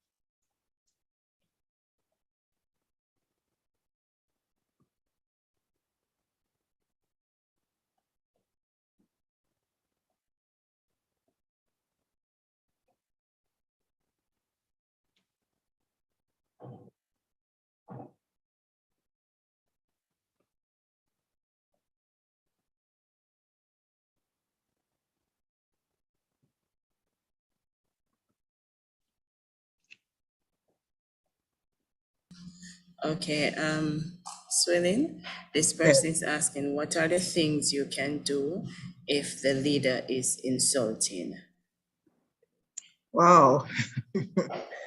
and shows no remorse And shows no remorse. for their doing? That's difficult. That really is difficult when the leader, is not remorseful. And all of us know that when we have been hurt, and I would say hurt people. And so often it is hard to break that barrier when the person is unwilling to apologize or to recognize their own flaws. However, we can have a positive attitude ourselves. And so if we know that our leader is up this way, we would not constantly create like a battlefield with our leader, I believe, because we would now be more empathetic and sympathetic with this leader, because I do believe if the leader is always attacking others, it must be that the leader is not comfortable with something that's going on within him or herself. And so rather than fighting fire with fire, we could try to break the ice by saying, outside of arguments, how are you today, miss? Good morning. How are you feeling? Ask simple questions outside of when it is time for so we would show extra respect at first, I would say. We are kinder with the words that we use, because we recognize that if it is that a flicker or some sort of tension exists, the leader is going to flare up. So I would say, let us take the high ground and be respectful even before. We know that this leader is this way. In the morning when we see her, we don't wait for her to say good morning. We are the first to say it. Good morning, miss. How are you today? The teacher comes into your classroom. You don't pretend as if, she's here to judge me. Even though you may believe that, we say, welcome, miss. Look, we are happy to have you in our class today. So sometimes the way how we respond can fuel or kill the fire. So I would say, in that sense, take the high ground. We would like to hear an apology, but we don't demand it. We just continue being respectful, because the Lord commands us that we should respect those who are set above us. So I would say, take the high ground. You be extra nice, because I do believe that it's hurt people who hurt people. So we try to diffuse it by being even nicer. I concur with that statement. It's really hurt people that hurt people, and all you got to do is really pray. And as you said before, the Lord knows all things. So you just pray and leave it in God's hand, and He'll do the rest. We don't have to take it on. Just keep being your true self, be authentic, and it will work out. But I can understand it will work out. Yeah, man, show them extra respect. At some point I was in a situation like that, and I found by constantly being, I would say, extra nice, I saw where the person end up years after, apologizing for how they would have treated me. And I said, God, you're amazing. Because even though inside I felt like I wanted to retaliate, I really asked the Lord to guide me. And I just kept just basic things. Good morning, miss. Have a good day. The person didn't have to answer, but I did not expect it. I was not expecting it. I just kept doing it. And over time, because of how they would have treated me, they probably thought that I would have given up on that. I didn't. And I found that years after when the person came, I was so surprised. And I said, it's really amazing. Excellent, excellent. Well, so far we have mostly ratings for you, good reviews. Miss Normaline Bailey says, wow, superb. I love this presentation. Alicia says, I totally agree, Mrs. Ward Brown. Positive relationships enhance the whole work environment. Pauline Clegorn, I hope I'm pronouncing her name correct. She says, when persons feel like they have a voice, they will put more energy and effort in making the institution a success. Mrs. Edwards Wilson says, well done, Mrs. Ward Brown. Tafari Grant White says, awesome presentation. I enjoyed every moment. Shireen Fletcher again says, well done, presenter. Mrs. Henry Morris says, my supervisors are excellent leaders and teamwork is the key to our success. Dolores comment is, there is absolutely nothing that I don't do in my institution because it is said that you lead by example. And you would have spoken about that as well in your presentation. You can't lead from behind, you have to lead from the front, right? Mrs. Israel says, great job, Mrs. Ward Brown. Veronica says, beautiful presentation, Mrs. Brown. This person says, positive relationship for me is being honest, supportive, and sharing ideas. And I guess Shireen was commenting on the situation that we were dealing with. She says, pray for that leader. Definitely. Oh my God. So these are some of the things. And Julissa says, don't fight fire with fire. So you have given sound advice. Laureen says, treat others as you would want to be treated. So overall, Alisa says, I love that. Show extra respect. Yeah. So far, I think that the last comment I have here, someone has given everything that you say, agree 100%. Great session, clear, engaging, and interesting. Well said, great presentation. So overall, I know that this was an excellent presentation. It's well received. Tafari says, true, Mrs. Blair, prayer defeats negativity. I experience that more and more every step of the way. God can make a change in people's life. Oh, yeah. Most definitely. Because the thing is, sometimes we believe that is we going to change people. We can't change nobody.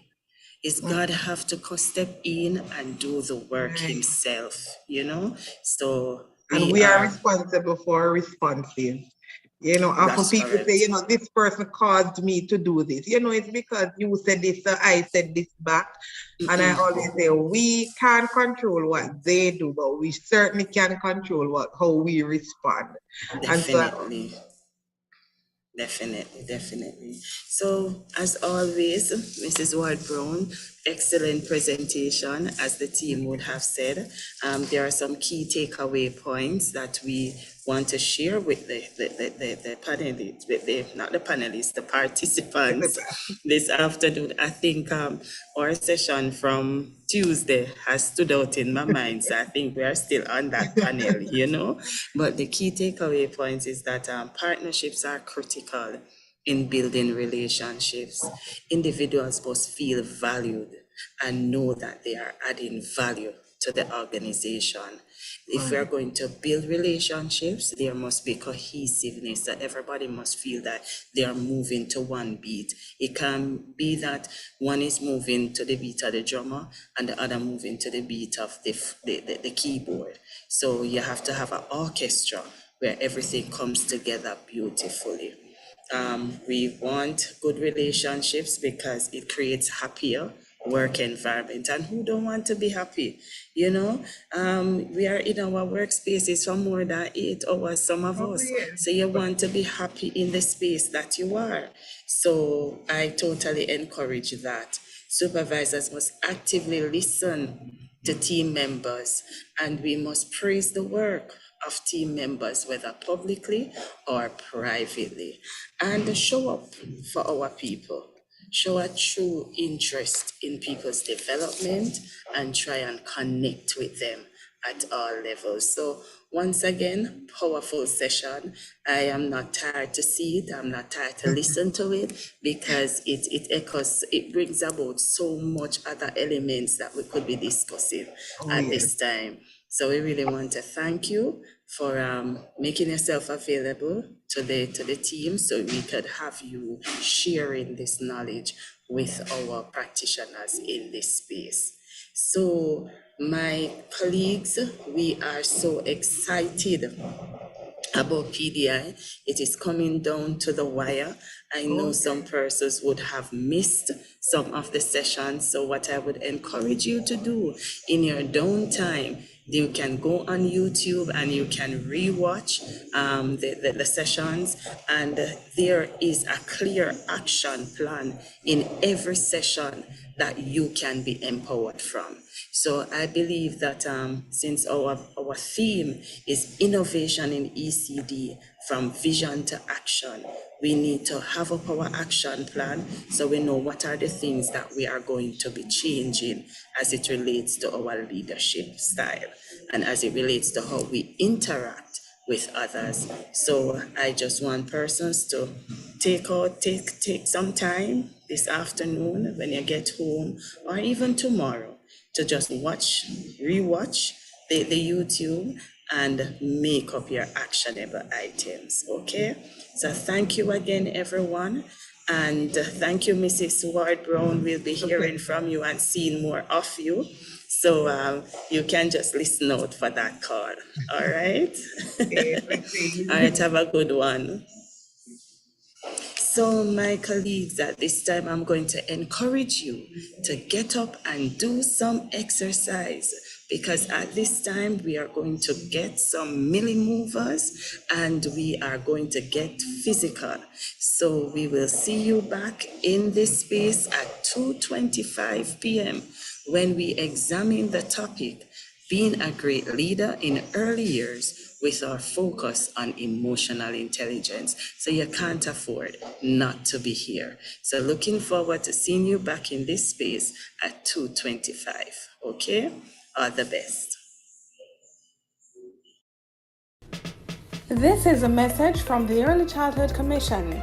Do you have a child between 0 to 2 years of age?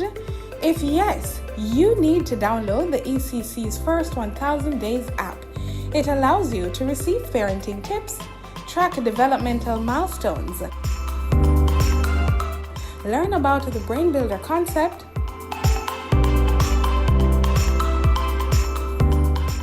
receive relevant articles and research, plus interactive content. The first 1000 Days app, now available for download on the Google Play Store and the Apple App Store.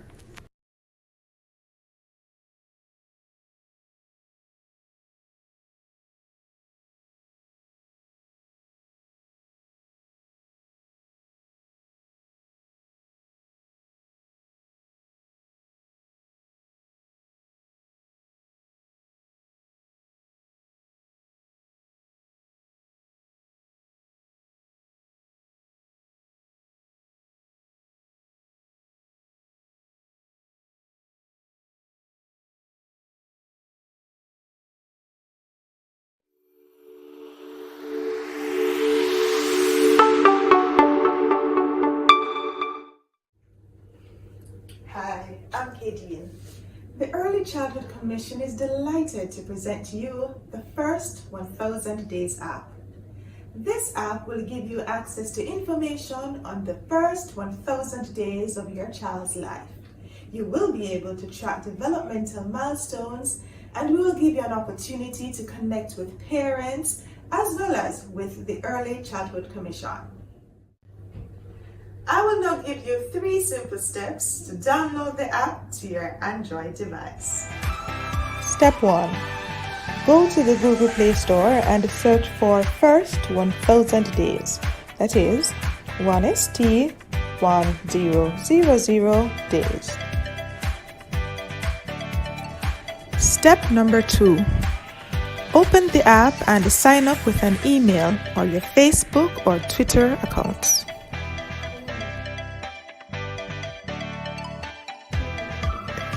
Step number 3 is the easiest of them all. Enjoy the features of this wonderful app.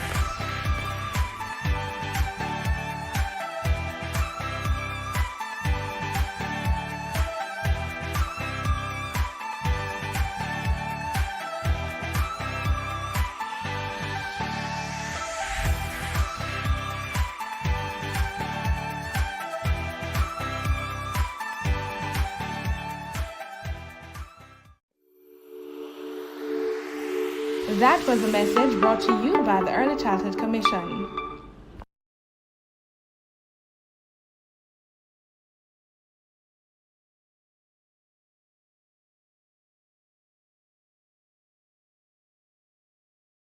Good morning. The declaration of 2022 being the year of early childhood development in Jamaica speaks volumes to the intended commitment of our country to realizing our development goal of quality education for everyone, especially our youngest learners. The Burrito Foundation fully supports this objective, and I greet you well on behalf of the entire Burrito Cornerstone family. We are pleased to support this year's Professional Development Institute week of activities, and in fact, the ECC's wider work throughout the year. Our firm resolve is that our children's education is everybody's business. The Burrito Foundation has a history of actively supporting the development of our children since 2004. Our numeracy and literacy program in early childhood institutions across Kingston and St. Andrew, established by our founder, Mrs. Rita Humphreys-Lewin, have seen thousands of children being adequately prepared to advance to the primary levels of their education. Therefore, it was not only an absolute pleasure, but also a further signal of our commitment in supporting our children that we became involved in the ECC's 2022 Professional Development Institute, in addition to our contribution of $2 million towards raising the standard within ECIs across the island in order that they may receive certification and enhance their capacity to serve our children. Burrito Foundation supports the ECC's efforts at accomplishing a positive process of change within the nation's early childhood development. We look forward to the gains that will be made as teachers expand their knowledge, enhance teaching practices, and we see better results and more positive outcomes for our children. The pandemic has taught us that we must adapt continuously and build capacity as we seek to close gaps and also prepare our future leaders for success. I urge everyone to come on board and be a part of this rebuilding and reinventing of our early childhood sector. We look forward to increased resourcing of our schools and greater accountability among those charged with responsibility for our children. In the meantime, active participation in this week's PDI is one way to reach teachers, parents, and other critical stakeholders in early childhood development.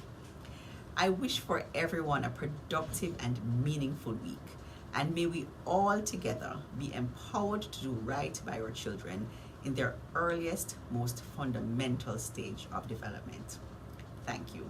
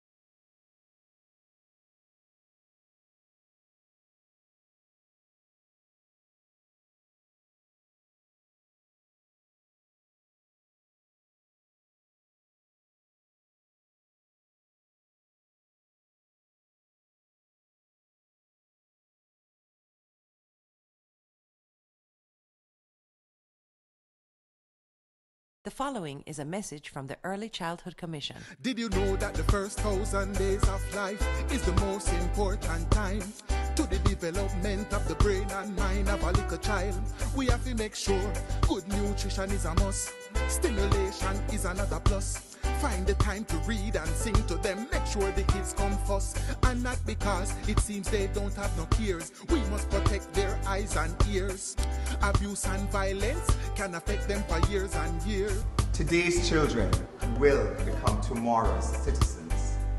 If we fail to give them the proper foundation to healthy and productive lives, our future will be at risk. Remember, the first 1,000 days of a child's life matter. Ensure they receive love, protection, stimulation, and nutrition. That was a message from the Early Childhood Commission.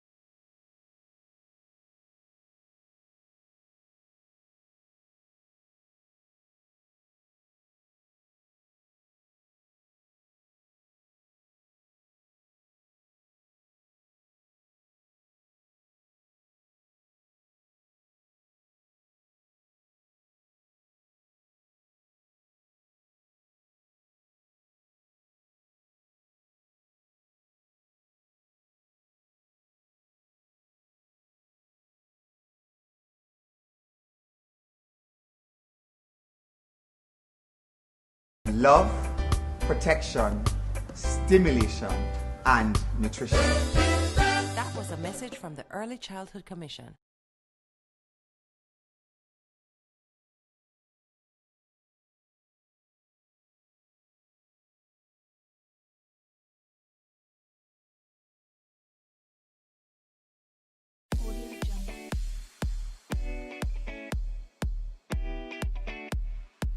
Hi everybody, welcome to Mini Little Movers.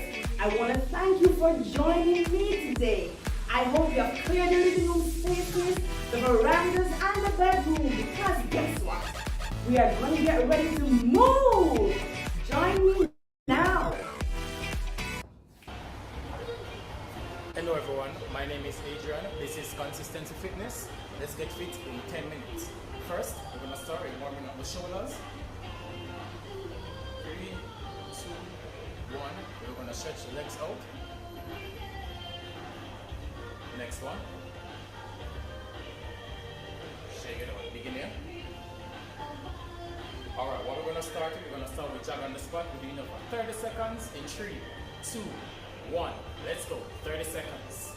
Keep going. For this, I want you to keep breathing. You're going to stop the breath. Ready? Go.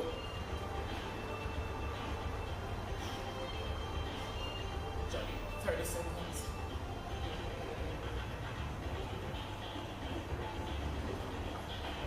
Keep going. Keep pushing. You got this. Come on. Alright, 3 seconds. We're going to do jumping jacks. Ready? 3, 2, 1. Let's go. 1. Keep breathing. Keep that core tight at all times. Let's go.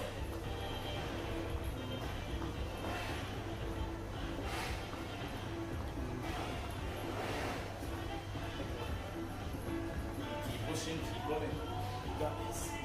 Just warming up. Let's go. 3 seconds. We're going to whirlwind twist. Ready? Sit it up. Legs wide. Hands out here, going down.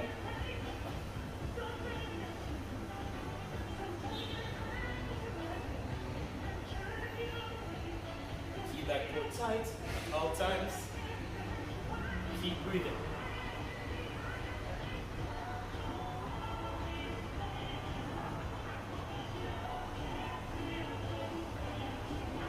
In 3, 2, 1, go into high knees. Let's go. Up with the knees. Make sure the knees are coming above the hip. Let's go. Nice and easy. Still warming up. Keep that core tight.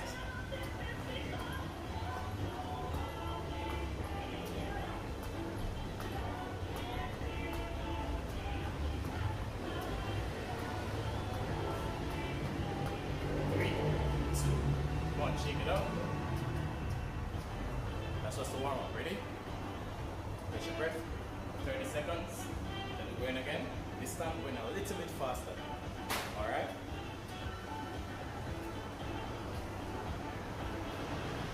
Moving. Keep breathing. Keep moving.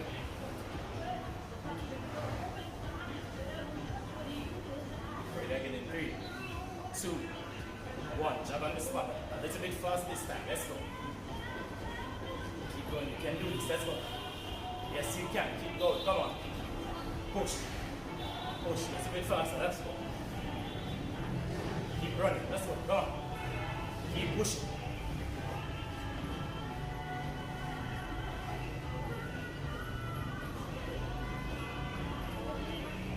Seconds, we're going to jump in jacks.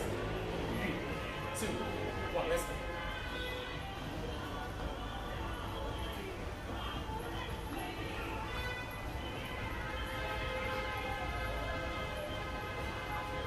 Keep breathing.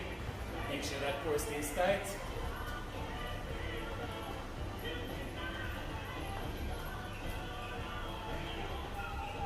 In 3, 2, 1, whirlwind twist. Let's go.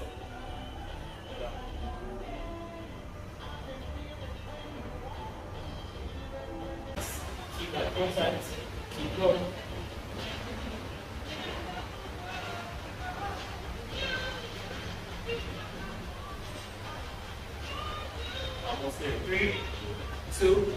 1. Then we're going for high knees. Remember, a little bit faster. Come on.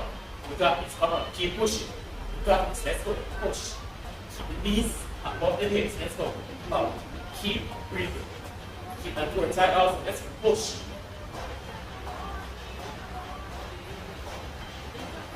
Come on. Keep going. Should be sweating right now. Let's go.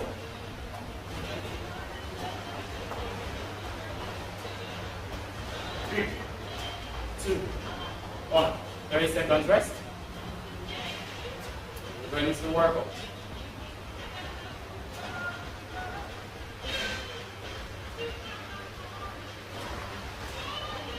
Shake those legs.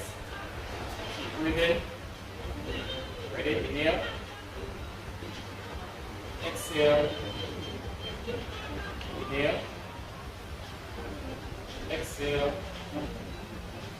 Inhale. One more time. Exhale. Straight up. That was the warm up. Now we're going for the workout. Okay, first we do lateral rounds and floor touches. Ready? 3, 2, 1. Going to the side. Down. Down. Down. Come on. You got this. Only working for 30 seconds. Come on. Down. Down. Push. Keep that core tight at all times. Keep breathing. You got it. Push. Push. Push. Keep that core tight. Come on. You got this. Keep pushing. 3, 2, 1. We're going for mountain climbers. On the floor. Head up. 3, 2, 1. Let's go. Up low. Keep that core tight. Keep pushing. You got this. Come on. Keep going. Push. Almost there. Come on.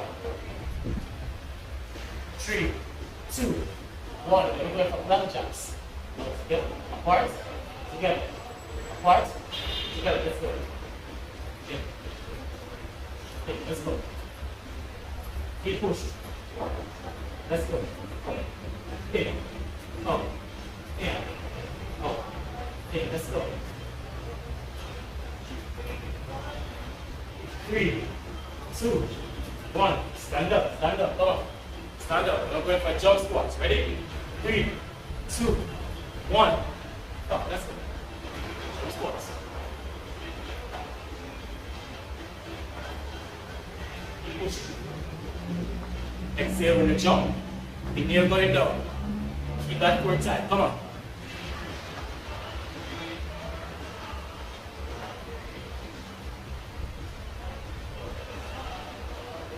Three, 2, 1. Oh. So now we're going to repeat that for one more set. Ready? 3, 2, 1. We're going back to the lateral round to move it fast. Let's go. Let's go. Let's go. I want it faster this time. Faster. 30 seconds. Let's go.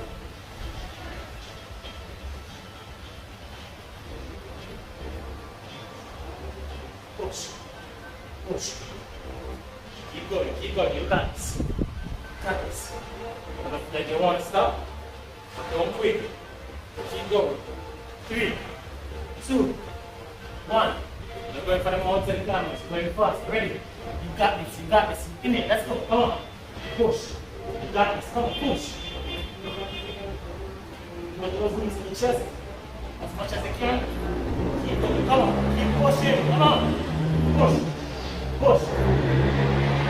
Knees to the chest. Let's go. Knees to the chest. Keep pushing. 3, 2, 1. Hand jack. Let's go. Out. Come on. Keep going faster. Keep pushing. You got it. Keep that core tight. Don't stop. Don't quit. Come on. You got this.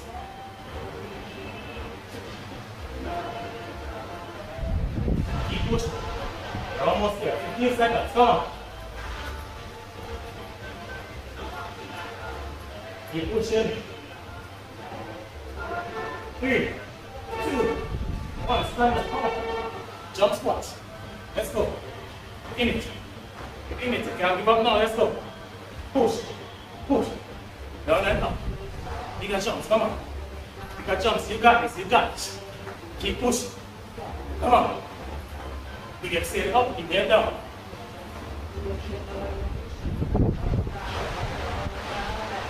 Keep pushing.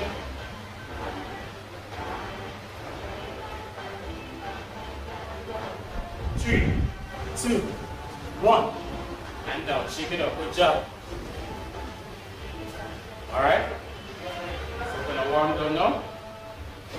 Let's go. Yeah.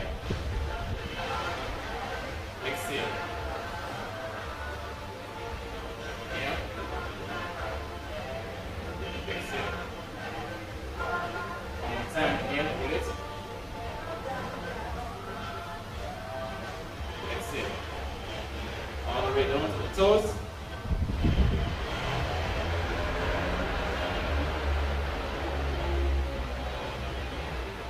So going into our hip flexor stretch. Up to one side. Then to the next.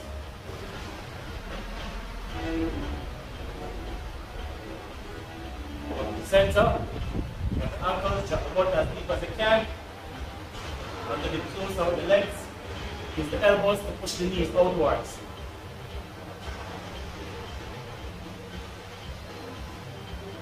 Up. Just look at the legs. Use the right hand to hold the left calf. Left hand up. Down to the other side. Down. Slowly roll up. Keep that chin to your chest. And again, inhale. Exhale. One more time. Inhale. Inhale through the nose. Hold it. 3, 2, 1. Exhale. And that's it, guys. That's your workout in 10 minutes. Check me out on Instagram, check me out on Facebook, all the social media sites. Alright? Until next time, stay consistent. Thank you all for joining me today for Little Movers. Just remember, parents, get our children involved in physical activities every day. Hula hoops, hopscotches, whatever it is. Let them burn and use up all of that energy. Allow them to drink plenty of water. And you as parents can join in as well. So join me again next time for Little Movers. Thank you.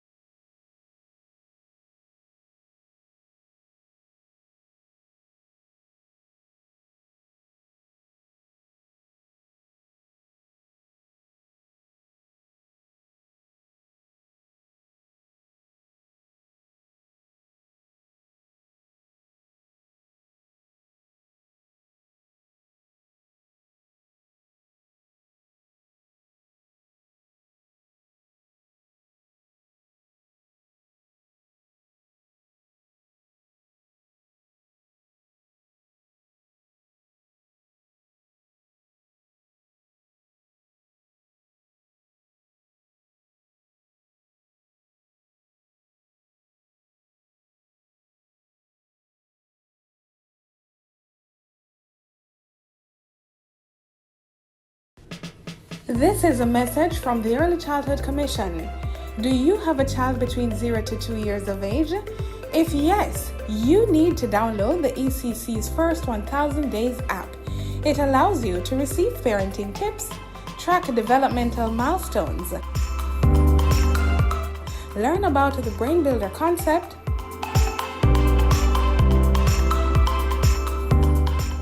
Receive relevant articles and research, plus interactive content. The first 1000 Days app, now available for download on the Google Play Store and the Apple App Store.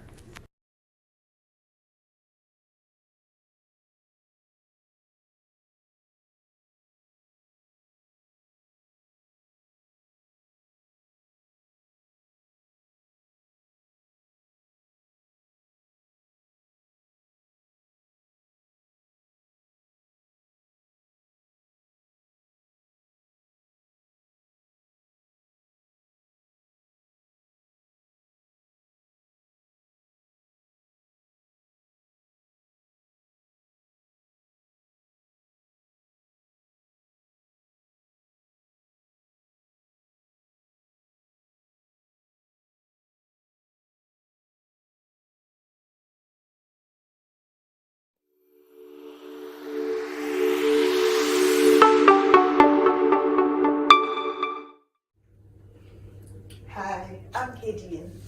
The Early Childhood Commission is delighted to present to you the first 1000 Days app.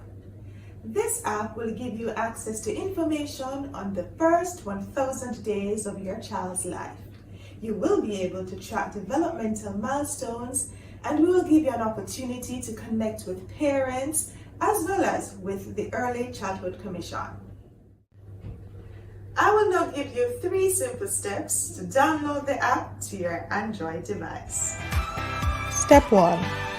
Go to the Google Play Store and search for First 1000 Days. That is 1ST1000 days. Step number 2. Open the app and sign up with an email or your Facebook or Twitter accounts.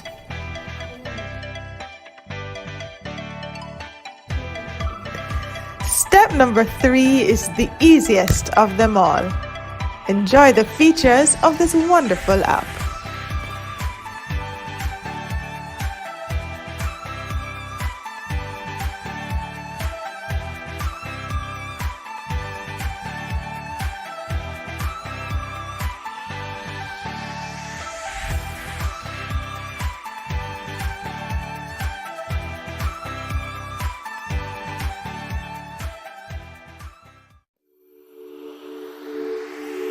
That was a message brought to you by the Early Childhood Commission.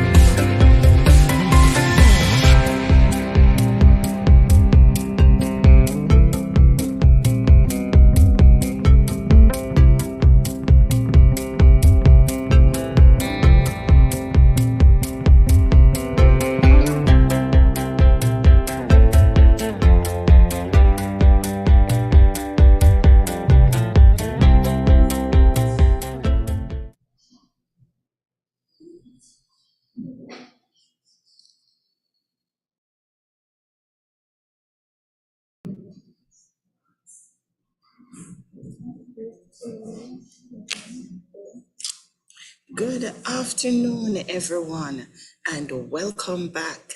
I know you enjoyed those movements with our Millie Movers, and you are now more energized and ready for the next Masterclass leadership conversation on being a great leader in early years.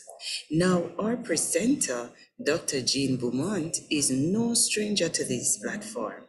But this masterclass conversation, ladies and gentlemen, requires active listening because it aims to explore how leaders can formulate clear and effective strategies that will drive their teams to deliver results that will enhance its impact on the early childhood development sector. Therefore, leaders in early years must exercise emotional intelligence in how they lead.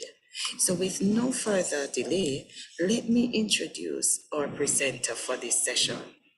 Dr. Jean Beaumont is a lifelong educator with a wealth of experience in education, gained while serving as a classroom teacher, principal, school director, college president, university lecturer, and researcher. She earned her doctorate degree in advanced educational leadership and holds 2 master's degrees. Yes, people, 2 master's degrees, a Master of Science in Educational Leadership and a Master of Arts in Education. She is also a certified behavioral coach and a licensed spiritual educator. She is the founder and CEO of EduConnect GA, a Jamaican NGO, and with her team, they have successfully implemented educational projects related to the enhancement of literacy and numeracy standards, especially in underperforming schools, various research projects, and community services, all in efforts to advance sustainable development in Jamaica and in the Eastern Caribbean. So like our other experts who spoke before Dr. Beaumont, we have another leadership expert who will provide us with all the right strategies and tools to empower us, not just to be good leaders, but to be great, especially when you're shaping and molding the younger minds. Now, before we get started, please remember that we will have 15 minutes at the end of Dr. Beaumont's presentation for you to ask questions, and we will field those questions to Dr. Beaumont. So please feel free to put those questions in the chat and we will submit them to Dr. Beaumont for a response. Also, we have pinned the evaluation form to the chat on YouTube, so you can easily access the evaluation form so you can rate each session that you would have participated in since the day has started. So at this time, without further ado, I'm going to hand over to our resourceful presenter, Dr. Beaumont, for her to make her presentation. Doc, over to you. Thank you so much, Denise, for that introduction. Fellow educators, parents, everybody in the audience, welcome, welcome, welcome. Now, this afternoon, it is a real pleasure for me to be sharing with you as we join educators and community leaders across the length and breadth of Jamaica and beyond through our diaspora.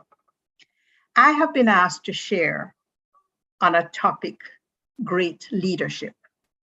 And I also want to expand into the impact of COVID-19 pandemic, because this has had some impact on all of us. And then the social and emotional intelligences that have been amplified as a result of the COVID-19 pandemic. So as we go through, I want you though, because as our moderator, Denise Thompson-Blair mentioned, we're going to have a discussion, and I want you to make notes as we go along. So you'll have, just make a point of what you want amplified at the end of the session. So hearty welcome, hearty welcome everybody who impacts the youngest learners our children between the ages of 0 and 5 years. This Professional Development Institute 2022 provides a valuable opportunity for all of us to reflect on our needs and our abilities to address complex challenges relevant to the situations that we face now. So first, let me begin with some key expectations of great leaders. Then we'll segue into how the COVID-19 pandemic has impacted our early childhood educational institutions. After that, we will follow through now to look at how leaders in our early childhood institutions address those social and emotional issues that to help restore and build the social and emotional essentials in homes and in our early childhood institutions. Are you with me? So I suggest you make some notes so we can have a wholesome discussion at the end. So what are some of the key expectations of great leaders? Let's look at some of them. For us to build traits and characteristics of a great leader, we all need to recognize the importance of integrity. Every organization needs to reinforce the importance of honesty and integrity to all our leaders at various levels. Delegation is also a core responsibility of a leader, but we all know that it can be tricky to delegate effectively. Delegation is also one's ability. When you delegate, you really are freeing up yourself. And it's not just always freeing up yourself, but it is how you are able to direct your institution toward growth, toward facilitating teamwork, providing independence for your staff, and lead others to better decision-making practices. So it's not a matter of just telling people what to do, it is how you facilitate the process. Effective leaders build trust with employees. They delegate fairly and effectively as their collective aim is to nurture, to guide staff and parents in ways to prepare children throughout their early years. So delegation is a very key aspect of leadership.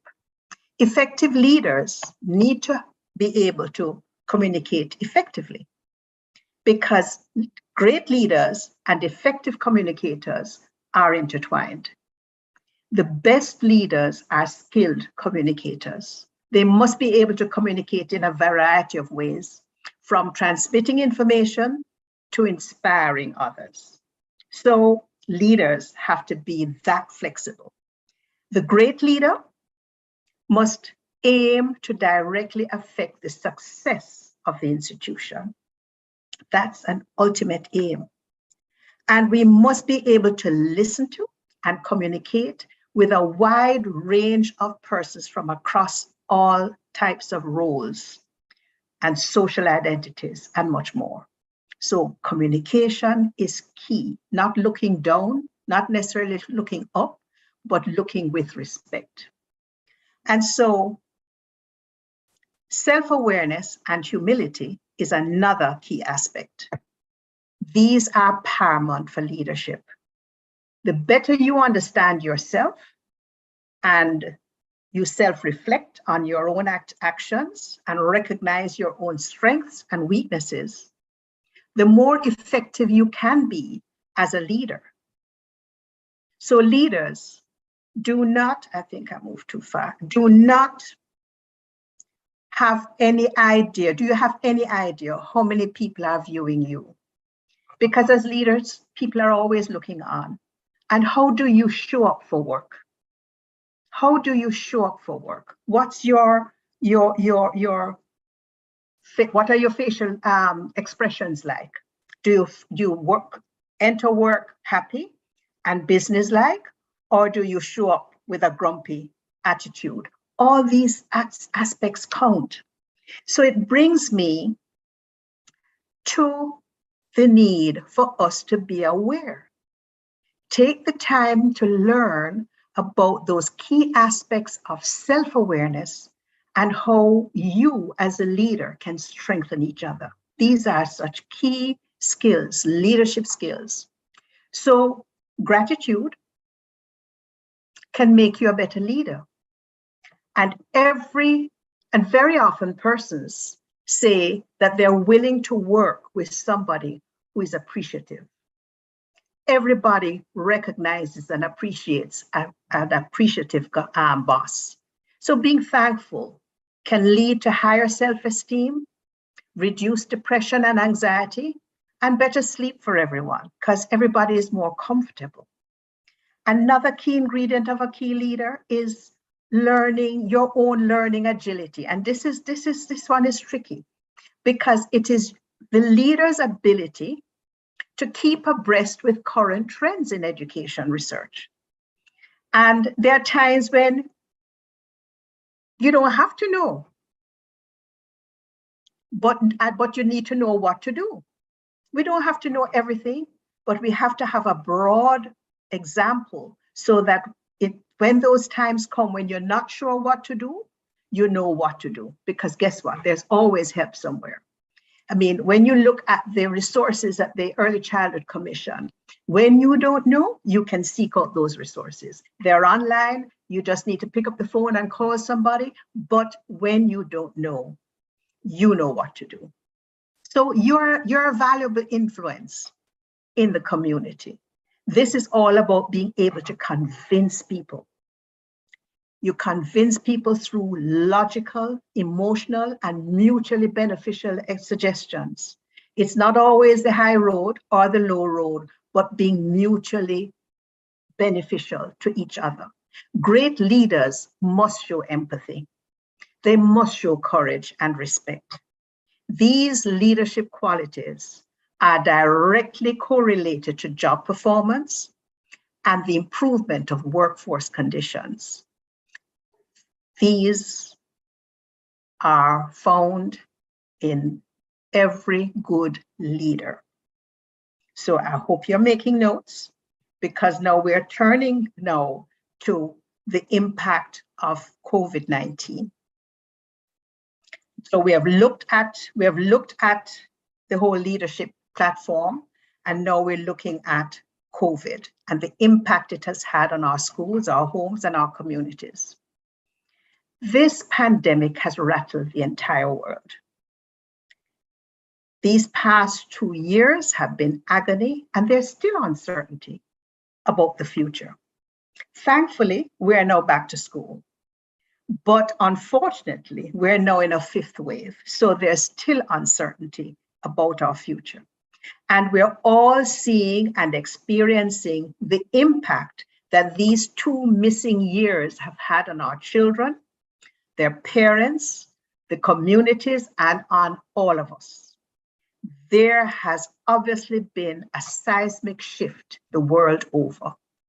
And I want you to make notes of some of the situations that you are encountering as a result of COVID. I have personally visited schools since the return of face-to-face classes, and there are obvious losses.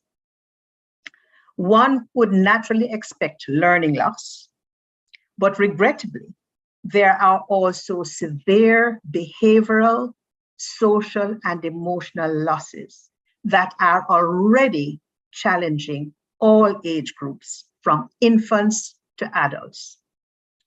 There is certainly a call for action for all of us leaders gathered here today. Every effort must be made to address these losses that have gone missing at every level of society. Yes, COVID-19 has shaken our foundations, but I don't want you to be daunted. With God's guidance, there is so much we can do to address any seeming fallout from COVID-19. I'm grateful, and I know you are grateful too, to the Early Childhood Commission for commissioning and hosting this Professional Development Institute, where we can all learn, share our experiences, equip ourselves to face the challenges confronting us. Those of us who are passionate about childcare and teaching and learning in the early years, and who are committed to laying solid foundation stones in support of Jamaica's superstructure, must join our hearts and heads and hands and health in an effort to grow and restore. Current behaviors and social and emotional issues require our immediate attention. And my plea is for all of us to pledge our heads for clearer thinking, our hearts for greater loyalty, our hands for larger service, and our health for better living. As a country, we can all rise, and we also need to help to lift others in the process. So, how can we collectively and progressively guide and develop the children in our care in ways to maximize their God-given potential to grow to be and contribute to society? How can we do that? We have been specially made. We are God's specially creation. So how can we all as leaders address the impact of COVID-19 pandemic on ourselves, our students, and their families? Many families have been negatively impacted by the loss of wages, leading to food insecurity and housing insecurity. And as a consequence, this greatly impacted on the needs of our parents and caregivers to be home with our young children in many instances. These obviously contributed to the evidence that economic stability has led to the increase in depression, in anxiety, in emotional issues, along with families, and has clearly impacted children of all ages. If you have had the experience, make a note of it so we can talk about it after. Research indicates that there is no evidence that children 0 to 8 years of age experience significant increases in their expressions. They become clingy. I don't know if you experience that. They're irritable. They're fearful. They're quick to be angry. They start to hit and retaliate. I see it in the little ones and I see it in the big ones. Those emotions are all associated with anxiety, and they have negative impacts on families. Another major concern is the length of the isolation that many children had to endure since the pandemic began. And now, to lead with the effects of this isolation, we have had difficulty in their ability to socialize. If you've had that experience, make a note. It is clearly evident that our daycare centers and basic schools for many children are institutions for forming social connections. And as well, this is where early social development occurs. It is against this background of the declines in academic performance and social skills that we have to guard against creating a snowball effect or a setting back of our children any further. Many of our children and their families are stressed by the long closure of our schools and the obvious declines in social and emotional issues, and know the urgent need to meaningfully engage our children, especially those with learning differences, because the children with learning differences are showing up with more severe social and emotional challenges.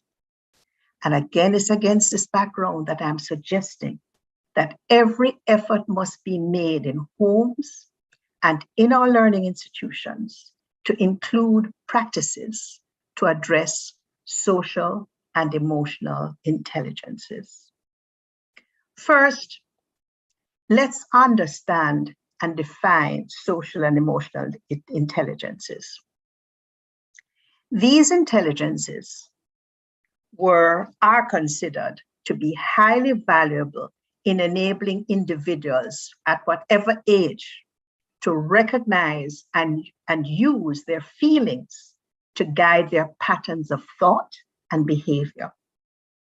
The term appeared in 1964, before many of you were born, I would think. It gained popularity in 1995 when Daniel Goleman published his book. He was a science journalist, and he published his book, Emotional Intelligences. And in a nutshell, it is defined as an array of skills and characteristics that drive leadership performance. Simply, it's the ability to identify and use and understand and manage one's emotions in positive ways for not only ourselves, but for others and for our relationships. So how do we become aware of our feelings, our emotions, what drives us, what triggers us? How do we become aware of that so that we can manage it and help our children to manage when they get triggered as well, okay?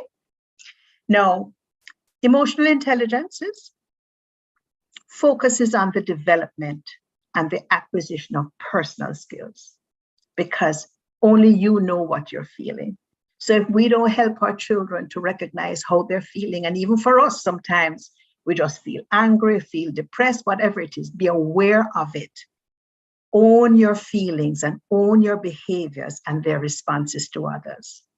Persons with high emotional intelligences can recognize their own emotions and those of others. They can use emotional information to guide their thinking, because you stop, think about it, and then act. So when you think, you reflect on your behavior, you reflect, you discern between the different feelings, and you start to label them appropriately and adjust your emotions to adapt to environments. So it's a self-reflection and a self-control mechanism. Across the world, behavioral changes resulting from the social impact of the COVID-19 pandemic has signaled an urgent call to address emotional skills across all levels of the educational sector. So wherever you go now, you find across the world that there is a significant focus on social and emotional awareness or intelligences. And this is why I'm linking it with that of great leaders. We need to know too. So emotional skills across all levels of the sector include, and look at your slide, incidents of depression. Have you met any? Have you met anyone? Do you have moments of feeling depressed?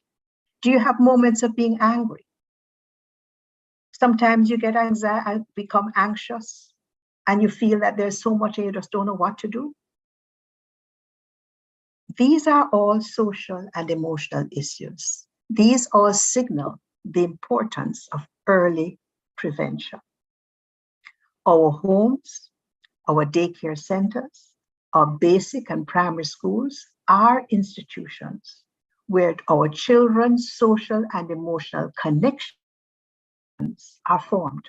So all of us leaders need to be aware of how we can impact social and emotional change, especially among our young learners and their families.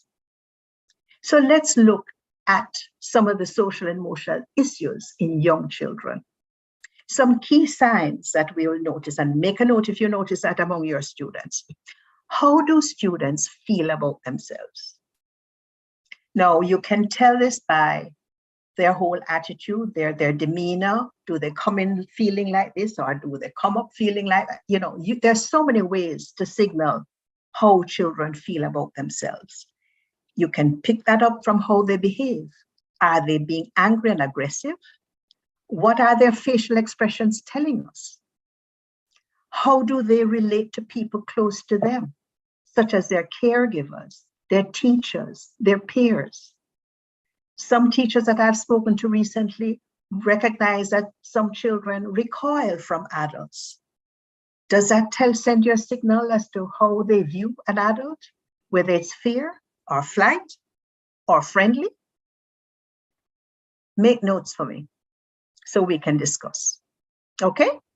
These behaviors are especially evident since the return of face-to-face school and are clear indicators that social and emotional issues are among our students. Leaders, we also need to be aware that there is strong evidence linking social and emotional health and academic growth. You know that if you are anxious, you're just not thinking right. Any kind of social upheaval, you're just not thinking right. It affects children too. They also need to be aware of the relationship between school and success and the health of our children. This is parents now, in the preceding years and even to adults. Research shows that effective programs that address social and emotional health early in life can promote resilience and actually prevent mental health problems later in life. There are signals that must prompt us to address this issue, and our interventions can begin without delay just by taking notice of the behaviors of our children. And let's see how that can happen. You know, please don't laugh at my artwork, but in this one is a happy face. These mood meters, as we call them, are ways of helping children identify how they're feeling. This one is an angry face. This one is just calm and chilling. How are you feeling? What are you feeling? When do you feel this way? And why do you think you feel this way? Just some questions to get them to think. And sometimes for us to think about why we felt this way. And most important is that we all engage in practices to address these emotions. Let's look at some proven strategies that educators can use to stem the decline of social and emotional relations in homes, schools, and communities. Ready? So some of the things we can do to help to begin developing and promoting and implementing practices that nurture and foster more caring and sharing and productive society. Our children must be equipped with the requisite social skills to be able to get along with their families and peers. We need to equip them with problem-solving skills that help them refrain from modeling physical and other retaliatory responses. And we need all hands on deck. The parents have to be involved too, because a lot of this practice is modeled at home. So to help lay these foundation stones on which our children and their parents and communities can promote and build step by step the social and emotional skills to ensure that our children progress through basic, through primary, through high school, through college, the workplace, and throughout life. Firstly, we must remember that our early learners possess rapidly developing brains. And if we don't trap those negative emotions early, it can retard brain growth. So I want you to just work with me as I share some ways in which our brains develop that you will get to help. It will help us all to understand what happens in the human brain. So this is the cognitive organ of the entire body. This is the learning organ. This is the organ that tells you everything, what to do, when to do, whatever it is. And this is a tool that all teachers, all educators have to work with, because you are educating children. And if this is the tool for education, we have to protect that brain and we have to transfer this to our parents. So it's a seat of learning and social and emotional development in all of us. It is the organ that every parent and teacher should have an interest in, because it controls all key functions.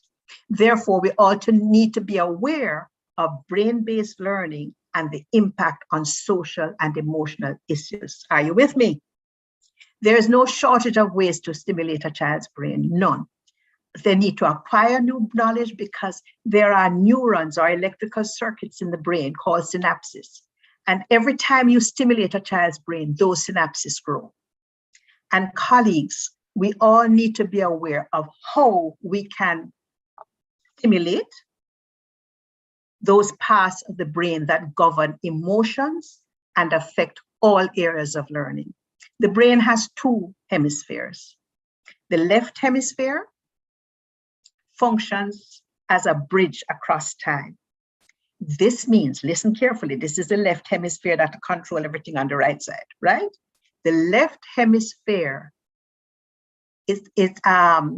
this is where all fears and traumas are trapped. When somebody hurts a child, embarrasses a child, whips a child, beats a child, they do not forget that occasion. And it is in the memory bank of the left hemisphere. Okay? Now, the right hemisphere is a different tool. It is always processing in the present moment. This is why it is so important for us to have children be present, because you want to make sure that they recall more present, good, happy situations that can override the negative hurts that they've had. So this is, the scientists will call it mindfulness or the present moment. But here we have this bihemispheric capacity within us.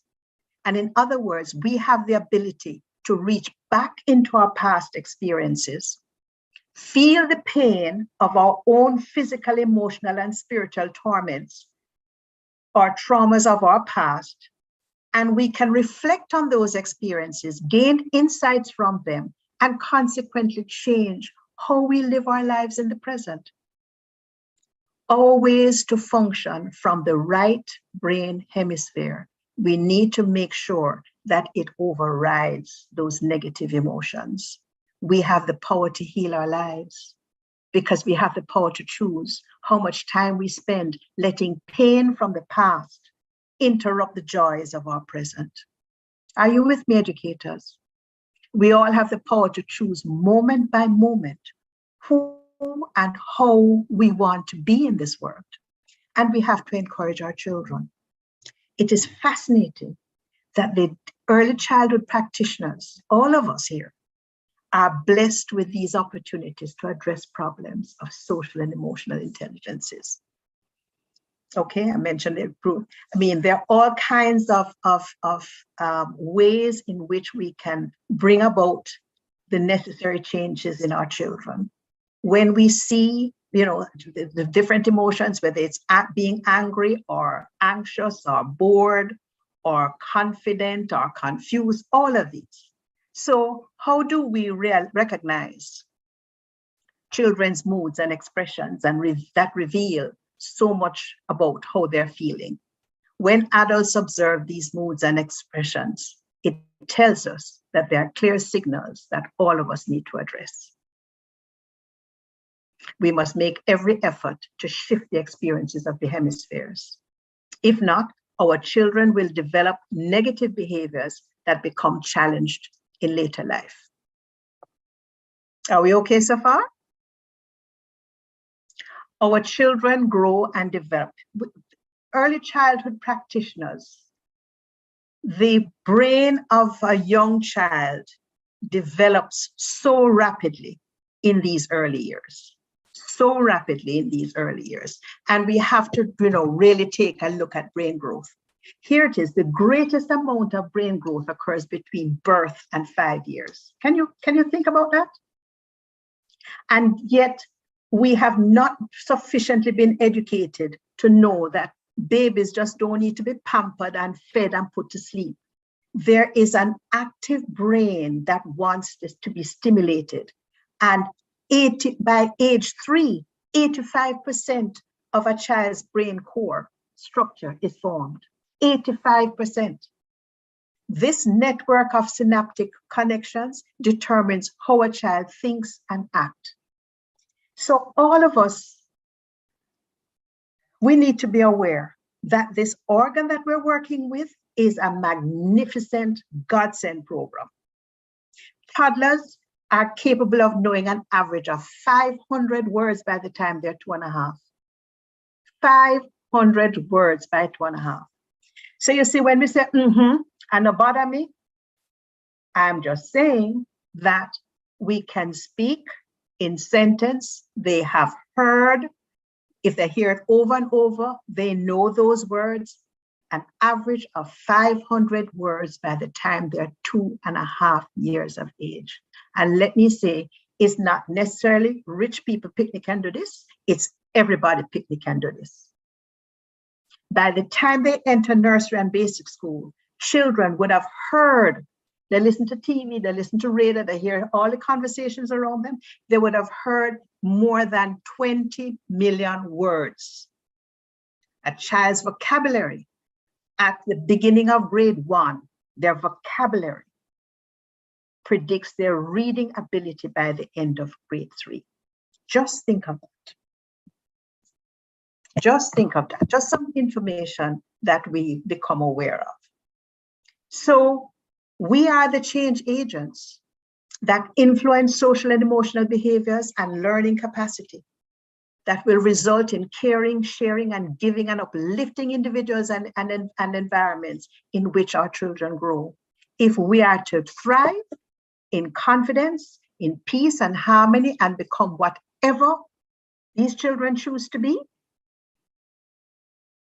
we can be the miracle workers of the future. All of us educators, when you know how to unlock the potential of our children.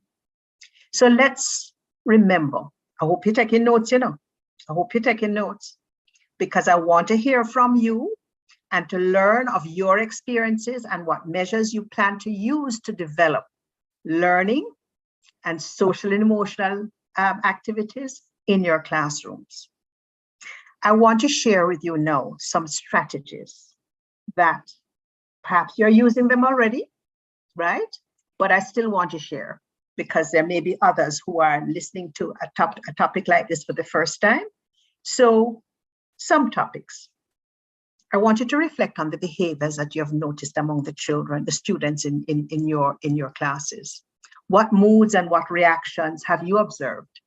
What emotions are your children exhibiting and how are they responding to you and the environment? Are their verbal and physical expressions appropriate? Do you notice mood swings, behaviors such as being silent or withdrawn or physically expressive and violent? Are you experiencing that? What can we do when this happens?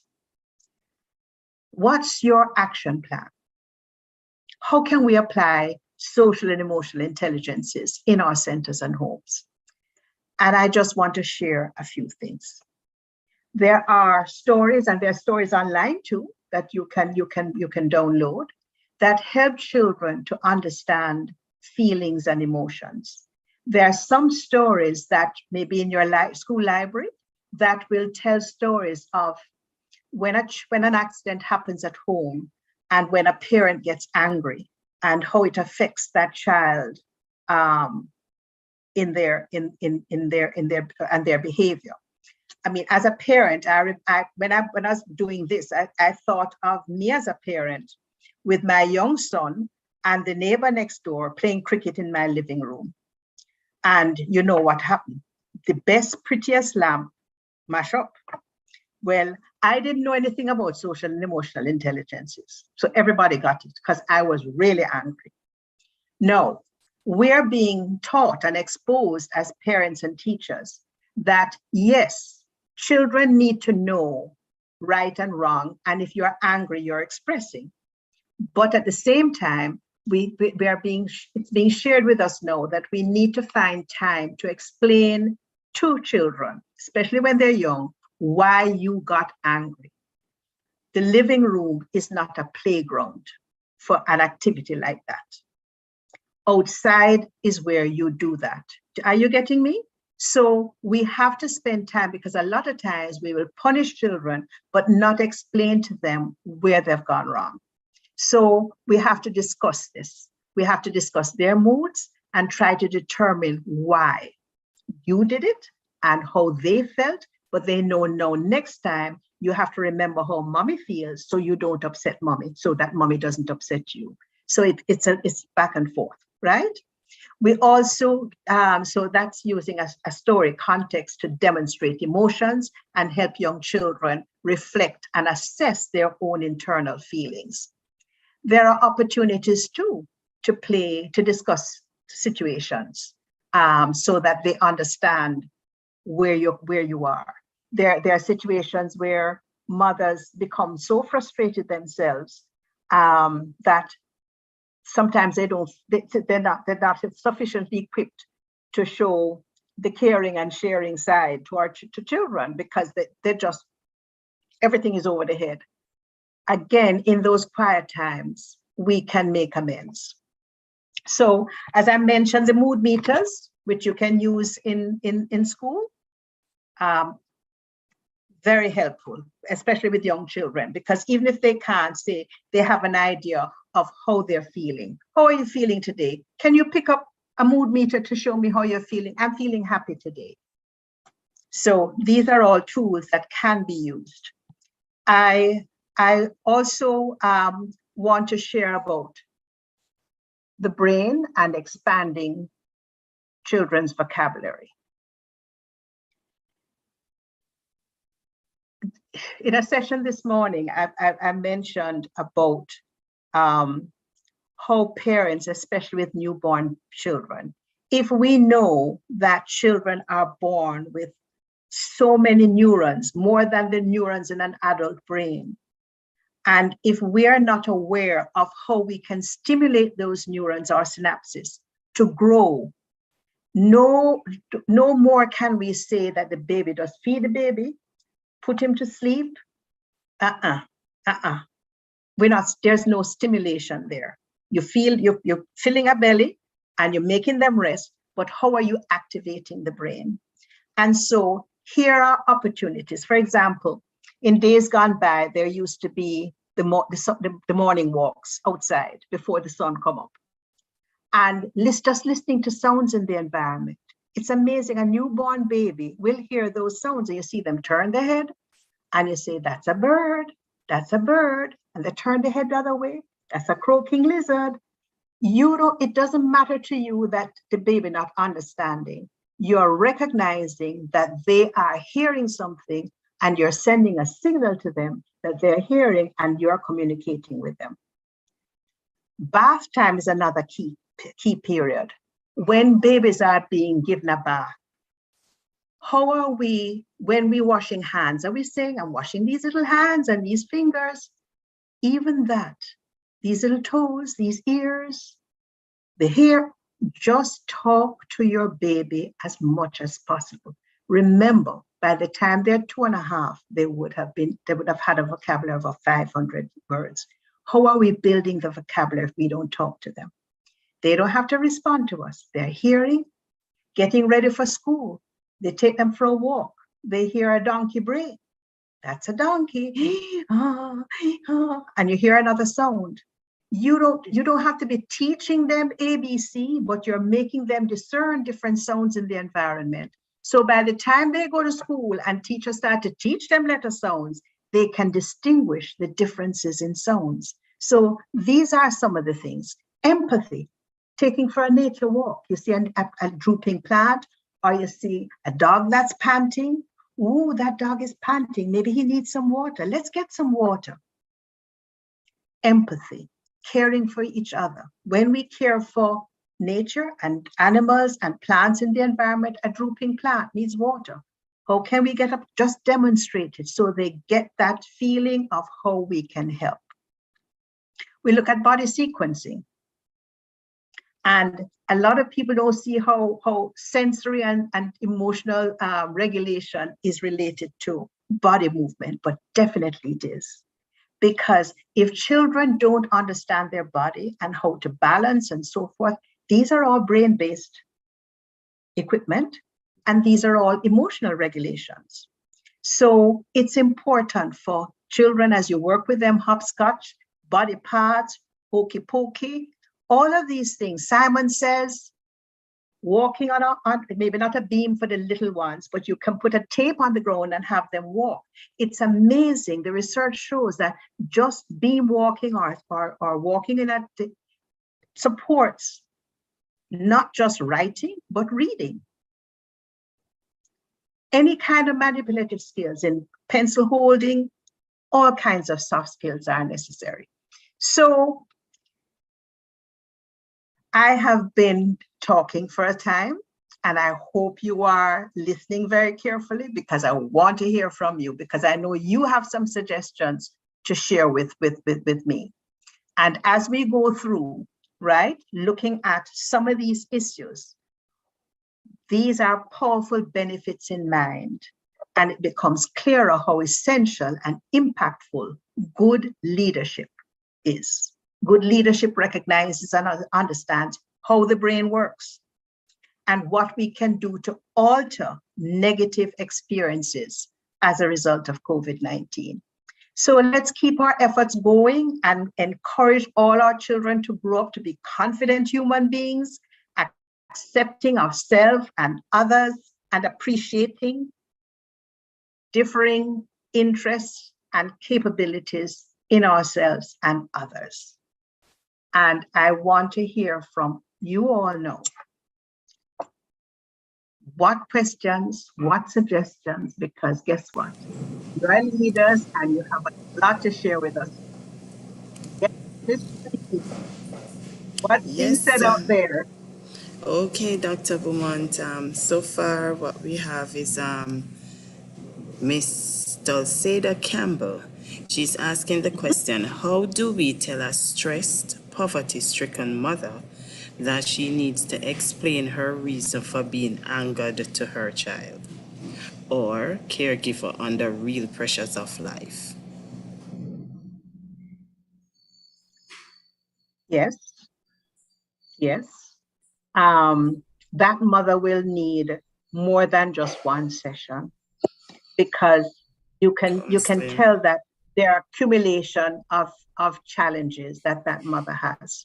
As Elceda says, stress, poverty, don't know where to get the next thing from, have this child, you want the best for your child and you want to feed your child, but you just don't have it. It is, and the thing is this, that in many instances, how can I put this? Everybody has a different view, right? But there is a time when we surrender to Almighty God.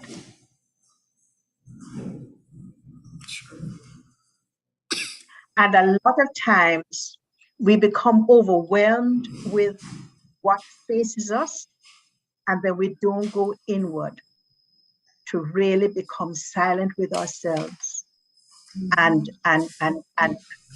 think a new thought. Because to be honest with you, Denise, all of us get to a point like that. And we all have to find strategies to settle ourselves and reframe our thoughts and come again. And sometimes, it goes back to mindfulness, taking yourself into the present space.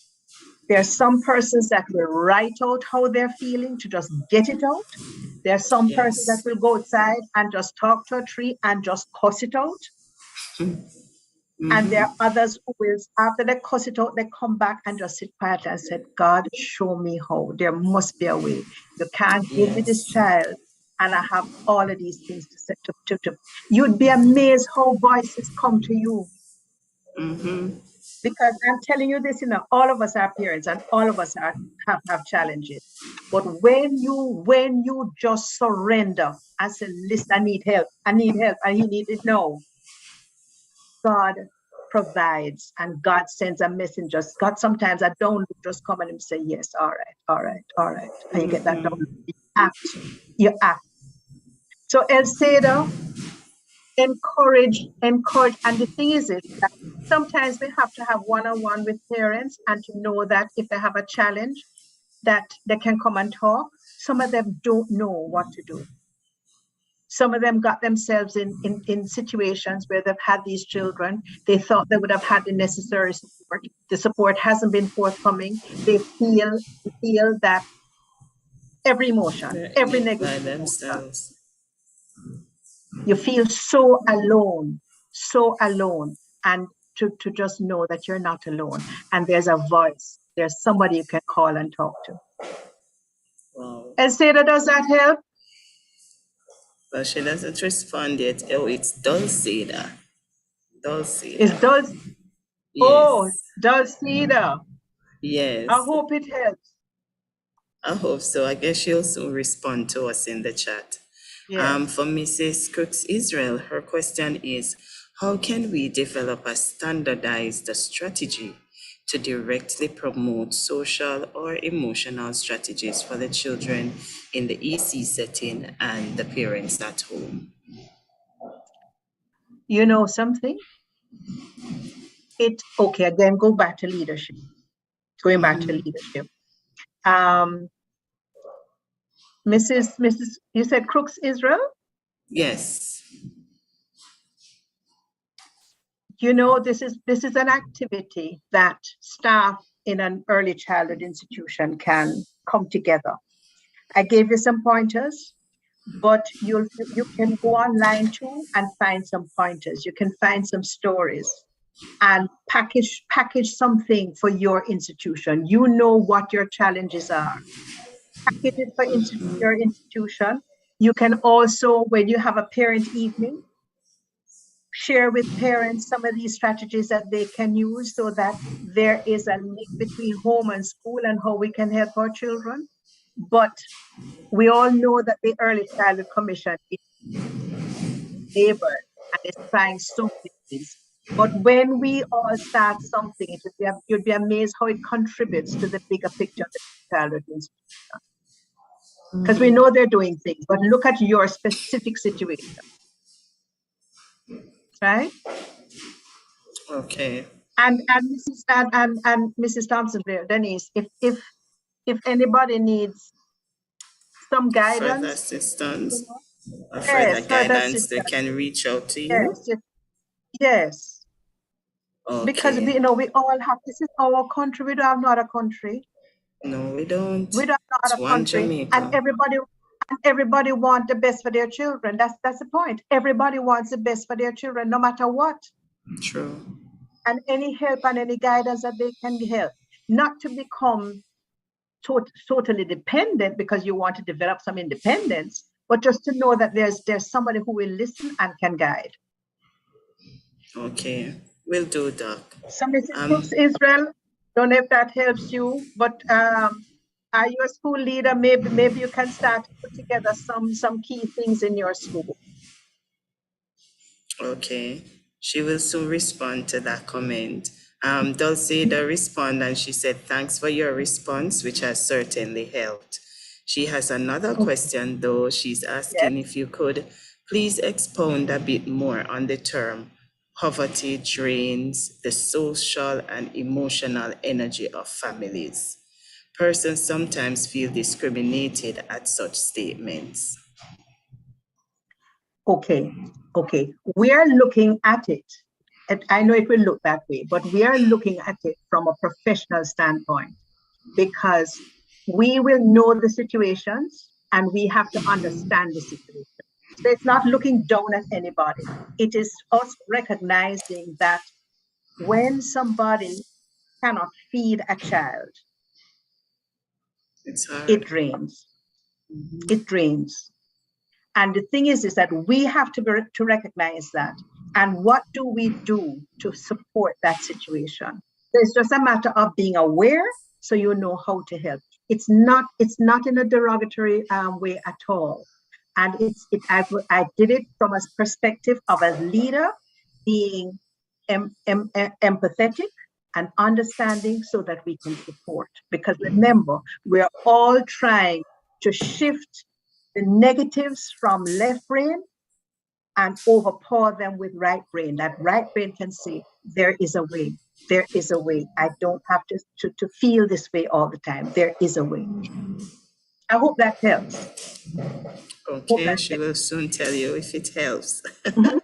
All right, Georgia Suari says, how can I help parents to understand that children have a voice too, and they are not rude when they express themselves? Beautiful. I so agree with you. The thing is this, that many of us are from the old school where children are to be seen and not heard. Not heard. Mm-hmm. And this is another parenting skill. If we shut them up, they don't express, right? And if they don't get a chance to express, then the anxiety sets in and all these other social and emotional things set in. And remember that, sometimes we said, why do you chat so much? But remember that those synapses are growing. And this is why we have to let parents know that this is how the picnic learn. If we don't encourage them, we shut them up and just dull them up and the synapses shrink and die forever. And we have children who are not critical thinkers. Another thing with critical thinking is that we need to pose our questions for them to think. Mm-hmm. We have come from a tradition of telling children what to do. Do this. Instead of what do you think if you did it this way? Right. Or what do you think? Or you try to tell me what happened. We don't encourage them to be inquisitive, to be fact finders. And so, they become workers and you have to tell them everything. And when they finish doing what you're telling them sit down and waiting. But Miss, you never tell me what else. So true. That is true. That is so true. So don't shut them up. Don't shut them up. Those synapses are growing. And you can say, yes, so and so, yes, Tommy, I hear you, but mommy just need a little quiet time right now, right? But don't kill it. Don't kill it because you want the best for your child. Everybody wants the best for their child. Let me tell you that. Every wants the best, and we have to help them know what is best. Yes, you have another one. True. Yes, more of a comment. Don't know if you want to comment on it too. It says some children refer to each other. I think this was when we asked, what emotions are we seeing in our ECIs? Mrs. Israel had responded to say some children refer to each other using derogatory names and curse words when there are disagreements. Yes. You see, that's environment. That's environment. And so when we have those parent meetings, we have to let parents know that the vocabulary that's used in home is coming to school. Mm-hmm. And we also have to let the children know that, what do you feel when you tell somebody that?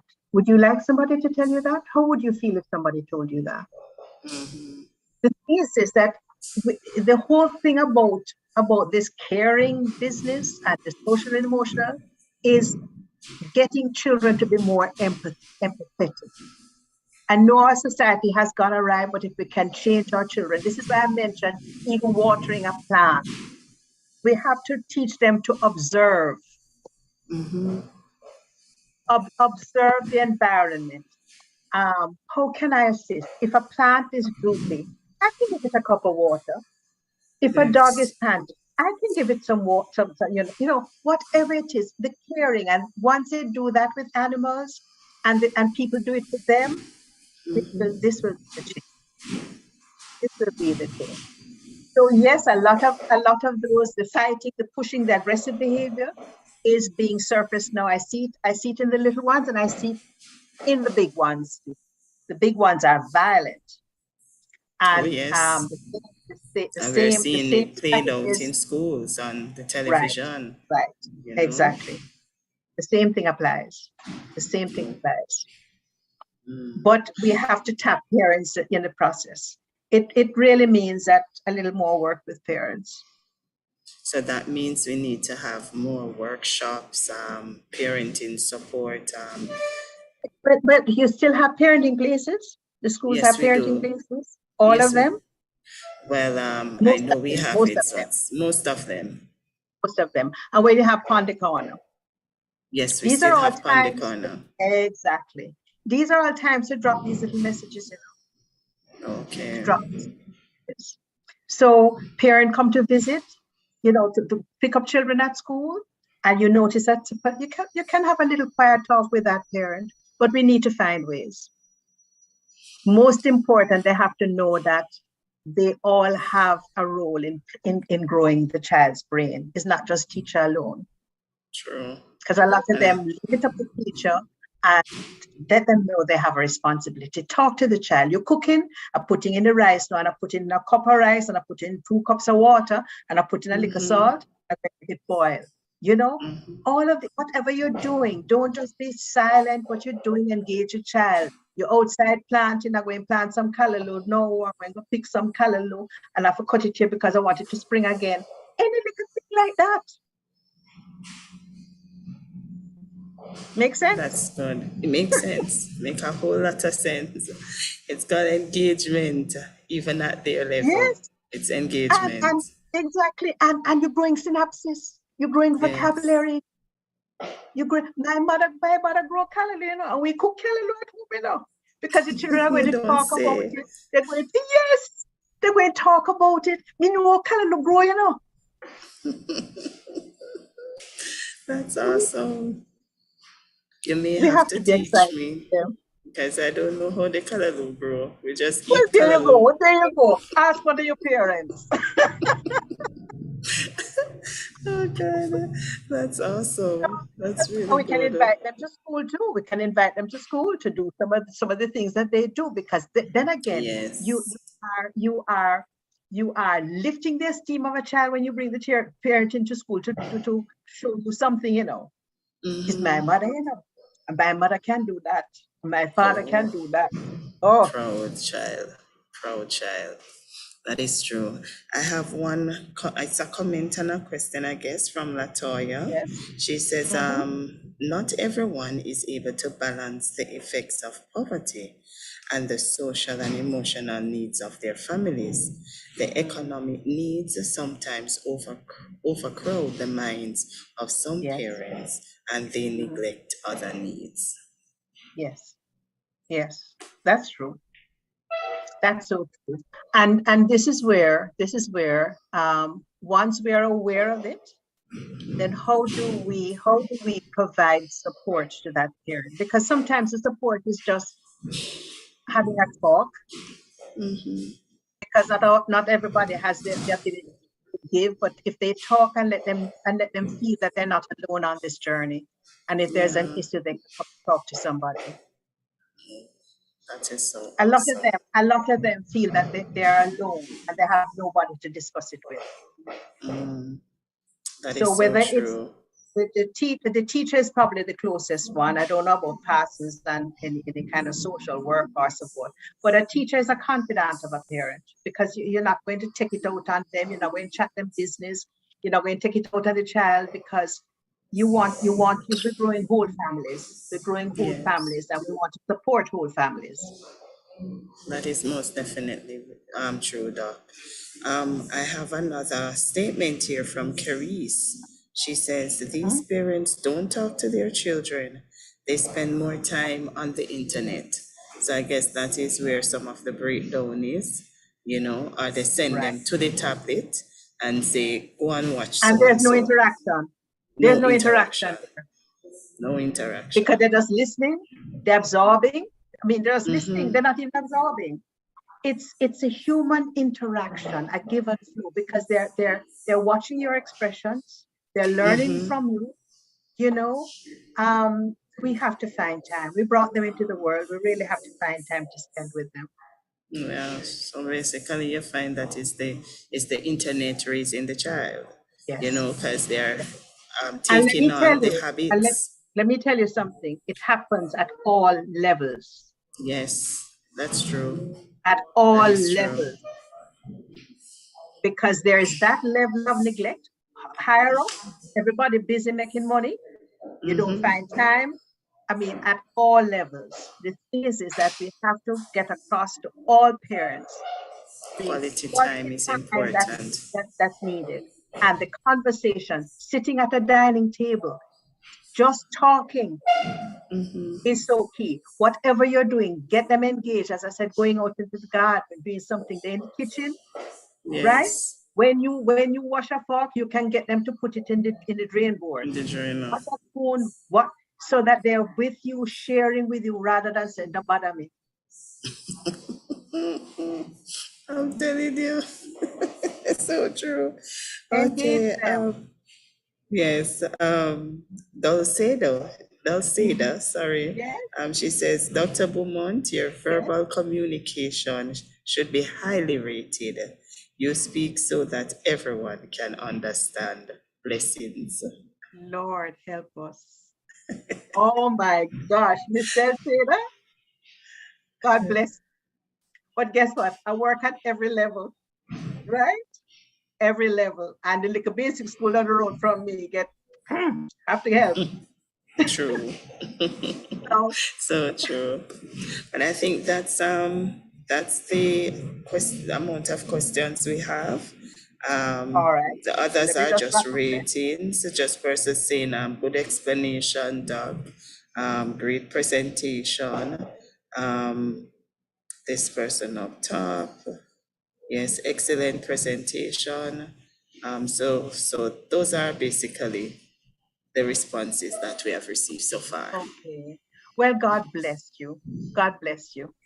And I just want you to be aware that with these powerful benefits in mind, it becomes clearer just how essential and impactful good leadership, recognizing and understanding how our brains work and what we can do to alter negative experiences of COVID-19 through a conscious awareness of the social and emotional challenges and the importance of addressing this intelligence and the promotion of impactful teaching and learning experience in our homes and our schools.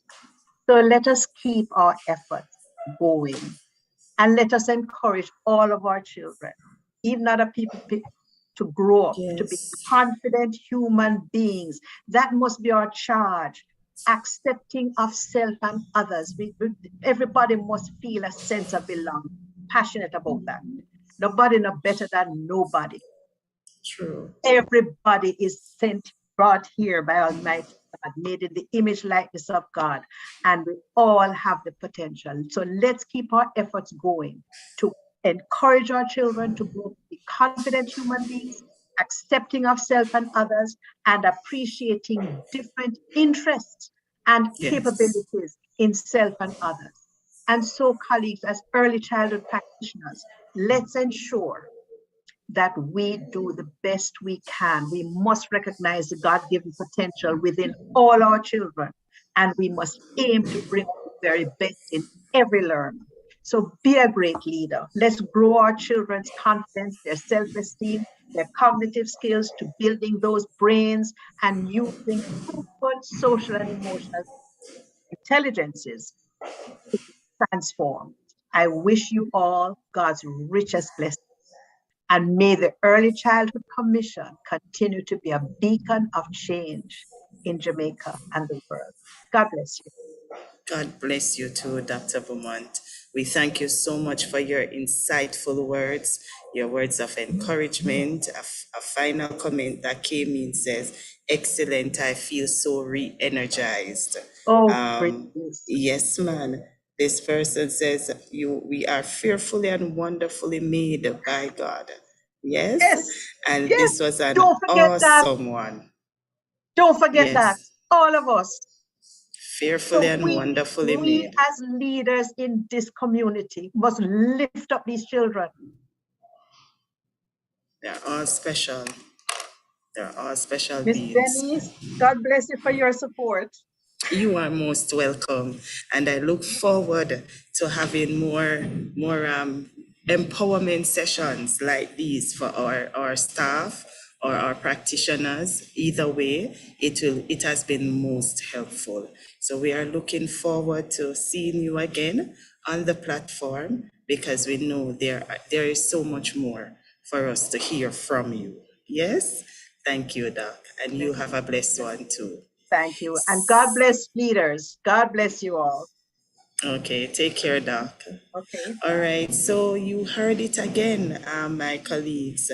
We have gone through another powerful, impactful masterclass session on leadership, and how time flies by so quickly when we are having fun. So some of the key takeaways that we would have discussed here this afternoon from the session: we should endeavor to embody the characteristics of a great leader. As a great leader, we must have self-reflection and self-awareness because it is critical for us. We must be aware of how others see us and how we are showing up in our spaces. To be a great leader in early childhood years, we must exhibit love, because most of all, love has to be at the center of all that we do. For the aim is to grow and develop. Remember, we are in the business of growing and developing those that we lead. And finally, as I saw on Doc's slide, as a country, we can all rise and we can help lift others in the process. So let us go through and see who can stand on your shoulder tomorrow. Who can we lift to the next level? So we just want to encourage you to just keep doing what you're doing, our practitioners. Keep soaring, because you are growing and developing the nation's children. So we thank you for your participation, and we do look forward to you joining our next session, which begins in a few minutes from now.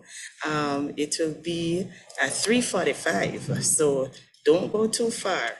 Remember, you have to fill out that workshop evaluation form, because we need to have you reviewing this session. You have told us in the chat how awesome it was, how excellent it was, so we need you to put that information on our evaluation form. So stick and stay with us, and I'll see you back in this space at 3:45. Have a wonderful evening now. Bless you, Doc. This is a message from the Early Childhood Commission. Do you have a child between 0 to 2 years of age?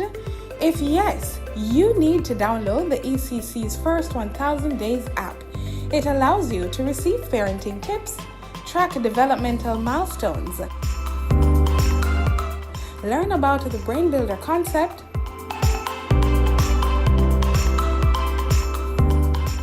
receive relevant articles and research, plus interactive content. The First 1000 Days app, now available for download on the Google Play Store and the Apple App Store.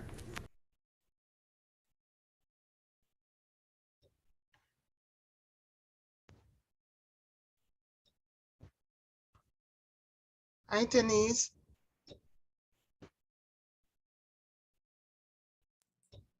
Hi, good afternoon. This is Dr. Demetrius. Yes, it is. Hi, welcome, welcome. We will begin in a few minutes. Our session commences at 3:45. So just give us a little more minute to run this ad, and then I will cue you in. Okay. And at that time, I can run my presentation. Yes, most definitely. All right. Thank you. All right. You're most welcome. Hi, I'm Kadian. The Early Childhood Commission is delighted to present to you the First 1000 Days app. This app will give you access to information on the first 1000 days of your child's life. You will be able to track developmental milestones, and we will give you an opportunity to connect with parents as well as with the Early Childhood Commission. I will now give you 3 simple steps to download the app to your Android device. Step 1. Go to the Google Play Store and search for First 1000 Days. That is 1ST 1000 days. Step number 2. Open the app and sign up with an email or your Facebook or Twitter accounts.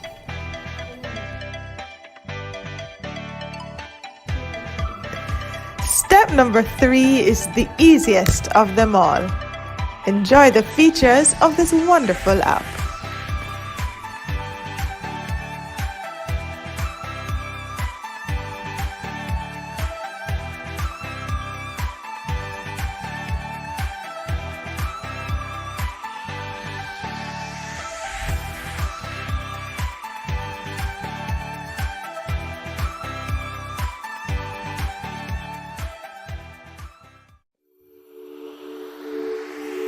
That was a message brought to you by the Early Childhood Commission.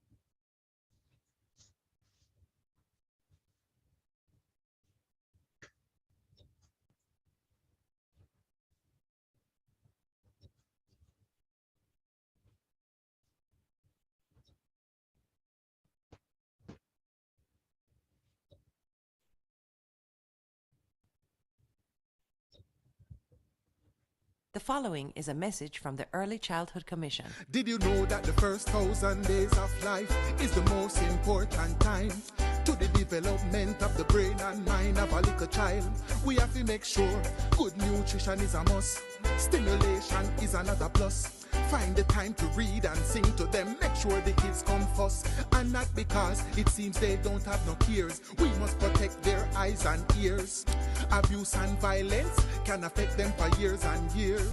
Today's children will become tomorrow's citizens. If we fail to give them the proper foundation to healthy and productive lives, our future will be at risk. Remember, the first 1,000 days of a child's life matter. Ensure they receive love, protection, stimulation, and nutrition. That was a message from the Early Childhood Commission.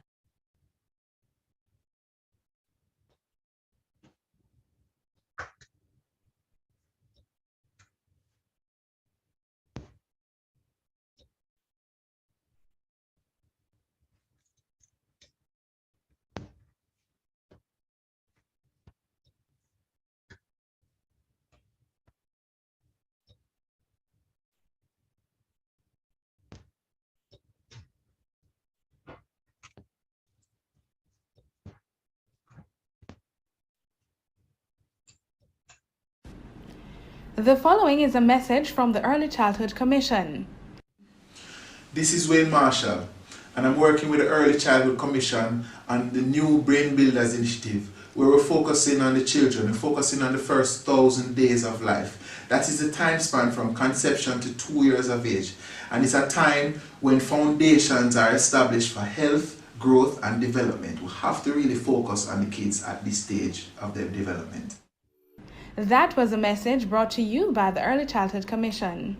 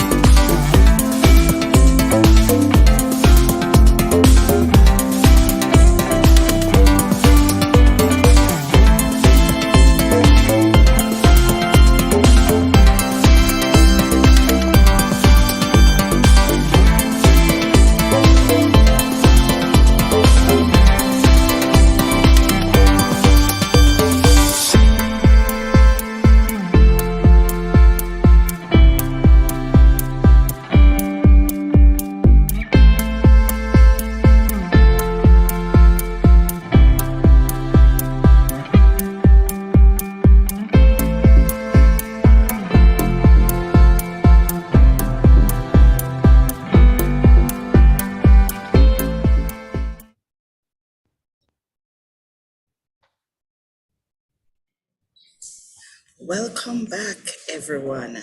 I know you are ready for our next conversation on leadership, because after exploring all these different topics over the past 2 days, I know some persons may be asking the question, so how relevant is leadership? Every leader wants to be relevant. Relevant leaders are in sync with the moment, have a perspective, understanding of the past, and anticipate the future consequences of their decisions. This session that we are about to explore will be looking at skills for leaders to remain relevant and the benefits of relevant leadership, especially in changing times, such as during a pandemic when things have changed drastically. Now, with us this afternoon is our presenter, Dr. Sherian Demetrius, and she will be discussing the relevancy of leadership. But before she does, I just want to introduce Dr. Demetrius to the team. Dr. Demetrius is an educator extraordinaire who received early education at the Falmouth Infant and Falmouth All-Age School, along with the William Knibb Memorial High School. She received a certificate in primary education from Sam Sharp Teachers College and a diploma in elementary education from the University of the West Indies. Dr. Demetrius immigrated to the United States of America in 1987, where she continued her education as an educator. She received a bachelor's degree in elementary education and a Master of Science in Varying Exceptionalities from Nova Southeastern University and a doctorate in Curriculum and Instruction, Reading and Language Cognition from Barry University. She currently works as a curriculum support specialist with Miami-Dade County Public Schools and as an adjunct professor with Barry University and the University of Phoenix. Dr. Demetrius has received many awards, which include the June 2003 Channel 4 Golden Apple Award, 2004 North Glebe Elementary School Teacher of the Year, and the Education Fund Grant Writer Awards in 2003, 2004, and 2005. And she also got the award for the Teacher Network Leadership Institute MetLife Fellow for 2005 to 2008. So before we begin, you just know I want to remind you, please, at the end of Dr. Demetrius' presentation, we will be taking questions. So we're asking you to place those questions in the chat so we can field those questions to Dr. Demetrius.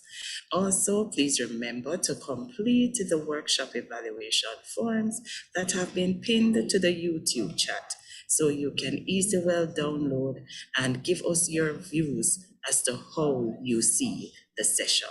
So at this time, without further ado, I'm going to hand over to our capable presenter, Dr. Demetrius, who will go through with you. Dr. Demetrius, over to you. Oh, thank you so much. Welcome, welcome, welcome. It is really a pleasure to share with you this afternoon. And as I get my screen ready, what I want to encourage you to do, because I know you've had a long day, and if you've had a long day like I did, I want to make sure that you are able to greet someone. And the way you're going to be doing that, because our session is all about people. So the way I want you to do that is to go to the main screen, and once you get there, to go ahead and find in your chat, find someone and say a hello to them. It could be a happy face, it could be a thumbs up, it could be a word of encouragement. Just go ahead and do that for 1 second, 1 minute, sorry.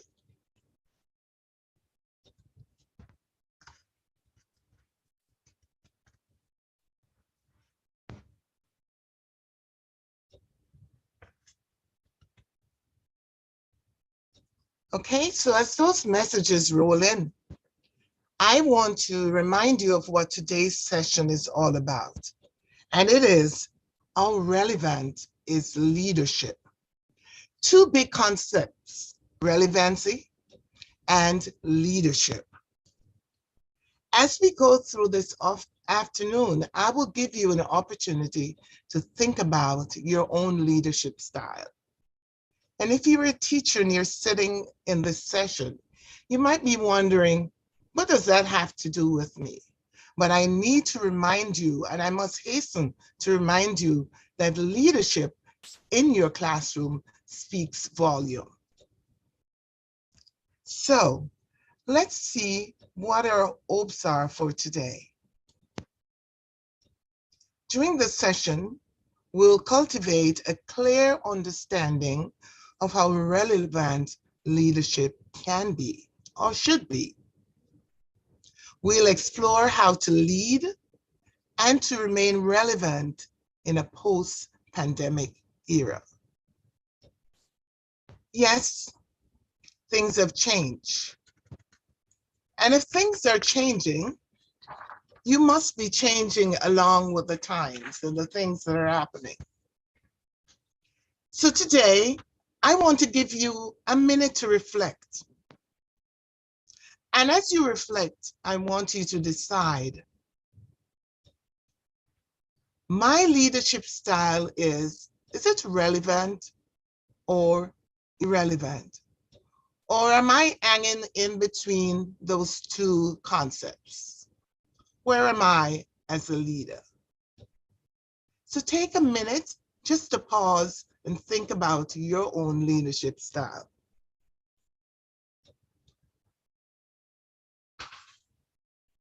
In the school, the principal is a leader. In the classroom, the teacher is a leader. In the classroom, the student, you will find some students who are leaders there, who are waiting for you to build leadership capacity in them as they grow and learn. Again, my question, and I'm not asking you to answer, I want you to think about it real hard and decide whether your leadership style or your whole idea of leadership, is it relevant or is it irrelevant? When we think of leadership and its relevancy, we want to think about how we inspire people. We want to think about how we empower people, how we build a shared vision and ensure that each person within our school, within our building, within our workplace understands and knows the vision.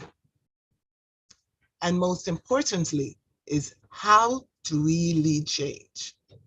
So as you go back in your mind and you look at your own idea of whether or not your leadership style or your leadership is relevant, you are now making that connection to what are some of the things that you do in your building that will make it your leadership relevant. Are you inspiring people? Are you empowering people?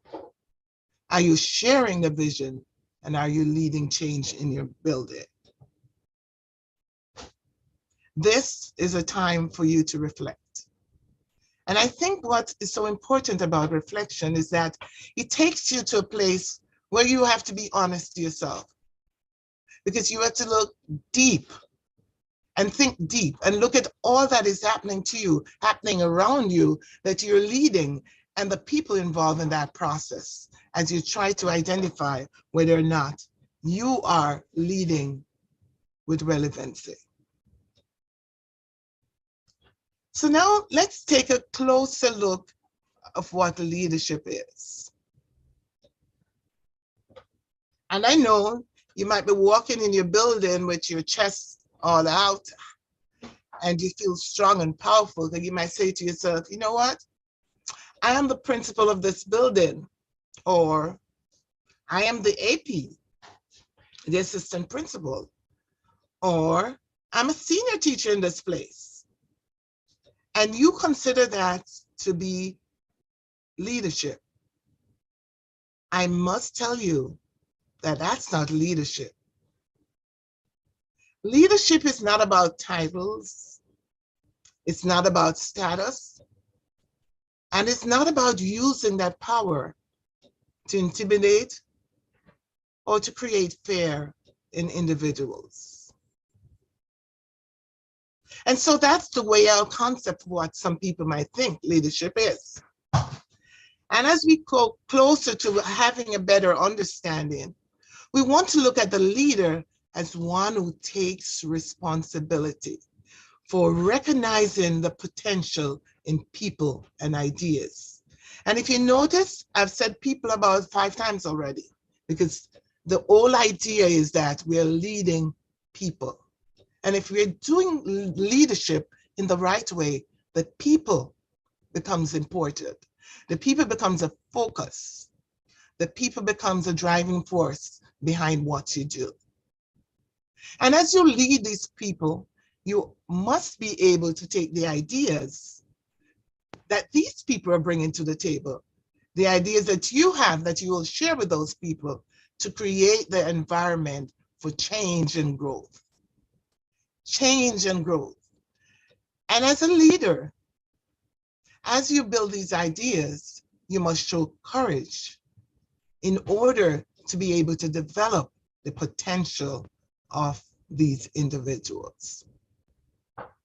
So when you see this new teacher walk into your building or walk into a classroom with students, think about what potential that individual has. Think about how you as an administrator, as a leader, can lead those people into discovering and unearthing their potential into becoming that practitioner in which they're proud of themselves and you too are proud of them. The whole idea of leadership that I just shared with you is constructed by Brene Brown, and that's included in her book, Daring to Lead. So as you formulate in your minds the type of leader you are, understanding how relevant leadership is, especially post-pandemic, my challenge to you this afternoon is to dare to lead. Are you bold enough to lead people, to look for those desired changes that Brene spoke about, those potential, those hidden talents, those abilities that are just sitting there waiting for someone to come and nurture it? Are you that leader that is dare to lead?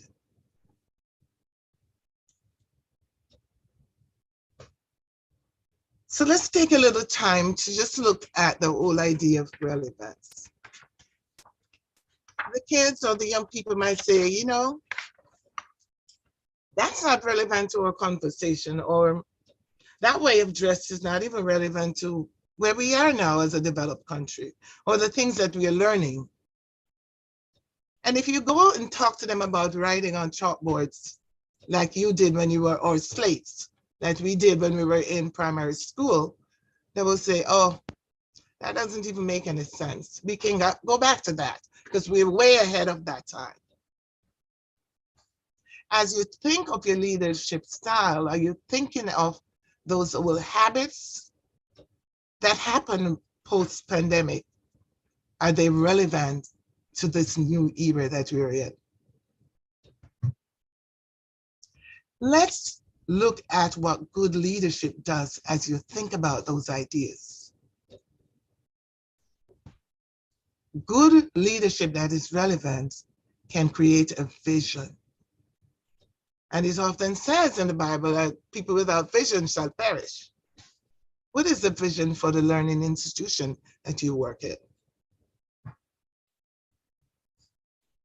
Can you motivate people to make that vision a reality? I'm not going to tell you that it's an easy task. But if you put the hard work in, change will happen. But you must begin that process, that change process. A good leader who is relevant and who understands being relevant within the new setting can inspire anyone to achieve their very best. And again, this is all centered around people. How do you get the people you work with to show their very best? Yes, you're going to have those who will sit back and not do anything. Those who will sit back and will say they're fixed in their way because they do not embrace change. But are you that leader who will really able to inspiring them by both your words and your action so that they may achieve their very best? Where you will say to them, good, better, best. Never let it rest until your good is better and your better is best. And I learned that a long time ago in primary school, thanks to my Jamaican education. And even today, I apply to my life because I think that every time I do something or I strive to achieve something, that I must do my best in order to achieve that goal. As you look at relevance, you must look at the person, the human capital, the teacher, the custodian in your building, the cafeteria worker, the person who cleans the floor, the person who cuts the grass. You need to look at what knowledge base they have. How can you use that knowledge base that they have to build on their skills and to make the learning environment within where you work a better place for all? As you think about that, you cannot forget your children, because they're why you're there.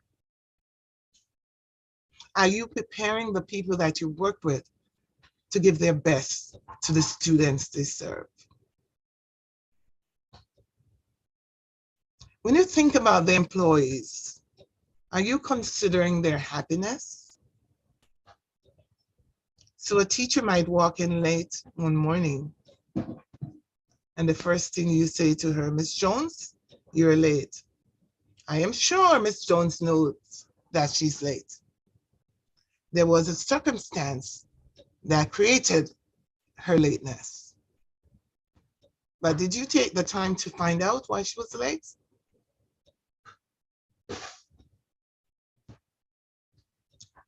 Bosses and supervisors, they play a bigger role in understanding and creating that environment where the workers feel loved and feel happy and feel welcome, that someone somewhere within that building cares.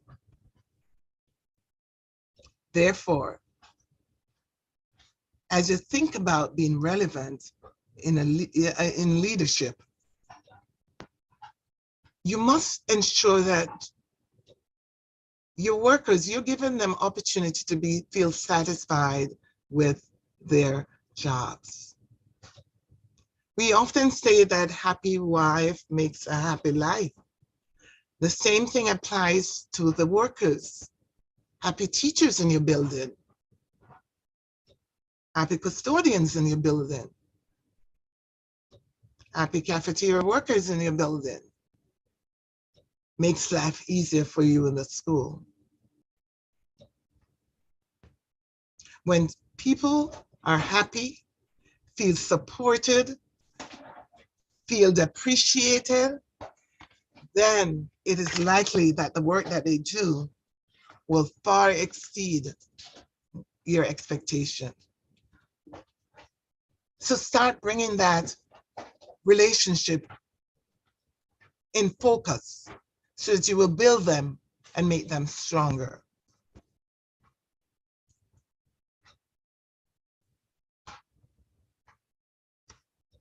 So if you look at the script and you might have a not so happy situation, I would say to you that as you leave and as you listen to me today, that you will have the opportunity to flip the script. That is to change your whole outlook, the whole situation into something that will bring you more pleasure, more joy. So that when you walk into the building one morning, you're going to feel so happy. Yes, this is school. This is what I'm here for, to change the lives of the people within my building, starting with the people who work for me, down to those little ones who came to learn. So one of the questions as you think about making the environment into that place that you want to be there, and the teachers want to be there, the students want to be there, is for you to look at how can you make your team members' life easier. And we think about physical well-being. Think about the cleanliness of the building. And probably you don't have enough monies in your budget to get someone to clean every day. But I'm sure if you take a little walk in the community, get a couple people, one weekend they can come over and do a big time cleaning over there. And then you don't have to worry about those major kinds of cleaning for a week or a month or so. So it's looking for those resources that will help you take care of the physical part of your building. It is ensuring that when those teachers walk in, they're not falling over the rocks that are in the front of the yard because somebody took the time to pick it up and to make sure that they can walk and get to their classrooms. Cognitively, how are you providing them with opportunities to learn something new? Are you doing this in your faculty meetings? Are you providing them with literature pieces that they can read and build on their knowledge? Are you exposing them to workshops like this one that we're doing today and seminars where they can go and get new ideas, and that can be put into the classroom? How are you supporting them emotionally? And I spoke about the teacher that walked in late. When someone in your family loses a family member, are you that administrator, that principal, that lead teacher who is able to give emotional support? And sometimes I tell you, when these situations happen, the fact is you might find it difficult to be able to express how you truly feel or to express a form of support to that individual. But sometimes it's just a listening ear that they're waiting for, or an hug. And I know we don't do that a lot now because of COVID, but how do you support your people emotionally, knowing them that someone might take a hug, someone might take a kiss, somebody just wants you to take a bow in front of you. So you have to know your people in order to meet their physical, their cognitive, and their emotional needs. And this all idea is embodied in the whole idea of servant leadership.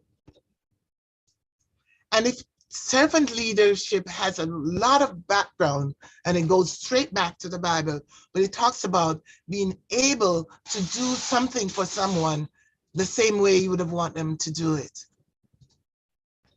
It is really putting the effort into enhancing people's lives, both when you think of how they perform and how satisfied they are in the environment in which they work. As I did the research for this, I looked at some studies. And one of the things that jumped out at me was that managers themselves are happier and find their roles as leaders more meaningful when they feel that they are helping people. And I know that I might be preaching to the choir. And if you're teaching, you're thinking about moving into managerial positions within your school, you must think about being that servant leader who is willing to give and to lead by example, who are willing to ensure that the people in their organization understand that their role is meaningful, that someone cares, and that you are going to be that someone who helps the individual in your school. So this is not an easy task. Yes, you might say, oh, I want to be a principal, but you have to dig deep within yourselves and say, am I ready for that task? Am I ready to be that servant leader to support my team as they want me to?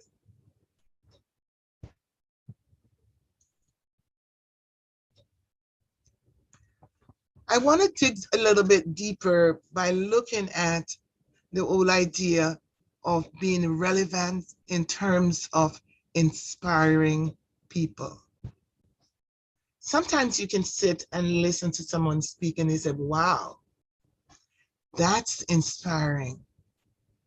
As a leader, when you open your mouth and speak and you address the people that work with you, that serve in your building, they need to be inspired by you.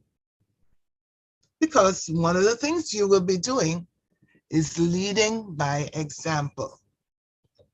This is not a do what I say and not what I do. It has to be do what I say and I do, because what I say is going to be aligned to what I do. So I'm going to get into the trenches with you. I'm going to work with you. I'm going to get you through this. I'm going to show you how it is done. And I'm going to hold your hands as you go through that learning process. So I'm walking in the building in the morning, and the kids played outside and they ate candy and they ate bun and bulla and all kinds of stuff, and they throw the wrappers on the floor. And I am, as an administrator, walking. I'm going to walk past it and say, that's not my job. Nope. Because then I'm not leading by example. This is my school. This is our school. So as I pass and I can bend down, I can pick up some of those trash. And I might later have a conversation with the kids about how to keep the environment clean. But I'm making sure that whatever is happening, that I'm not too good not to be a part of it, that I'm down there with you working through it. I'm going to value each member of the team. You cannot, if I belong to your team, you cannot see me as a crowd of people. You have to know Sherry and Demetrius by yourself, who she is, what she likes, what she brings to the table, how she can support me in growing my school and in ensuring that my students are doing well. I have to know and value her contribution to the school. Very, very important. So if you have any doubt in your mind about someone who at this time is not doing their best, or someone who needs support, it is your job to value that person enough to go and say, okay, let me see how I can support this individual to get to the point where he or she is proud of himself. I'm going to look at my group of people that works with me and use them to effect change in my building. How am I going to do that? We're going to provide opportunities for them to share their ideas, where they can talk through it. They can look at the pros, they can look at the cons, they can come together and say, okay, this idea will work because this is a good solution, because I think we all can put together to collaborate to get that change that we're looking for. And so we work towards coming into a consensus. And what consensus states is that everybody got an opportunity to talk about it, to look at it, and then in final run to come to a decision where the change can happen because the group influenced each other. Very, very important. I know that when I was in the classroom, if I walk in one morning and see a red apple on my desk, I'm on cloud 9. I don't care who it came from. And especially if it came from my principal, I was happy because, you know what? My principal must have seen something that I did and want to reward me for it. So we have to be able to take some time and ensure that we reward success. So you're doing an observation. You walk into the classroom. The students were engaged. Everyone was counting. They were using the manipulatives to work through the math problem. The teacher was supporting, walking around and just doing an excellent job. You might smile at her and say, good job. When you get into your office, take a little piece of paper. Write that teacher a note. Be specific. Say, today I saw you as you work with your students. You ensure that all students understood what you were doing. You supported them by walking around to their desk, giving them a pat, giving them a check mark. And you are specific in that. So that when the teacher receives that note, teachers will feel that she's valued or he's valued. They will feel support. Because let me tell you, classroom life is not easy. And if you're in there teaching and no one is supporting you, you don't feel like you want to go on. It becomes a challenge each day. And each day you might question whether or not you're in the right place or doing the right thing. You want to support efficacy development. And efficacy is one of the things I love. Because you know what efficacy says to me? I have had success in teaching ABC. It tells me that I can do it because I have had success. And so it builds my efficacy. The minute my principal says to me, Dr. Demetrius, you did a good job, I feel validated. I feel that I did a good job. So my efficacy level builds. And with that, I want to try something new. I want to go further. I want to push myself a little bit more, just because I had a principal who is a relevant leader and who inspired me to do much better. How about that?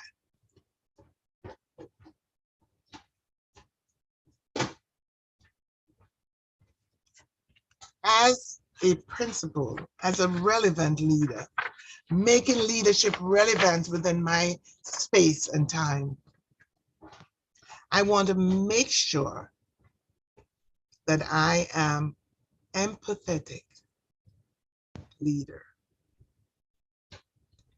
And this does not mean that I'm going to take anything that you do that is mediocrity. I am not going to take it. But it means that when there is a challenge, I can get to your level and I can understand what it is. And I can help you move from that space into a better situation. I can empathize with you, but that does not mean that I'm going to take mediocrity from you. So if I'm going to empower people, I must check in with my team to know how they are doing. So when that teacher walks in the building, the teacher is late, I can say, what happened? And that teacher might say, I had an emergency at home, or the car broke down, my driver didn't pick me up, something, so I can understand. And I say, you know, I understand. Okay, Mr. King was looking after your class. Now you can go in, take a breath, and go in and start your work. That ties in with your whole idea of supporting that individual when they're having a rough day. And sometimes you don't know what triggers it off. Because I can get up in the morning and just don't feel like getting out of bed. And so I might say, okay, let me lay for another 10 minutes. And the next thing I know, I fall asleep. And my 10 minutes become an hour. And so as I get up and trying to get to work, you know, things not running well. So by the time I get to work, I'm frustrated. I'm just like not into it. And I start to wonder, you know, what next? So if I'm having a rough day, my expectation is that somewhere within the administrator, within your leadership team, that you will be able to provide some kinds of support. Even if there's something to do with a family and so forth, you must be able to be understanding and to provide some kind of support. Again, I cannot overemphasize the importance of treating each person as human, single human, one person, who they are, what their needs are, how do I help them? I can do that when I demonstrate that I care. I don't always only care about the work performance. Yes, that's important, but I need to show the people that work with me or for me that I care about them as individuals. Enable your team to feel safe so they can share your concern. You know, in America, we always say, follow the Vegas rules. And that is often what said means that whatever is said in Vegas or what happens in Vegas stays in Vegas. So I open my classroom door as a leader to you, and you can come in and talk to me. I must be that person who holds it in confidence if that's what you want. You don't want me to share it. I want to make sure that that is held in confidence. So I must make sure that my office, or when someone comes to speak to me, is that they feel that they can share their concerns with me, and I will listen. Because sometimes we find it very, very hard to listen. And the reason is that we are not good listeners. The first thing, somebody opens their mouth and we try to find an answer to give, and that's not the best way to listen. We need to listen actively.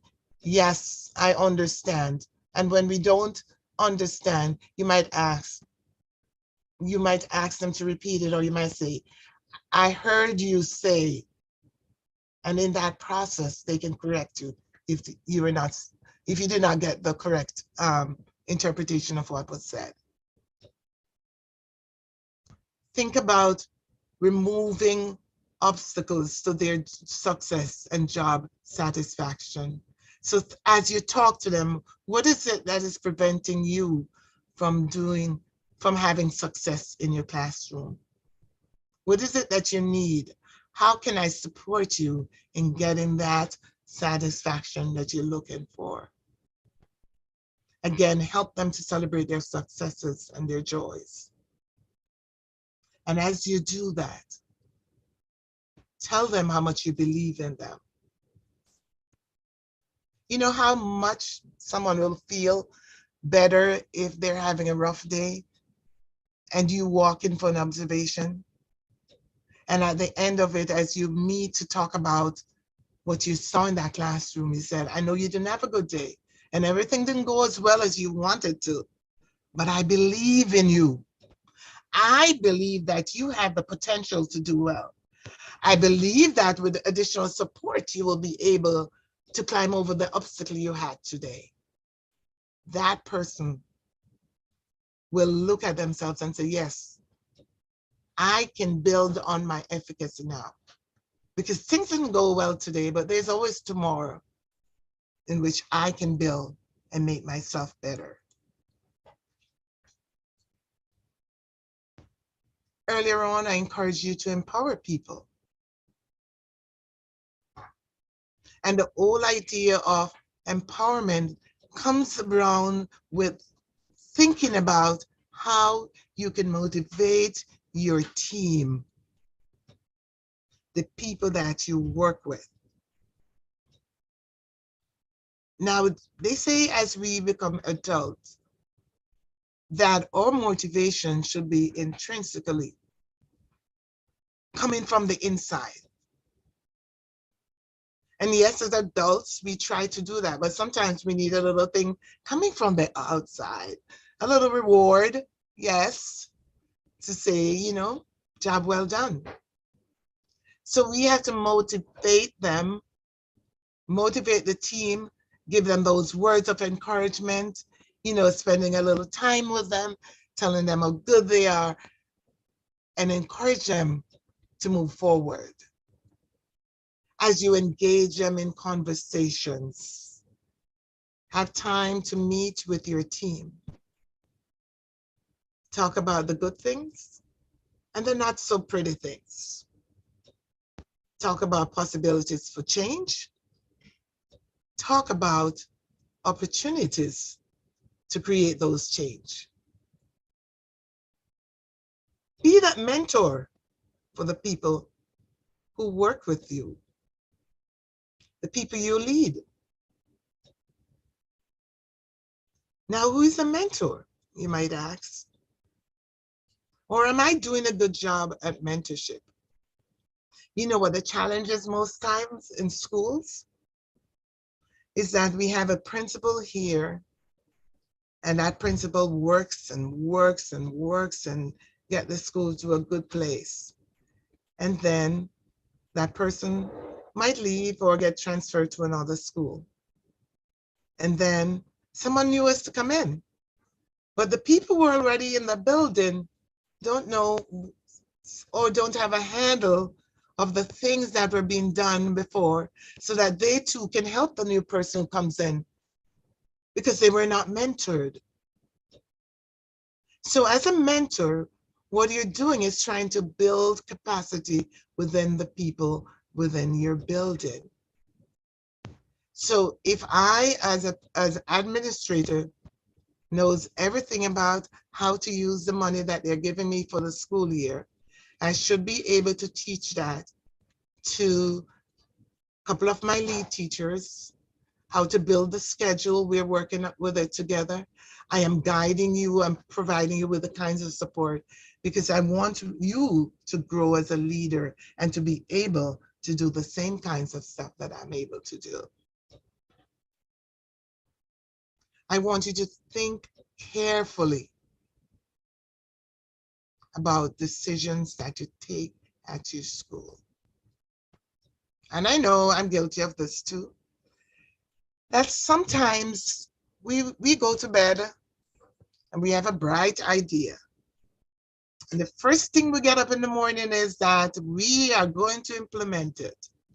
We are going to put it in our school. So I went to bed last night and I said to myself, you know, there's this old push to get gardens into our school. So yeah, I have a nice piece of space right in front of my office that I think we can plant some callaloo or some tomatoes. And the next day I go to school. Before I get into school, I try and get some tomato plants. I try and get some stuff. And I go to school and I say to the teachers, you know, we're going to plant a vegetable garden.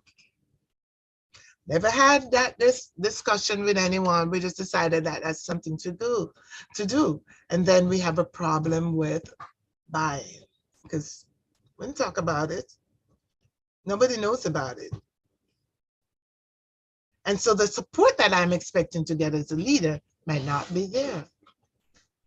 The same thing applies to the instruction in your classrooms.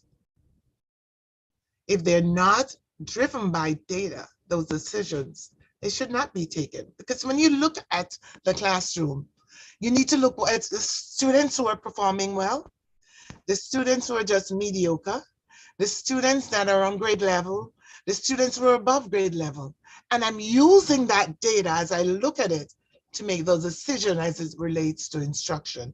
And I'm teaching and I'm preaching it to my teachers, and I want to make sure that they have a buy-in and they understand what this is all about and how they can lead in their classroom by using data-driven instructions also.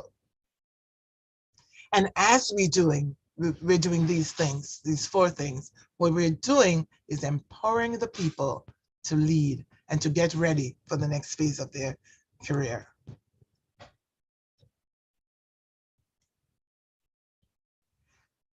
As I continue to look at why is this whole idea of relevant leadership is important at this time,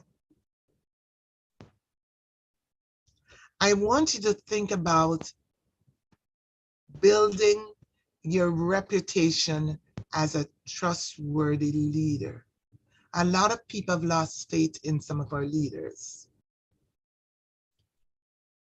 because they don't lead as they ought to. Their leadership style is missing in the balance, found wanting, doesn't measure up. And so you lose your reputation.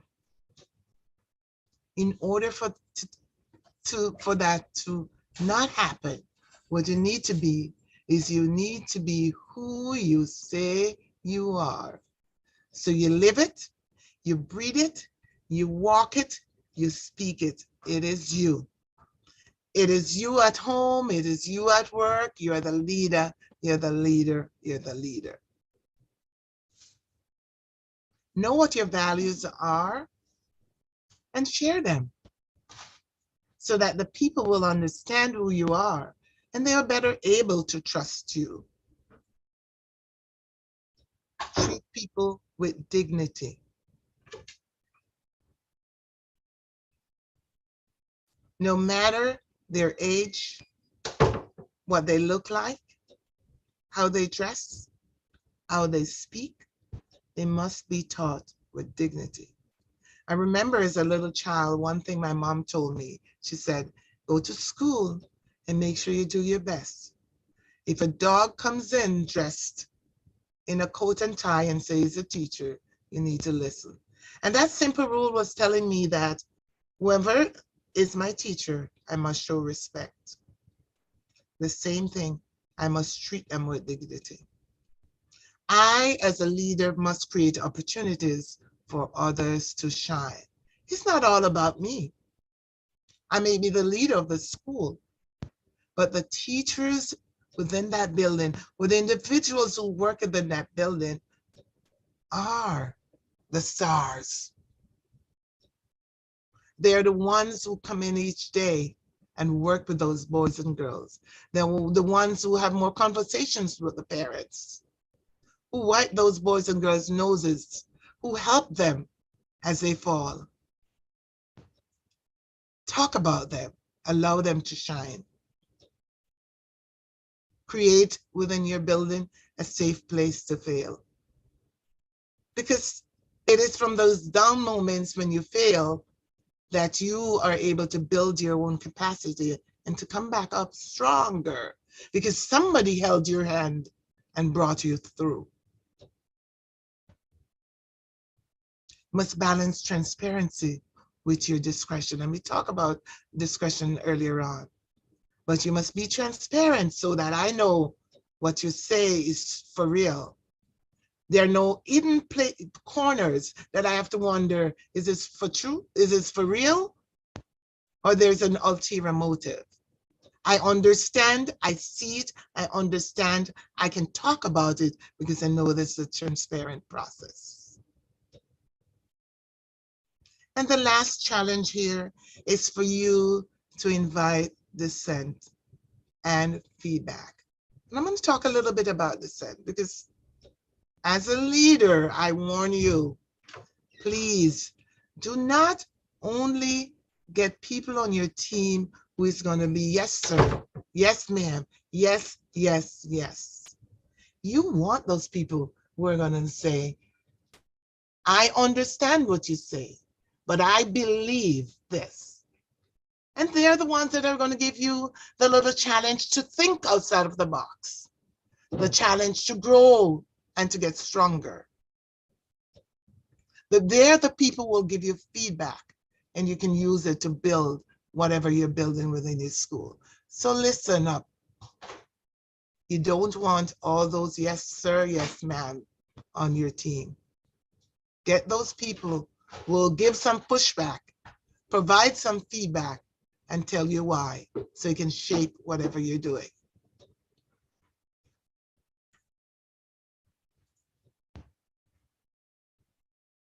As you go through that, you will find that you have what is called a shared vision. Everybody in the building knows what your vision is, what your mission is. They know where you're going, and so they will look like that team on that boat, going through rough waters, but yet they're pulling together, moving in the same direction because they understand. They bought into the vision and they know where you're going and they're along with you. That's what leadership is. That's how you're relevant, because people understand and know, because knowing is half of the game. We know where we're going and we're moving towards that. Create that vision. The children in the schoolroom should know your vision. The parents should know. Your community should know, because they're going to help you to make that vision become a reality.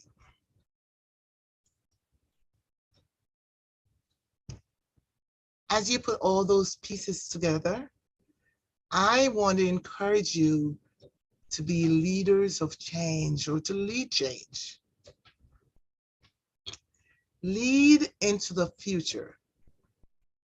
School leaders need to engage in imagining future possibilities and planning for multiple possible futures alongside others who will be involved in it and who will be affected by that whole future of learning. It is often said that we're preparing kids for jobs that are not even thought of, are not created as yet. So we have to have that future thinking as we prepare our students. Our school leaders' most powerful mindset is to develop is a new understanding of what schools should become. No longer can we consider schools as brick and mortar buildings. So it's not the concrete blocks anymore. This new age, the pandemic pushed us into virtual schooling. Now we are back in the building. Are we still teaching the same old way? Or are we using those devices that we had during the pandemic to guide what happens in the classroom? Are we creating centers out of them? Are we allowing the students to explore using those devices? Or are we just putting them at the side? We have to rethink what happens in our classroom. As leaders, we need to have the skills to be able to organize our communities around the core value of our school. That is your mission and your vision. And if our core values include supporting all students, then we need to be fearless to take on that work. We must be committed to diversity, equity, and inclusion. And equity is one of my things that I like to talk about, because I think that when you think about equity, you're making sure that every child in your building gets exactly what he needs. The challenge is real. Is your leadership relevant? If your answer was yes, I am sure there are nuggets from my presentation that you can take to build on. And if your response was no, this is the time for you to rethink your leadership. This is the time to take the changes and to run with it. So with that, I say thank you for listening, and I will entertain your questions at this time. Okay, Dr. Demetrius, thank you so much for your inspiring presentation. I am waiting to see if anyone has posted any questions as yet for you, but your presentation has been food for thought, as we come to the end of a good session. We have been charged to look at the way how we are leading. Are we inspiring the team members that we have in our care? Are we empowering those persons that we have within our our space for us to lead? So it has been really food for thought. I like the fact that you put on one of your slides, how are we going to support our teachers or our team members emotionally? Because truth be told, many times persons, they do show up for work, but they are going through many challenges at home, but they ensure that they are present in the workspace.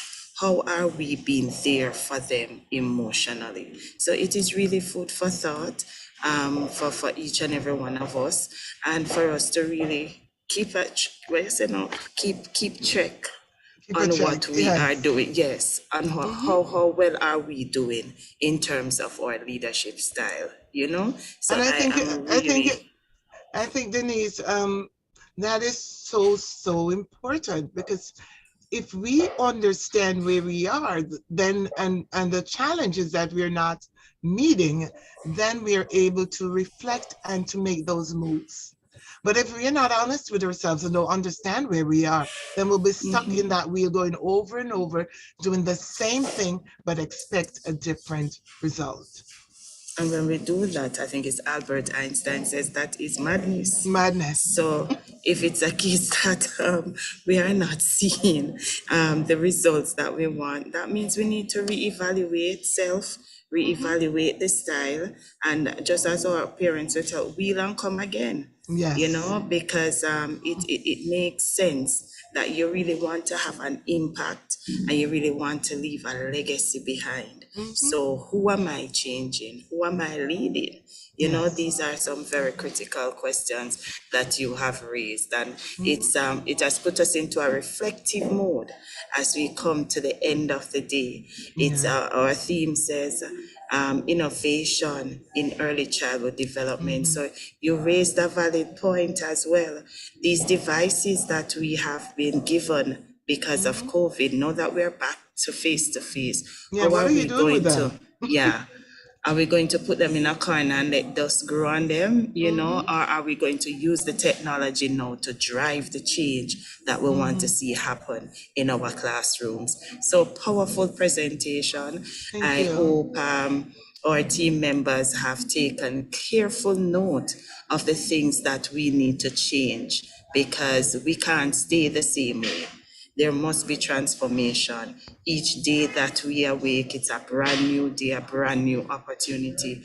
So whose life are you going to impact when you get up for another day, right? So I really am impressed by the presentation, and I really hope that my team members have taken note and see that it is a call for action. As I was sharing with one of my friends, this leadership masterclass is more about action and not about a note. You know, we really want to start seeing, making the vision plain, because it has been made plain by the commission. It has been made plain by the Ministry of Education. So we know what the vision is. So it's how do we take it to the next level as practitioners? So I really want persons to just take note of self and be empowered, because you can't change persons if you yourself is not changed. You know, so I really like the points that you have raised, and I am waiting to see if anyone else has commented on the presentation so far. See any question? Okay. So I guess my colleagues are still in reflective mode now. So at this time, I just want to say a big thank you. As I said before, my takeaways from your presentation is the fact that you raised about being the empathetic leader.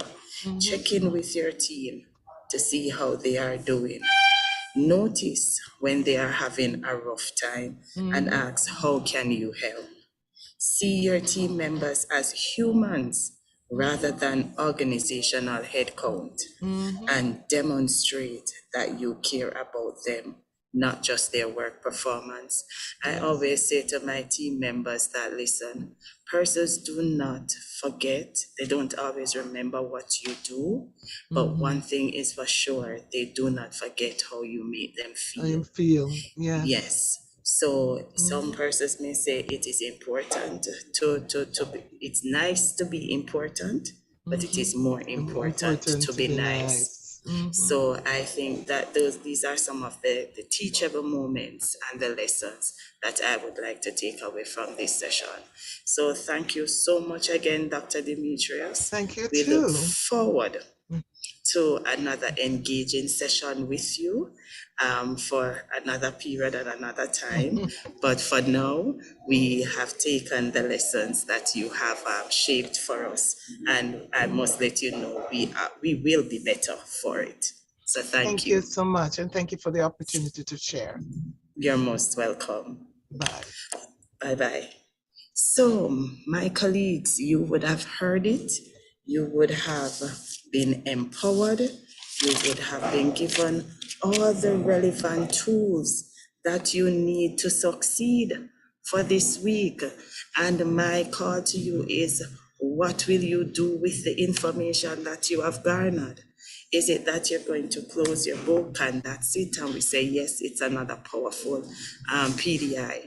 But our call for you is to take a call for action this afternoon. We want you to work on those areas that we would have pointed out. Remember, you need to take care of self. You need to have a vision for where you want to go. Set intentional goals, like Miss Sinclair would have told us yesterday. And for those of you who haven't written down those 3 things that you want to achieve by August 31st, you need to do those today, all right? Because it is a call for action. We are becoming innovators in the sector, and therefore we must take the vision from being a vision and turning it into action. So we have come to the end of a powerful, excellent sessions in our Masterclass Leadership Conversations, and we have had many teachable moments. So I want you to remember, create your action plan. We want to move from vision to reality. Set your intention towards your goal, as I said before.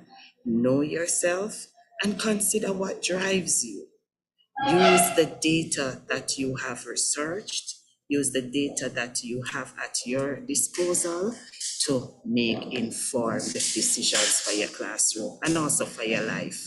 So we encourage you to join us tomorrow morning at 9 a.m. It won't be for a Masterclass leadership session, but it will be for our closing ceremony. So you don't want to miss out on that. So share the link with others, go onto the YouTube channel, and you will be able to watch us from that space. So I want to thank you for being such lovely participants with me this year. And I want you to continue to being great, because greatness lies in all of us. So once again, thank you so much, and do have yourselves an innovative and productive rest of the day. God bless you.